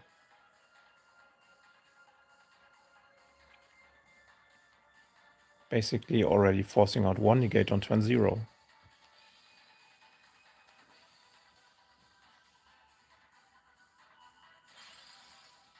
At least Poplar was sent to graveyard, so Poplar can trigger, put itself into the spell trap zone, and then search another card on the next turn.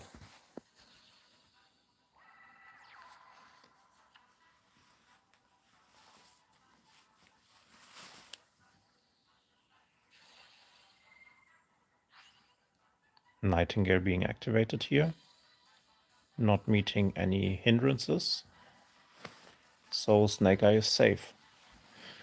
But only being on 2 cards here in hand kinda hurts.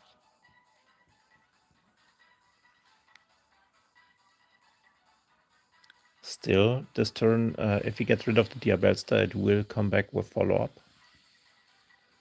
Poplar will also come back with follow-up. So it's really quite annoying.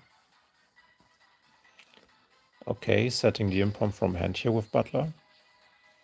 Nice move that blocks potentially Arciella.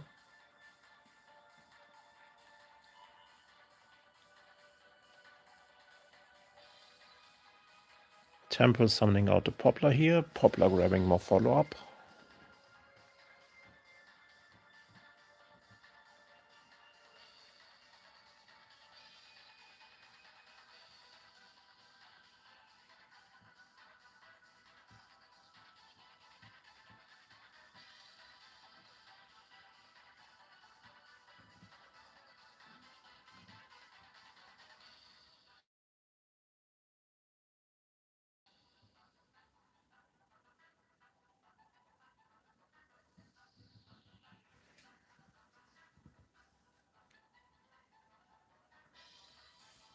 Okay, really thinking hard about this. Not the easiest game state to be in, because Snake Eye basically used 0 resources here. And Labyrinth has to deal with the board while they cannot do any damage. So Labyrinth probably just setting up a game state where they can prepare to survive the onslaught that will come down next turn. So basically what Labyrinth needs to do this turn is clear the field spell, try to deal with the Diabellstar, which can come back, so, and also always keeping the Improm here, so Labyrinth basically has to play with 1 trap here. The Odeon skill might be good with Labyrinth, but it also has an issue, because you have 1 less back row spot.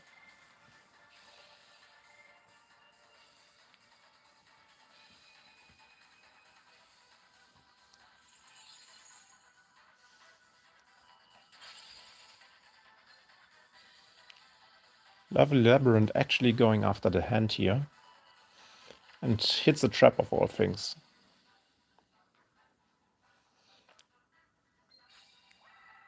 What's really scary in this matchup for Labyrinth is having their monsters move to the back row. Because not every furniture piece can move them from back row to graveyard. But we actually haven't seen any yet, so maybe this will be the time. Or will it just be Lady? It will just be Lady. So as long as the Improm is set, Lady cannot be targeted, and if nothing is chained to trap it, Lady is basically like a Paleo. So if a trap is activated, she can just set another trap from deck. And now with Heavenly, Improm can also not be destroyed. So yeah. He basically has 2 bodies to deal with the Diabellstar. And that just leaves the Nightingale, but Oh, I don't know if this is the best order to attack in, because this way Poplar triggers, and afterwards the Abelster could actually also send the Poplar to come back. But he will maybe even send a Nightingale, because having the Nightingale there is actually a hindrance more than it helps. So the Abelster comes back, sends the Nightingale, gets a wanted into back row, or maybe even subversion. Probably wanted, right?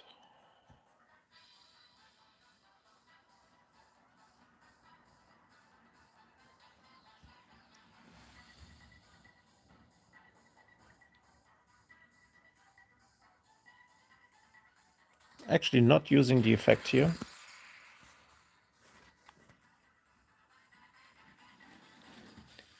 Just so you can get another Silvera into graveyard here.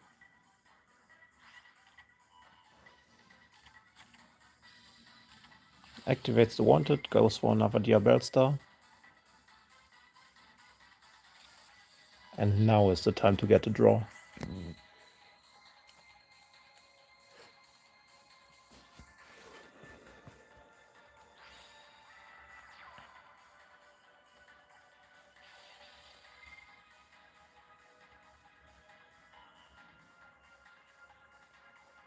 Is he not using the Diabellstar effect at all? That seems to be a bit wrong, because he could have activated wanted here to get a Silvera into deck and then set a Silvera. But then again, he probably should have used original Sinful Spoils first before summoning Diabellstar.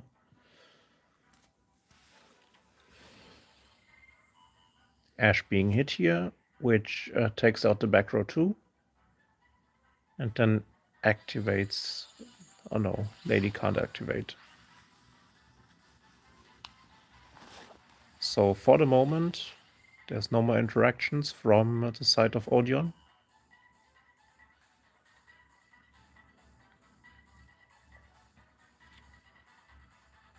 So let's see how Yuichi uses that.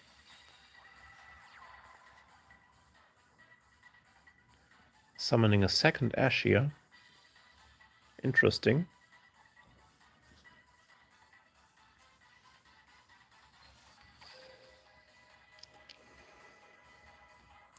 So since his list is a little bit smaller, maybe he's not running a lot of Snake Eye names actually. Okay, so now Lovely activating the effect, Arias activating the effect, Welcome setting itself back.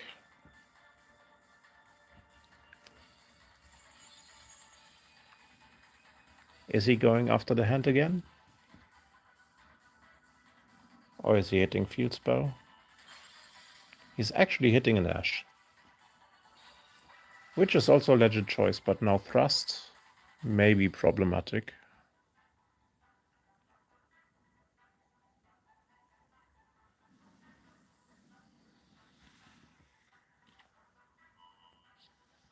Mind control for the lovely lady. Because he knows there's only Welcome Labyrinth face down, not Big Welcome. So I can get rid of the lovely for the moment.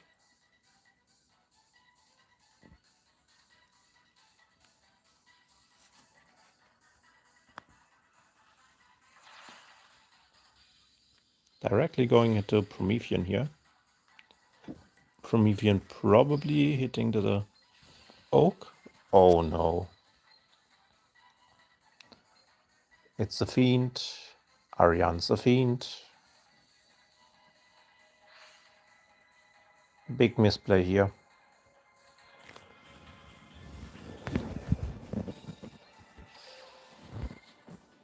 Subversion puts Diabellstar in his own back row. And that's just gonna be the end of the turn.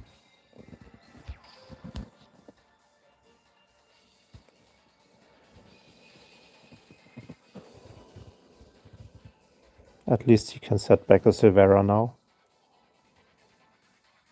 Or an Asiela, maybe?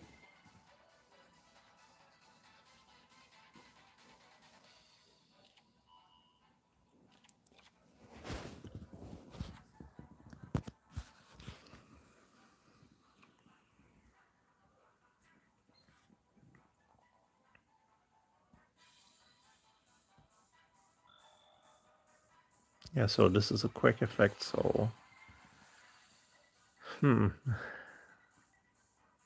Difficult situation for Yuichi. Because he now needs to have Asiel. Oh no, that doesn't work.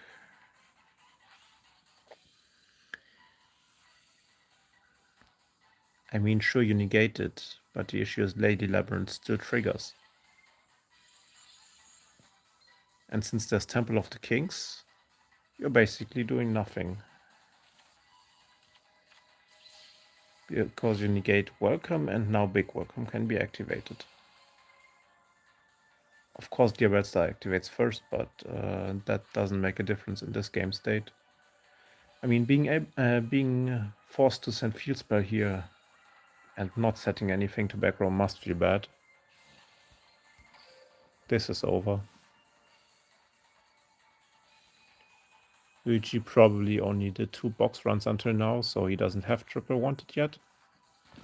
Which normally doesn't come up too much, but if you're playing against Labyrinth, you're going to be forced to go into grind game. So, okay, he actually has the Arciela. He should have used that earlier, because he could have prevented Big Welcome from being set.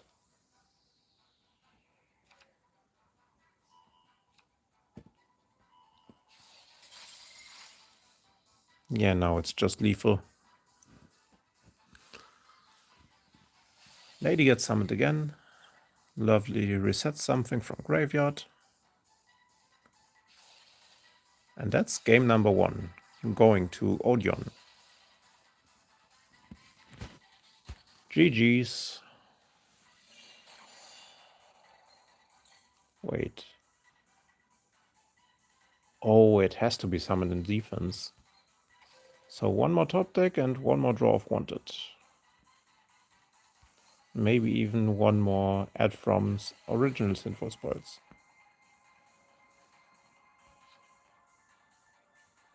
But as Ice Dragon's Prison face down, that should be backbreaking. The only positive for Yuichi here is that Flambert Dragon is an actual dragon, so that doesn't work. I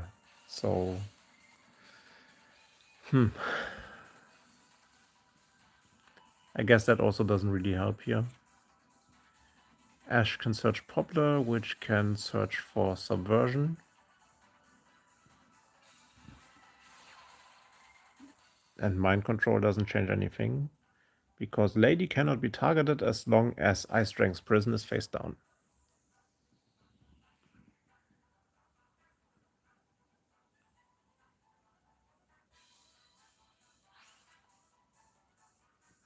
Wait, he can actually use the effect to set the trap back. He can set back Startling Stare.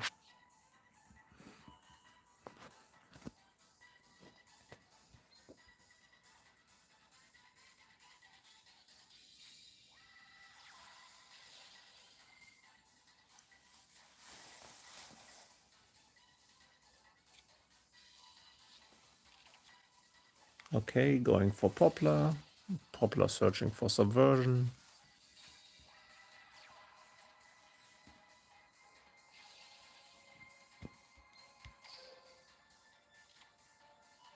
And there's no Flamberge here, so Flamberge is still good against... Yeah, Flamberge would still work against Ice Dragon's Prison, but Ice Dragon's Prison being activated before there. Punishment being set, and punishment is instantly live because of the tempo. Labyrinth also triggering. Welcome Labyrinth triggering. Yeah. Snake Eyes enjoys I don't feel so good.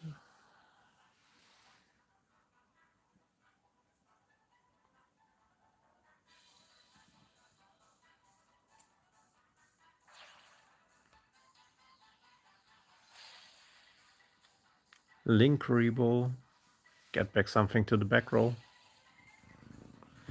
But with field spell gone, that's not gonna matter that much. It's basically just fodder for Diabellstar or Snake Eye effect.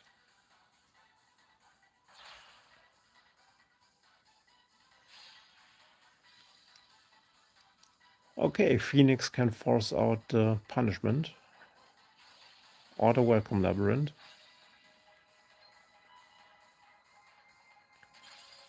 This way it forces out both. But there's Stovey Torby for the next welcome labyrinth.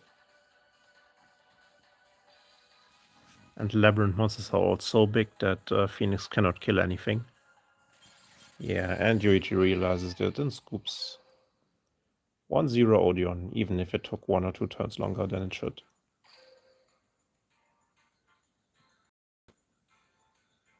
Okay. Also watching the first game from Oolong Tea against Josh Fishy. Blackwing against D-Hero.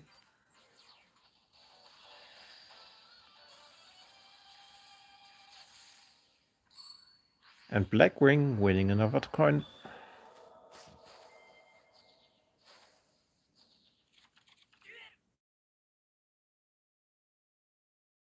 Lancia turn 1. Actually impactful.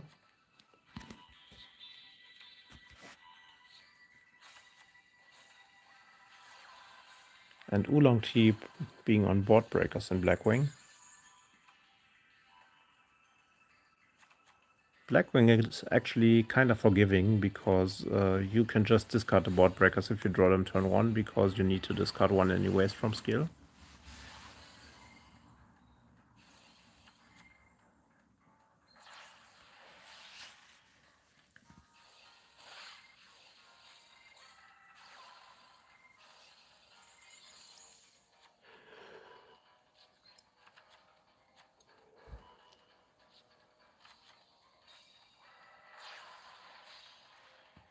Okay, let's just speed this up for a bit. Because the combo that both Oolong Tea and Paris were playing was the one that didn't banish from graveyard anyways, so not losing out on too much here. The hero just getting 4 cards for free.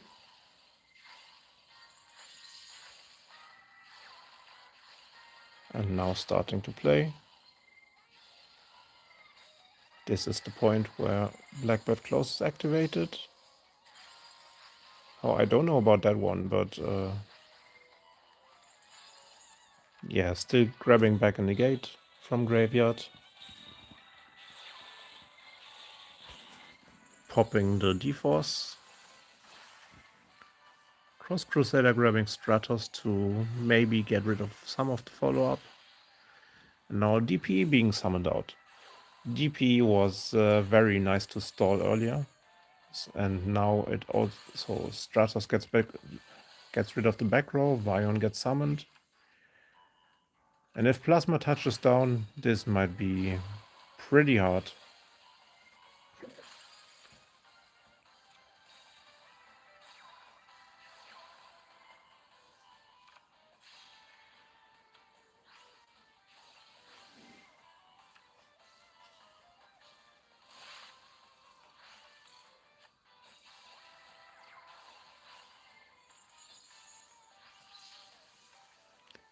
DP being negated.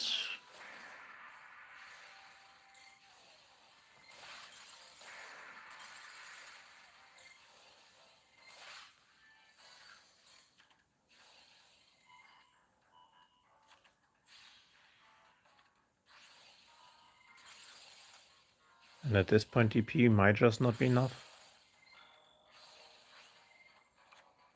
But let's see. Maybe there's a second Plasma. Cross Crusader comes down. Gets negated. Malicious. Fusion sub for Adoration.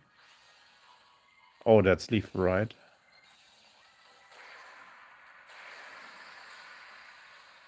Unfortunate. D-Hero takes game 1.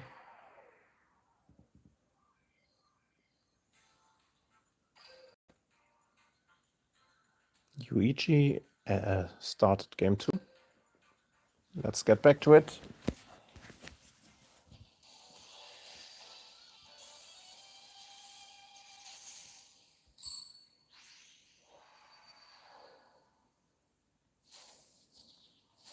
And we see another Blackwing, this time facing Branded Bestial. Blackwing winning another coin.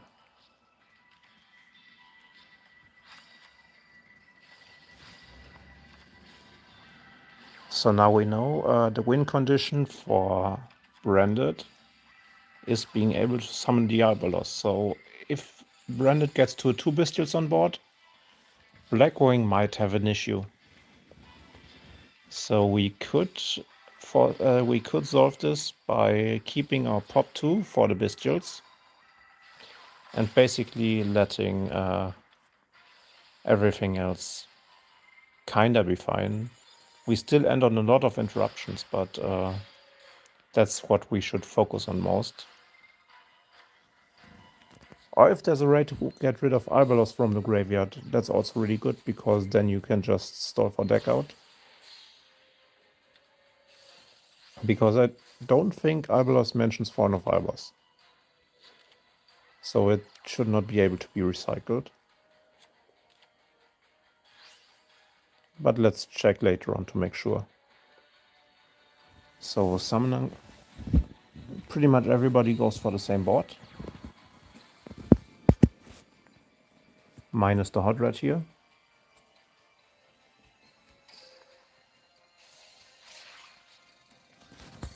But he also didn't have the Whirlwind, which basically gives one more synchro.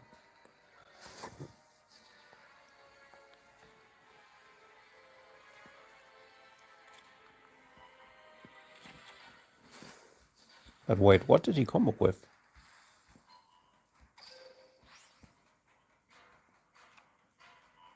Yeah, he had a normal combo starter.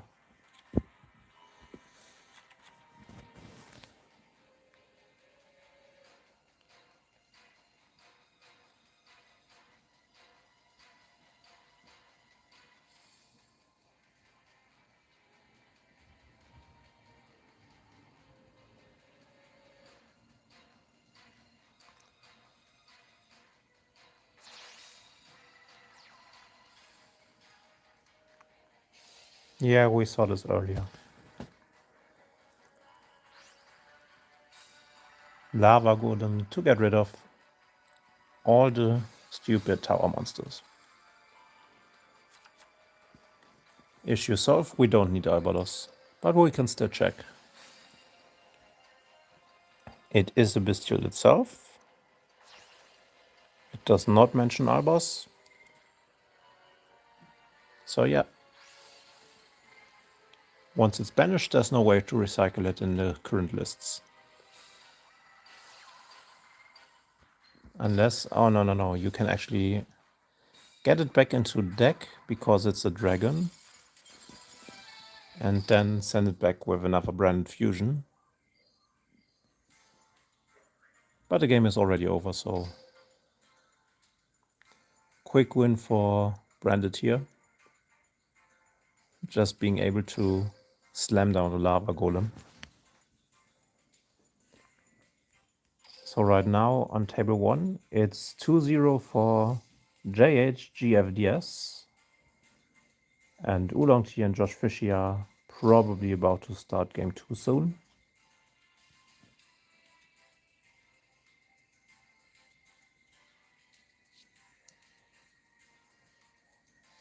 Oops. Let's join the room back.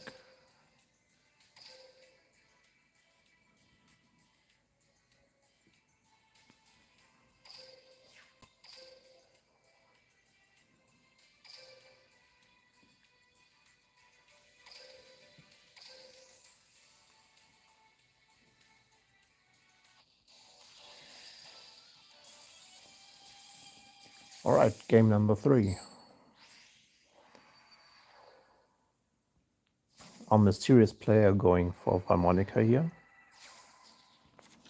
and facing down Infernity.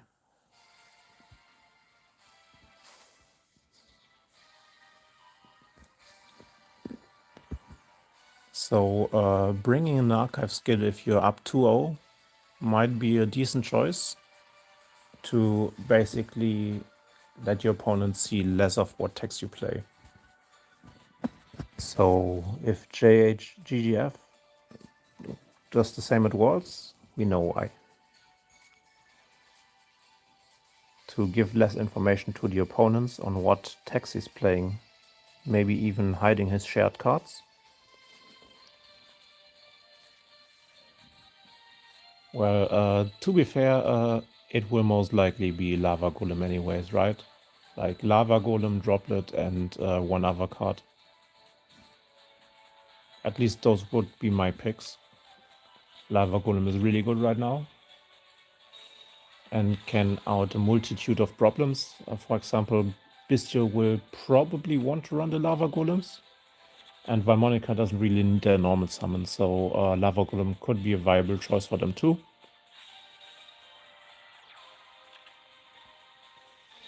Getting rid of monsters that are kind of problematic for them. For example, recently we saw that some Bistio variants were starting to play Colossus. And to out Colossus, they basically need to waste their skill 2 otherwise. And then they still haven't dealt with the board. And the Colossus is basically just free because you can just do it at the end of your combo. And most of the branded combos leave one spot open anyways. And that could just be Colossus because you have something to banish. So just send Dark with branded fusion, then banish the Dark. Dark gets Hawk. And Hawk can just be used at the end of your combo to bring back the Dark for Colossus.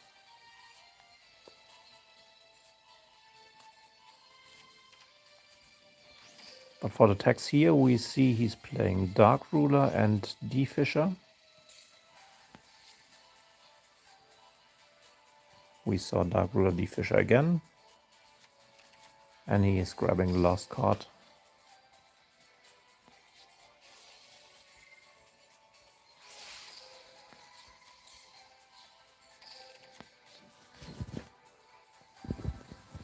So yeah, maybe he's keeping one Dark Ruler for another deck. And just playing 2 in Valmonica here.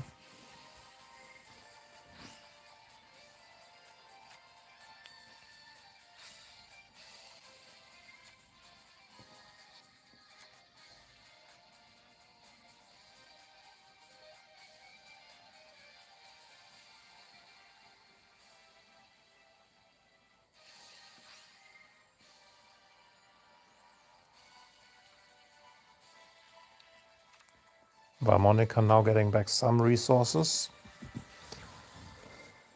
And then using Disharmonia to get the Hereditary back.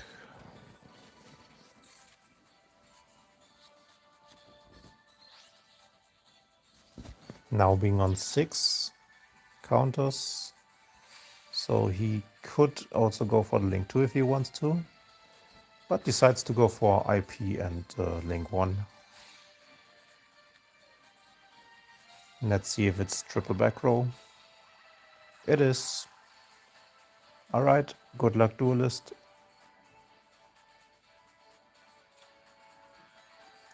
Infernity going second into this board could be hard. But then again, Infernity just gains 3 free monsters for basically no reason. The thing is, IP is able to deal with it because there are 3 counters on Angelo and on Diabello. Or how's it called? Demono.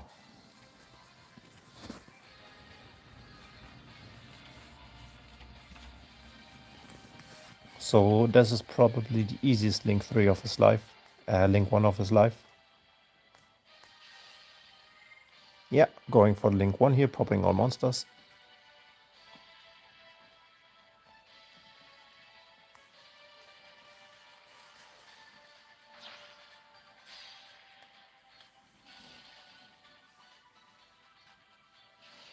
And just that easy, skill 2 is taken care of.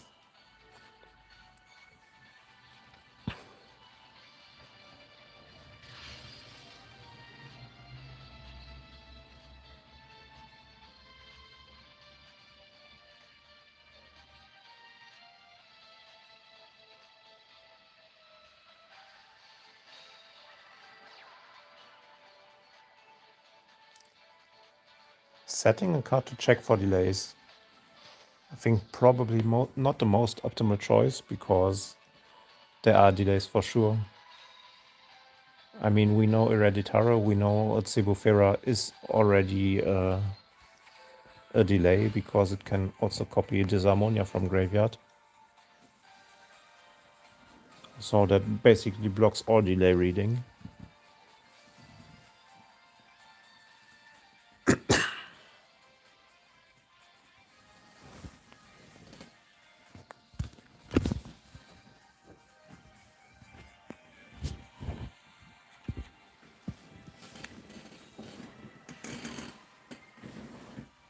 Using Dark Hole here to deal with Cebufera.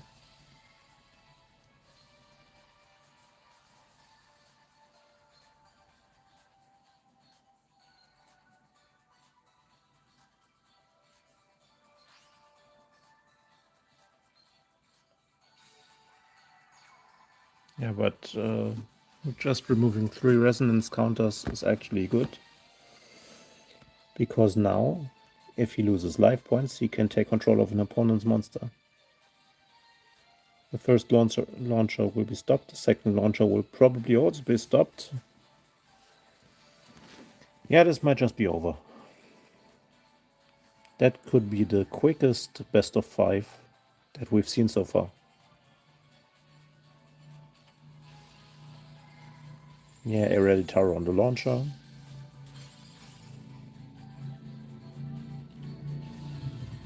Second launcher activated. And now Follow Driven pops that launcher. And with that, it's game. 3-0. UEG is out in top 4.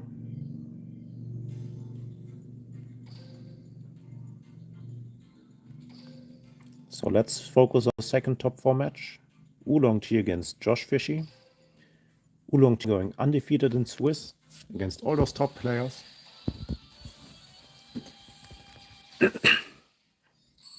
And now he's facing down Stardust, going second with his Valmonica deck. Valmonica was already used in the KC Cup because it has a very good Stardust matchup. So now let's see how it turns out.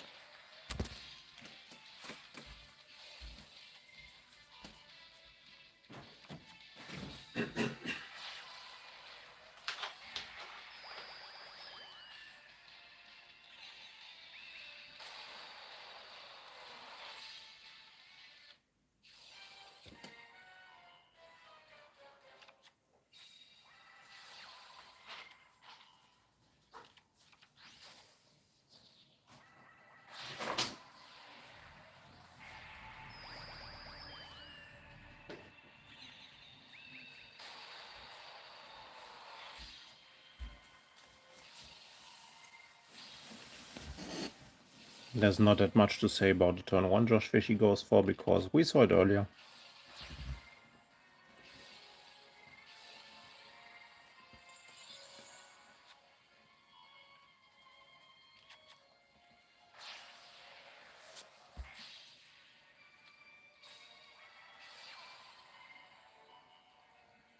Overtake here. Okay, this time he's switching a double bit, but also not that much. Just going for more draws and ending like this. It's pretty much the same board, because the second 12 can be made from the Converging Wishes. It's just a bit of a different flavor. Negating the scale in hand, that must hurt. Anyway, second scale effect. And now followed ribbon can force out stuff. Still not too bad, because converging wishes and failings are still live. Can also still go for the satellite warrior. But now taking over the Quasar Dragon. Can Quasar actually activate?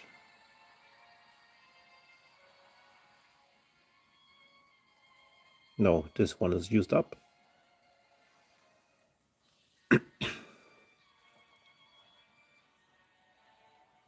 Okay, so after Invitara we will see what is actually done.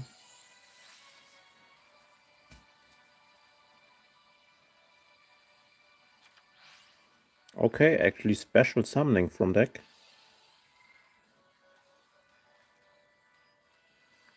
We already have the opportunity to pop. That's really dangerous.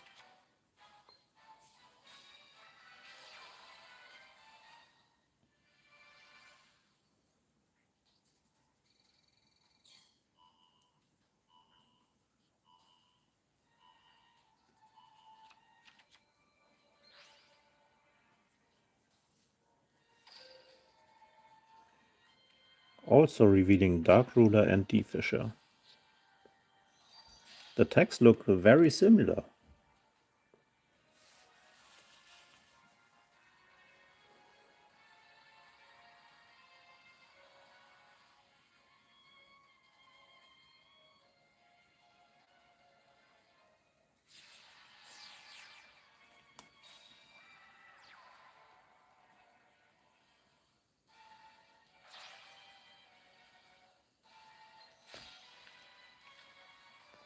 Summoning IP. Leaving this on 2 counters to steal on in a follow-up turn.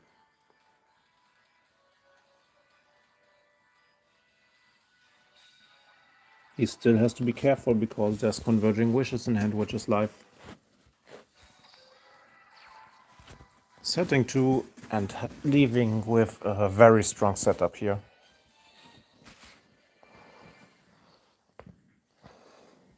Wait, he's actually not attacking? It can't be that he's out of time, right?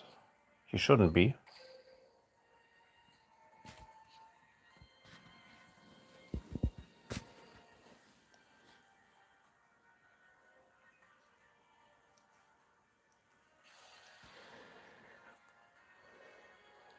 Okay, failings bringing back nothing. Because Stardust cannot summon Valmonica monsters.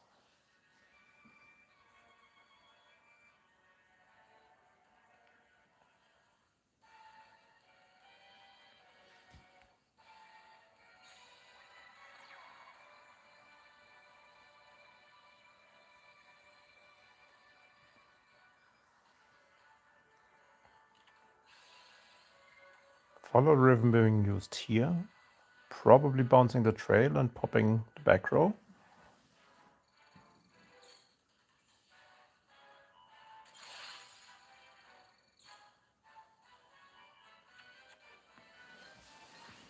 And now he has the ability to steal one monster. Probably taking Yatri. What is the last set? So Creation is in Graveyard. The set could be Hereditary.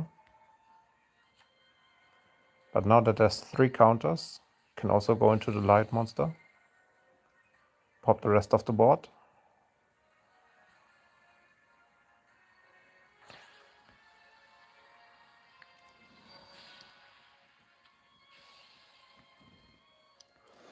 Instead, goes for another Sebufera, which can copy the followed rhythm from Graveyard. But yeah, Josh Fishy realizes it's over and just crashes.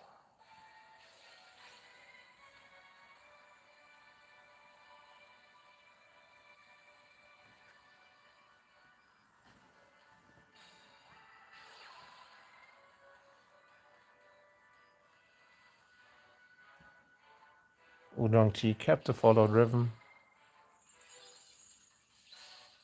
Actually doesn't need to Hereditary this, but does it just for style points.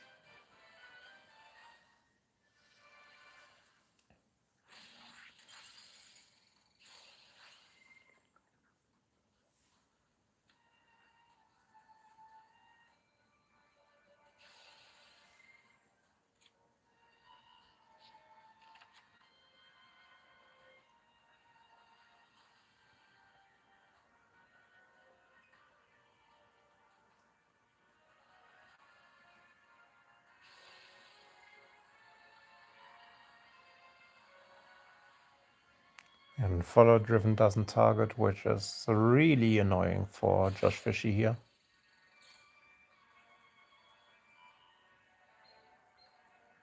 Bouncing the Crimson Dragon without Crimson Dragon being able to do anything here.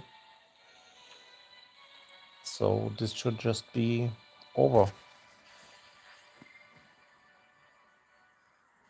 Hereditary giving back the resources to Oolong Tea.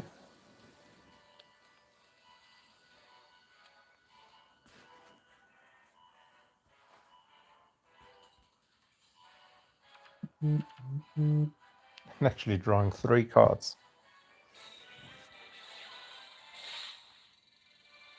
Scaled her into another Harmonica spell trap. And Follow Driven is back to gain some more advantage against a deck that doesn't grade anyway.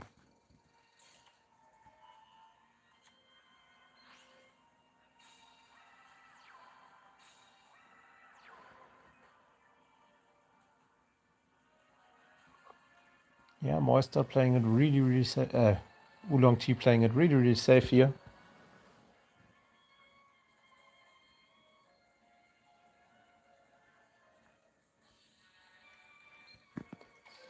Keeping Follow Driven to bounce the Auxilia.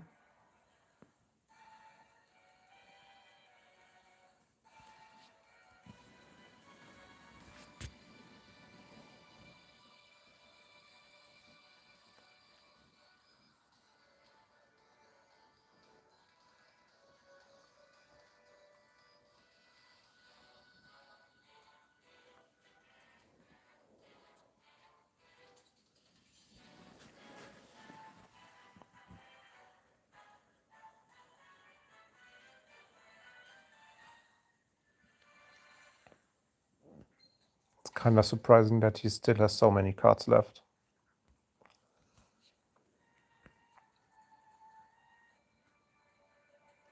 Still, what can be said is that Josh Fishy definitely knows what he's doing with Stardust, because that's the deck that he actually qualified for Worlds on.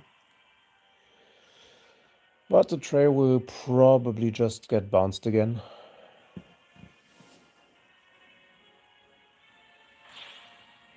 Actually not getting bounced here. So Axel Stardust hits the board.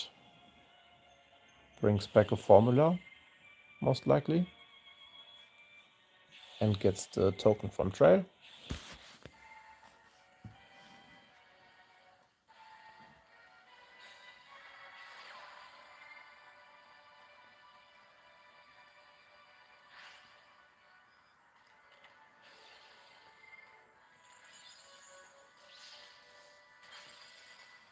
Forcing out the back row. One more follow driven left from graveyard.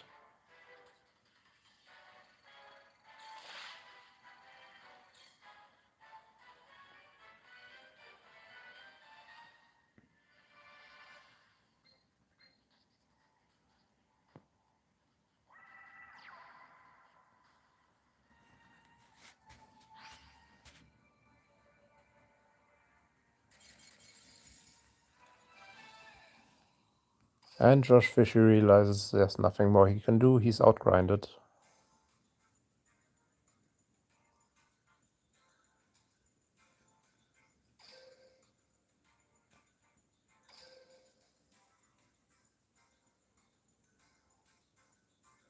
This brings it back to 1-2.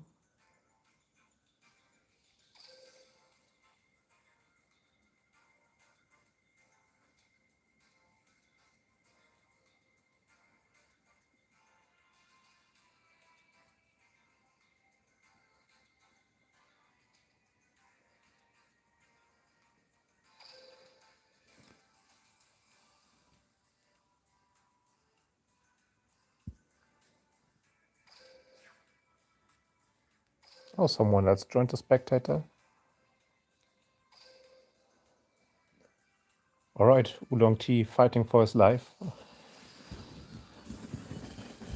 Game 4 between Oolong T and Josh Fishy.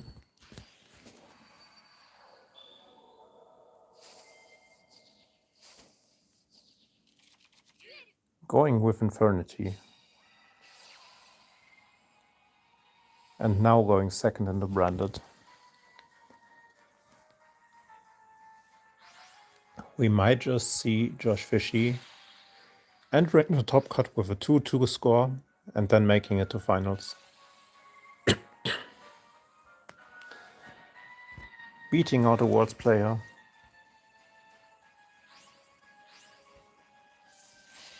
Okay, he doesn't seem to have a skill target right now.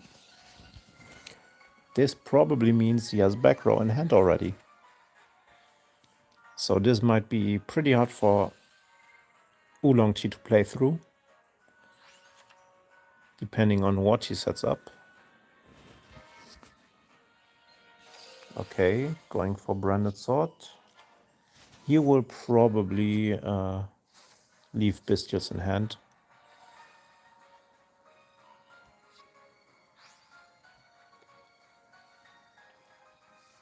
Cartesia reveal. Dump Albas, get 2 skill targets. And now we will see what he will go for. So first, obviously, he grabs Magnamut. But because he didn't send the Saronir early on, he doesn't have anything to banish for, right now.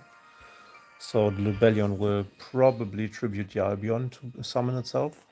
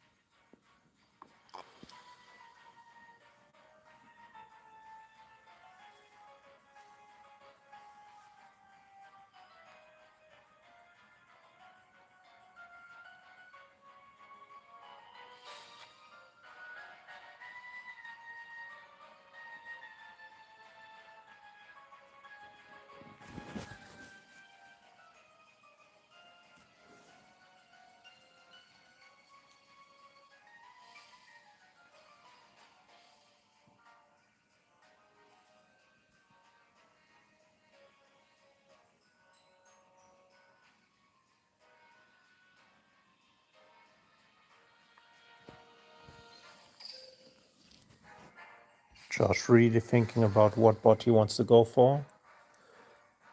Let's see if he goes Dragostapelia here. He doesn't. He actually goes to Bellion. So kinda deviating from the plan here. But he does dump Incredible Ecclesia to go into Mirror Jade here. And then use those two. Or not those two. But he can... Okay, actually interested in what he's doing here.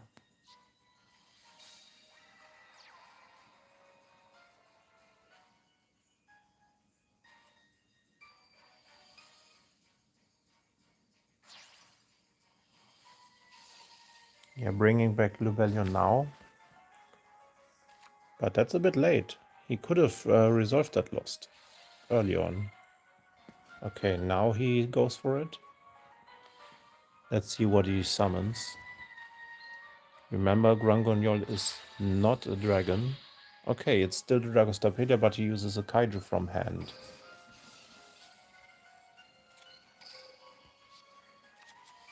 Yeah, sending a Saronir from deck would have done good here.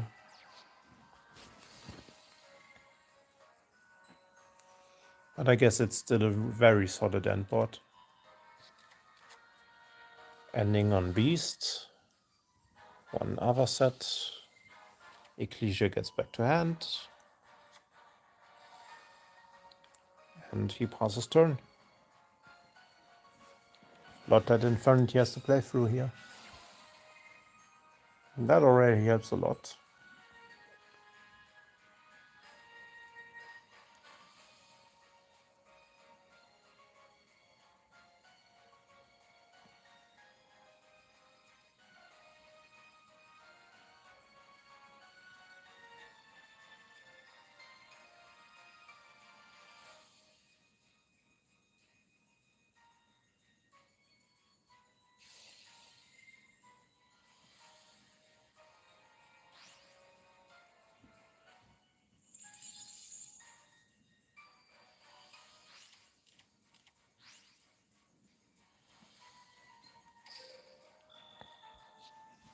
Mirror Jade banishing itself here.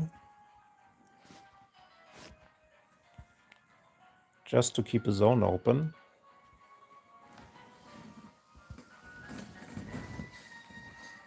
So there's probably a banishment set.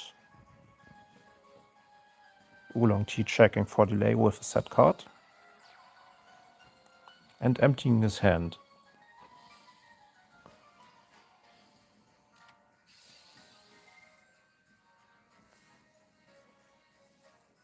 That's not good. Mirror Jade returns.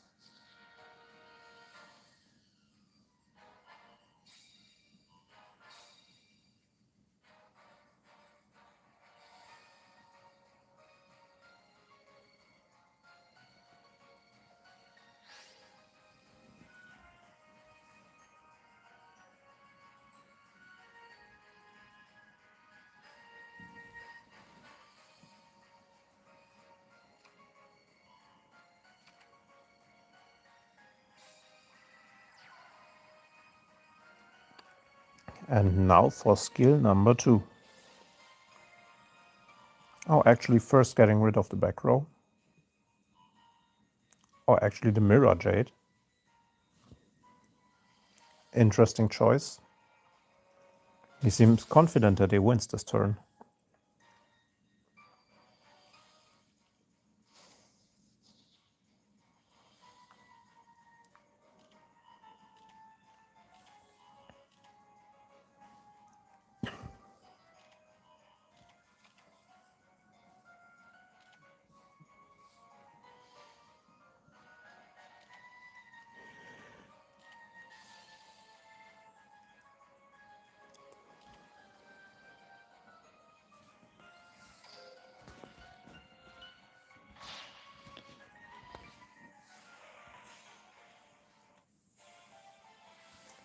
And Trishula touches down.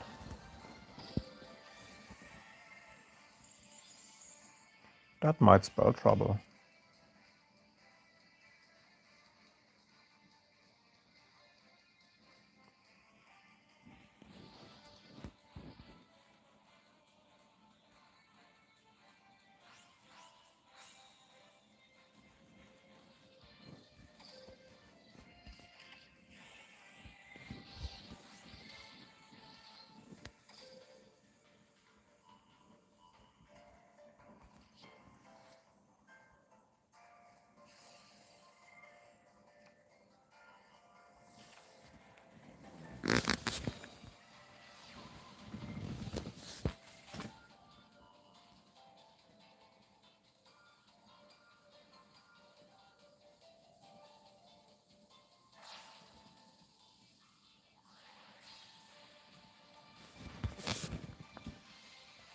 Too much Fiend just to make space. Pop the Branded Beast, but there's no Bestial in hand anyways. Because Josh sent a Lobellion instead of Saronir from deck in the combo.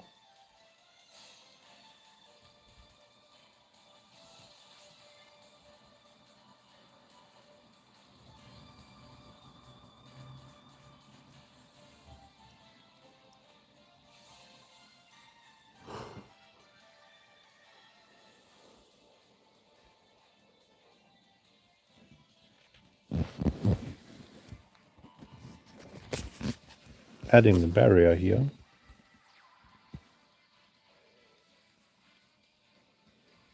We might see Reprodocus next to get Archfiend back. Or actually is linked off. Abomination next. Then that creepy little punk is activated and summons back the Archfiend. Which grabs another launcher. And so on and so forth.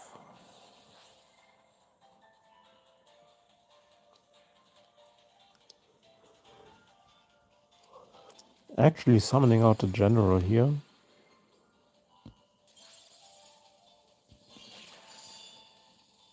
And that's lethal. Oolong Tea equalizes the score and now it's 2-2.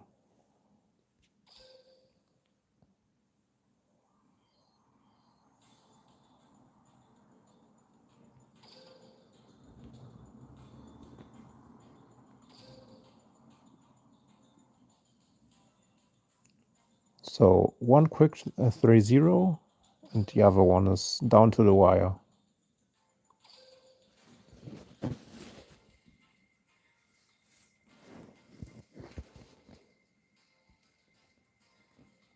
Both players switching to the last deck.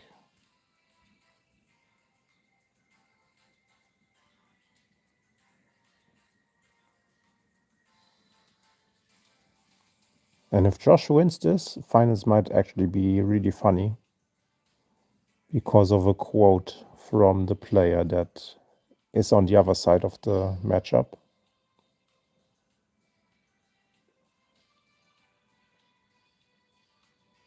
But I'm not saying anything to not expose the identity of said player. Even if half of you probably already know who it is anyways.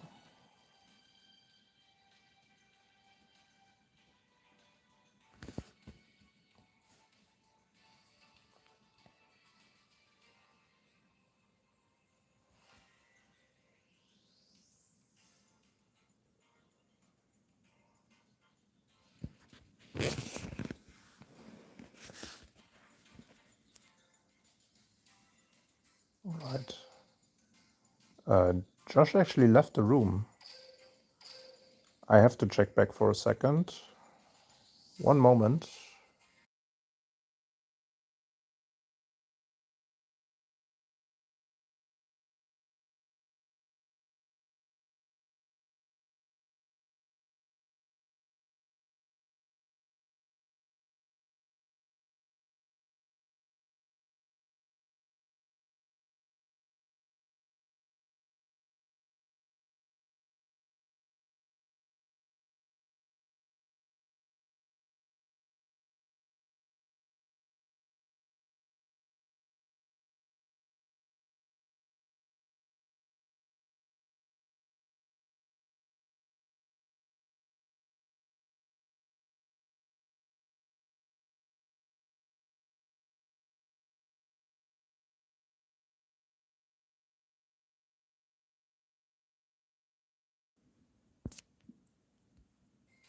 Alright, check complete.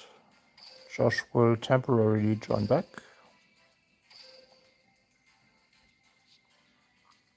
Alright, he joined back. Game 5 starting soon, TM.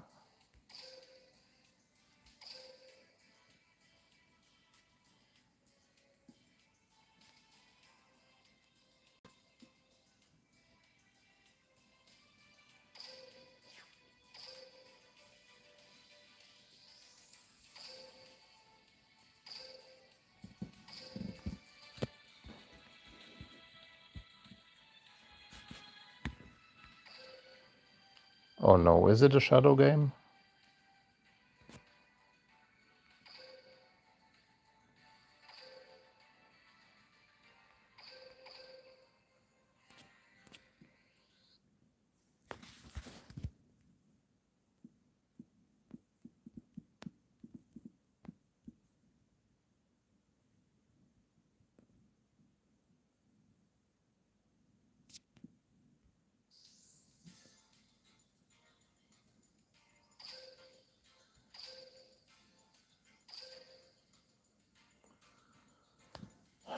That's unfortunate. Shadow game in game 5 of the semifinals of the World's Tournament. Let's just hope that doesn't happen in the broadcast at the end of the month. That would be kind of hilarious. Checking back with the players for a second.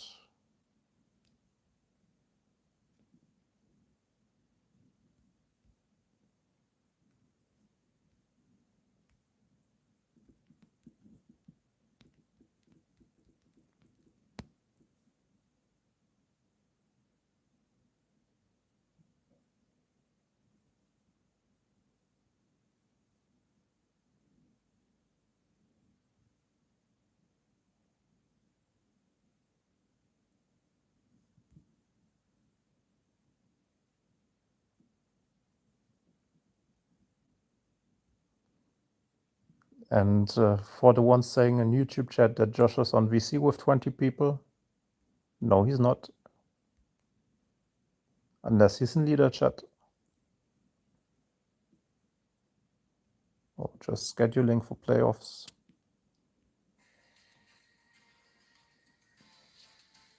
Let's rejoin again to check if it's still a shadow game. And if it is, I'm sorry. I mean, there's still one game that we didn't check out yet.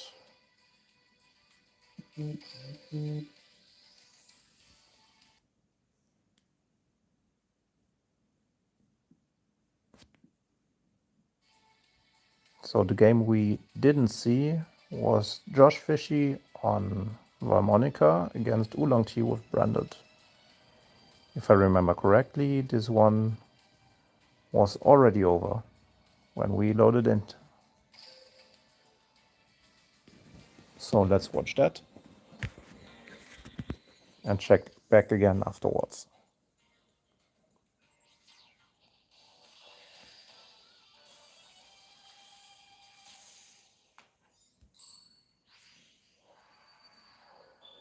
Yeah, okay. Harmonica going first, so that shouldn't be too hard for Harmonica. Harmonica actually hitting the Bestial Branded. So unless there's a lava golem involved, you normally shouldn't be seeing anything happening here.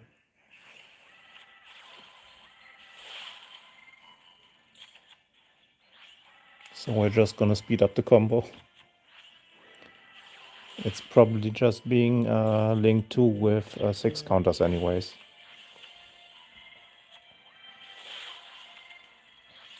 Like already 9 counters on the cards.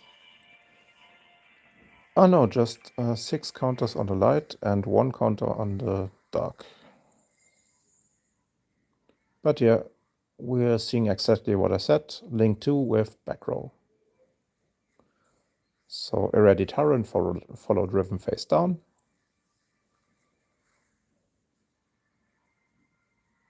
And now nothing in the Bestial Branded deck is able to beat this.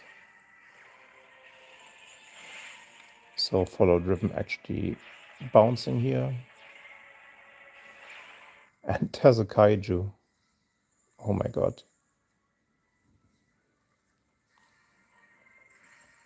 Yeah, that's legit the only way that the deck can deal with it. I mean, D-Fisher is not a problem because of Chaos. But, oh no, Dark Hole. That one was brutal.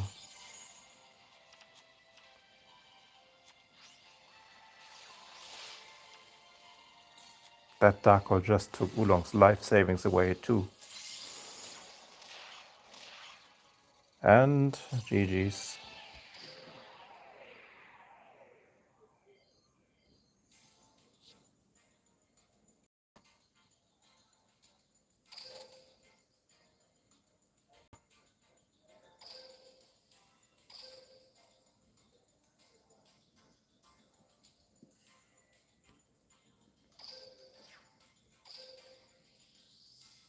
Yeah, still a shadow game.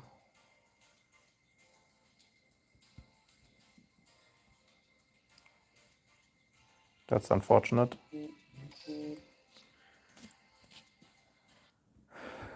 Guess they have to tell me when it's finished.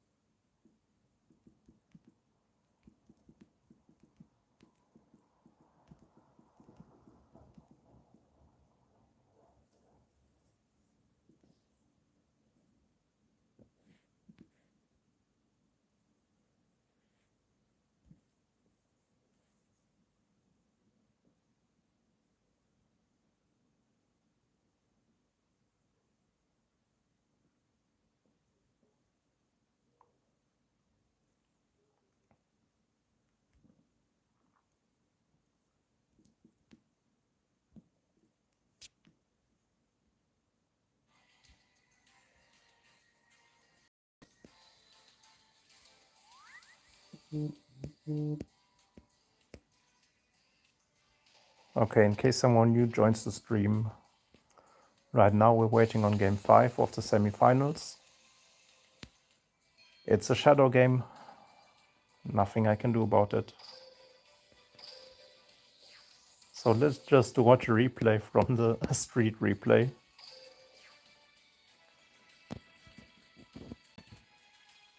That's pretty much all the same decks that we saw today already. But it's ranked. Okay, we don't want to watch Platinum. Let's just watch the cock rank up duel. Because Odeon might be something different. Maybe it's just not Labyrinth.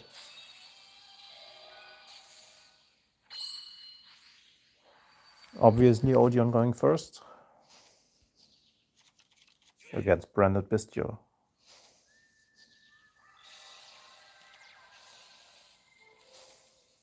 Jackpot. It's Centurion.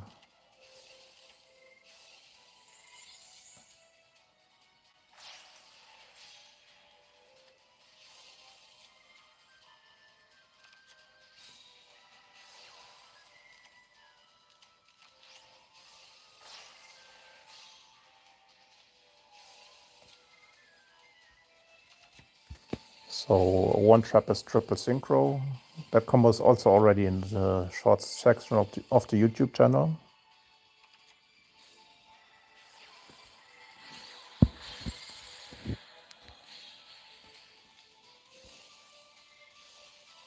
Auxilla here, go into Quasar. Search M for the opponent's turn. Set up the phalanx. Rumble into 8.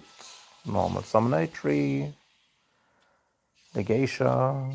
Draw one more and pass turn. That's double negate. And a lot of follow-up.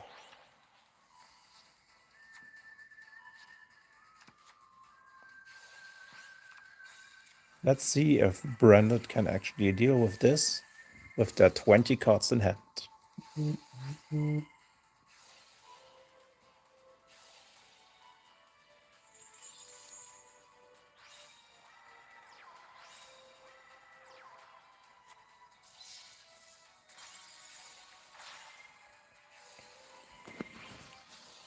Arbalos being summoned to negate all the synchros here.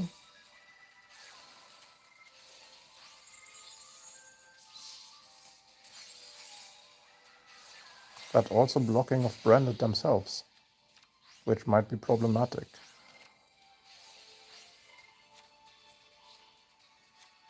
Because beatdown-wise, Brandon might have big bodies, but why Chaos? Can they just summon it somewhere? Can they ounce it? No.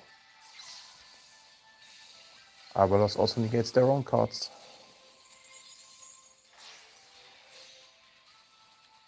So the way to get rid of Arbalos is actually to go into 8, activate the effect, and then chain block.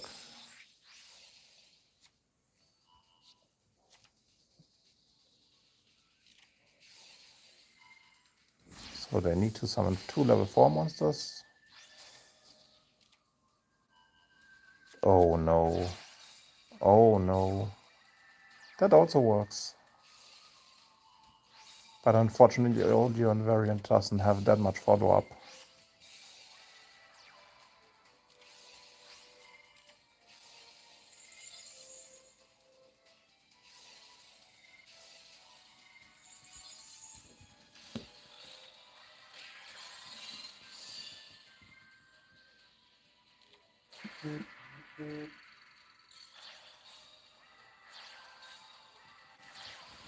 Is this really happening?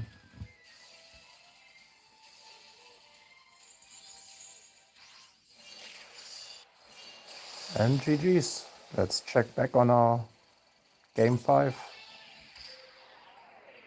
which hopefully has a result already.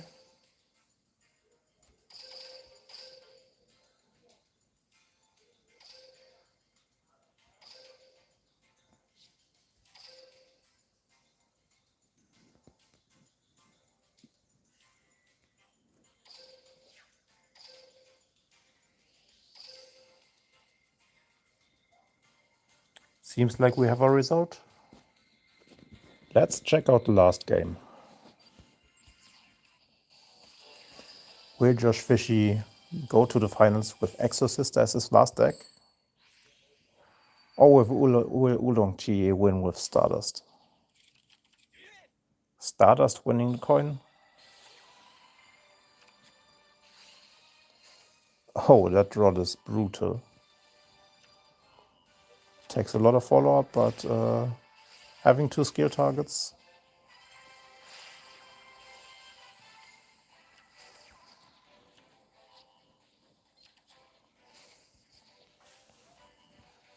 So this might just be it.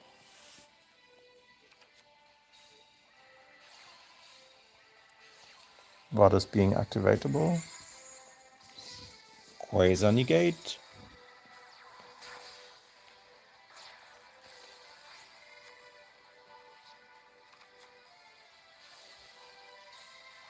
Michaelis effectively blocks out the Supernova here,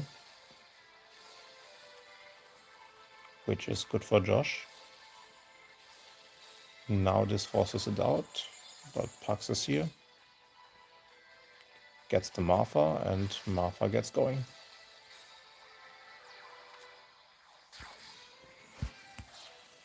So if Josh is able to break the board, he should have a very good chance of winning here.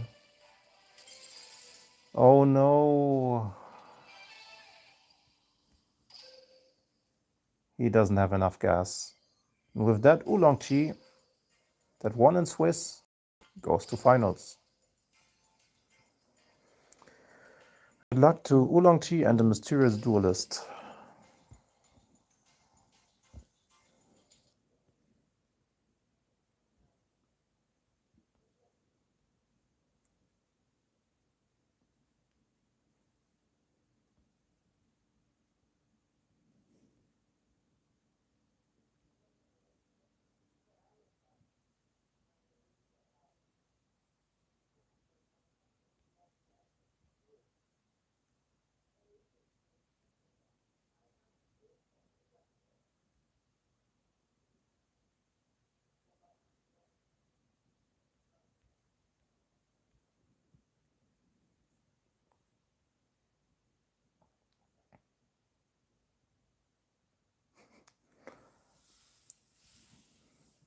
Yeah, match will commence shortly.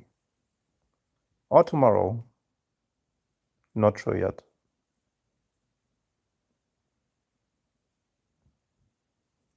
Not showing any lists.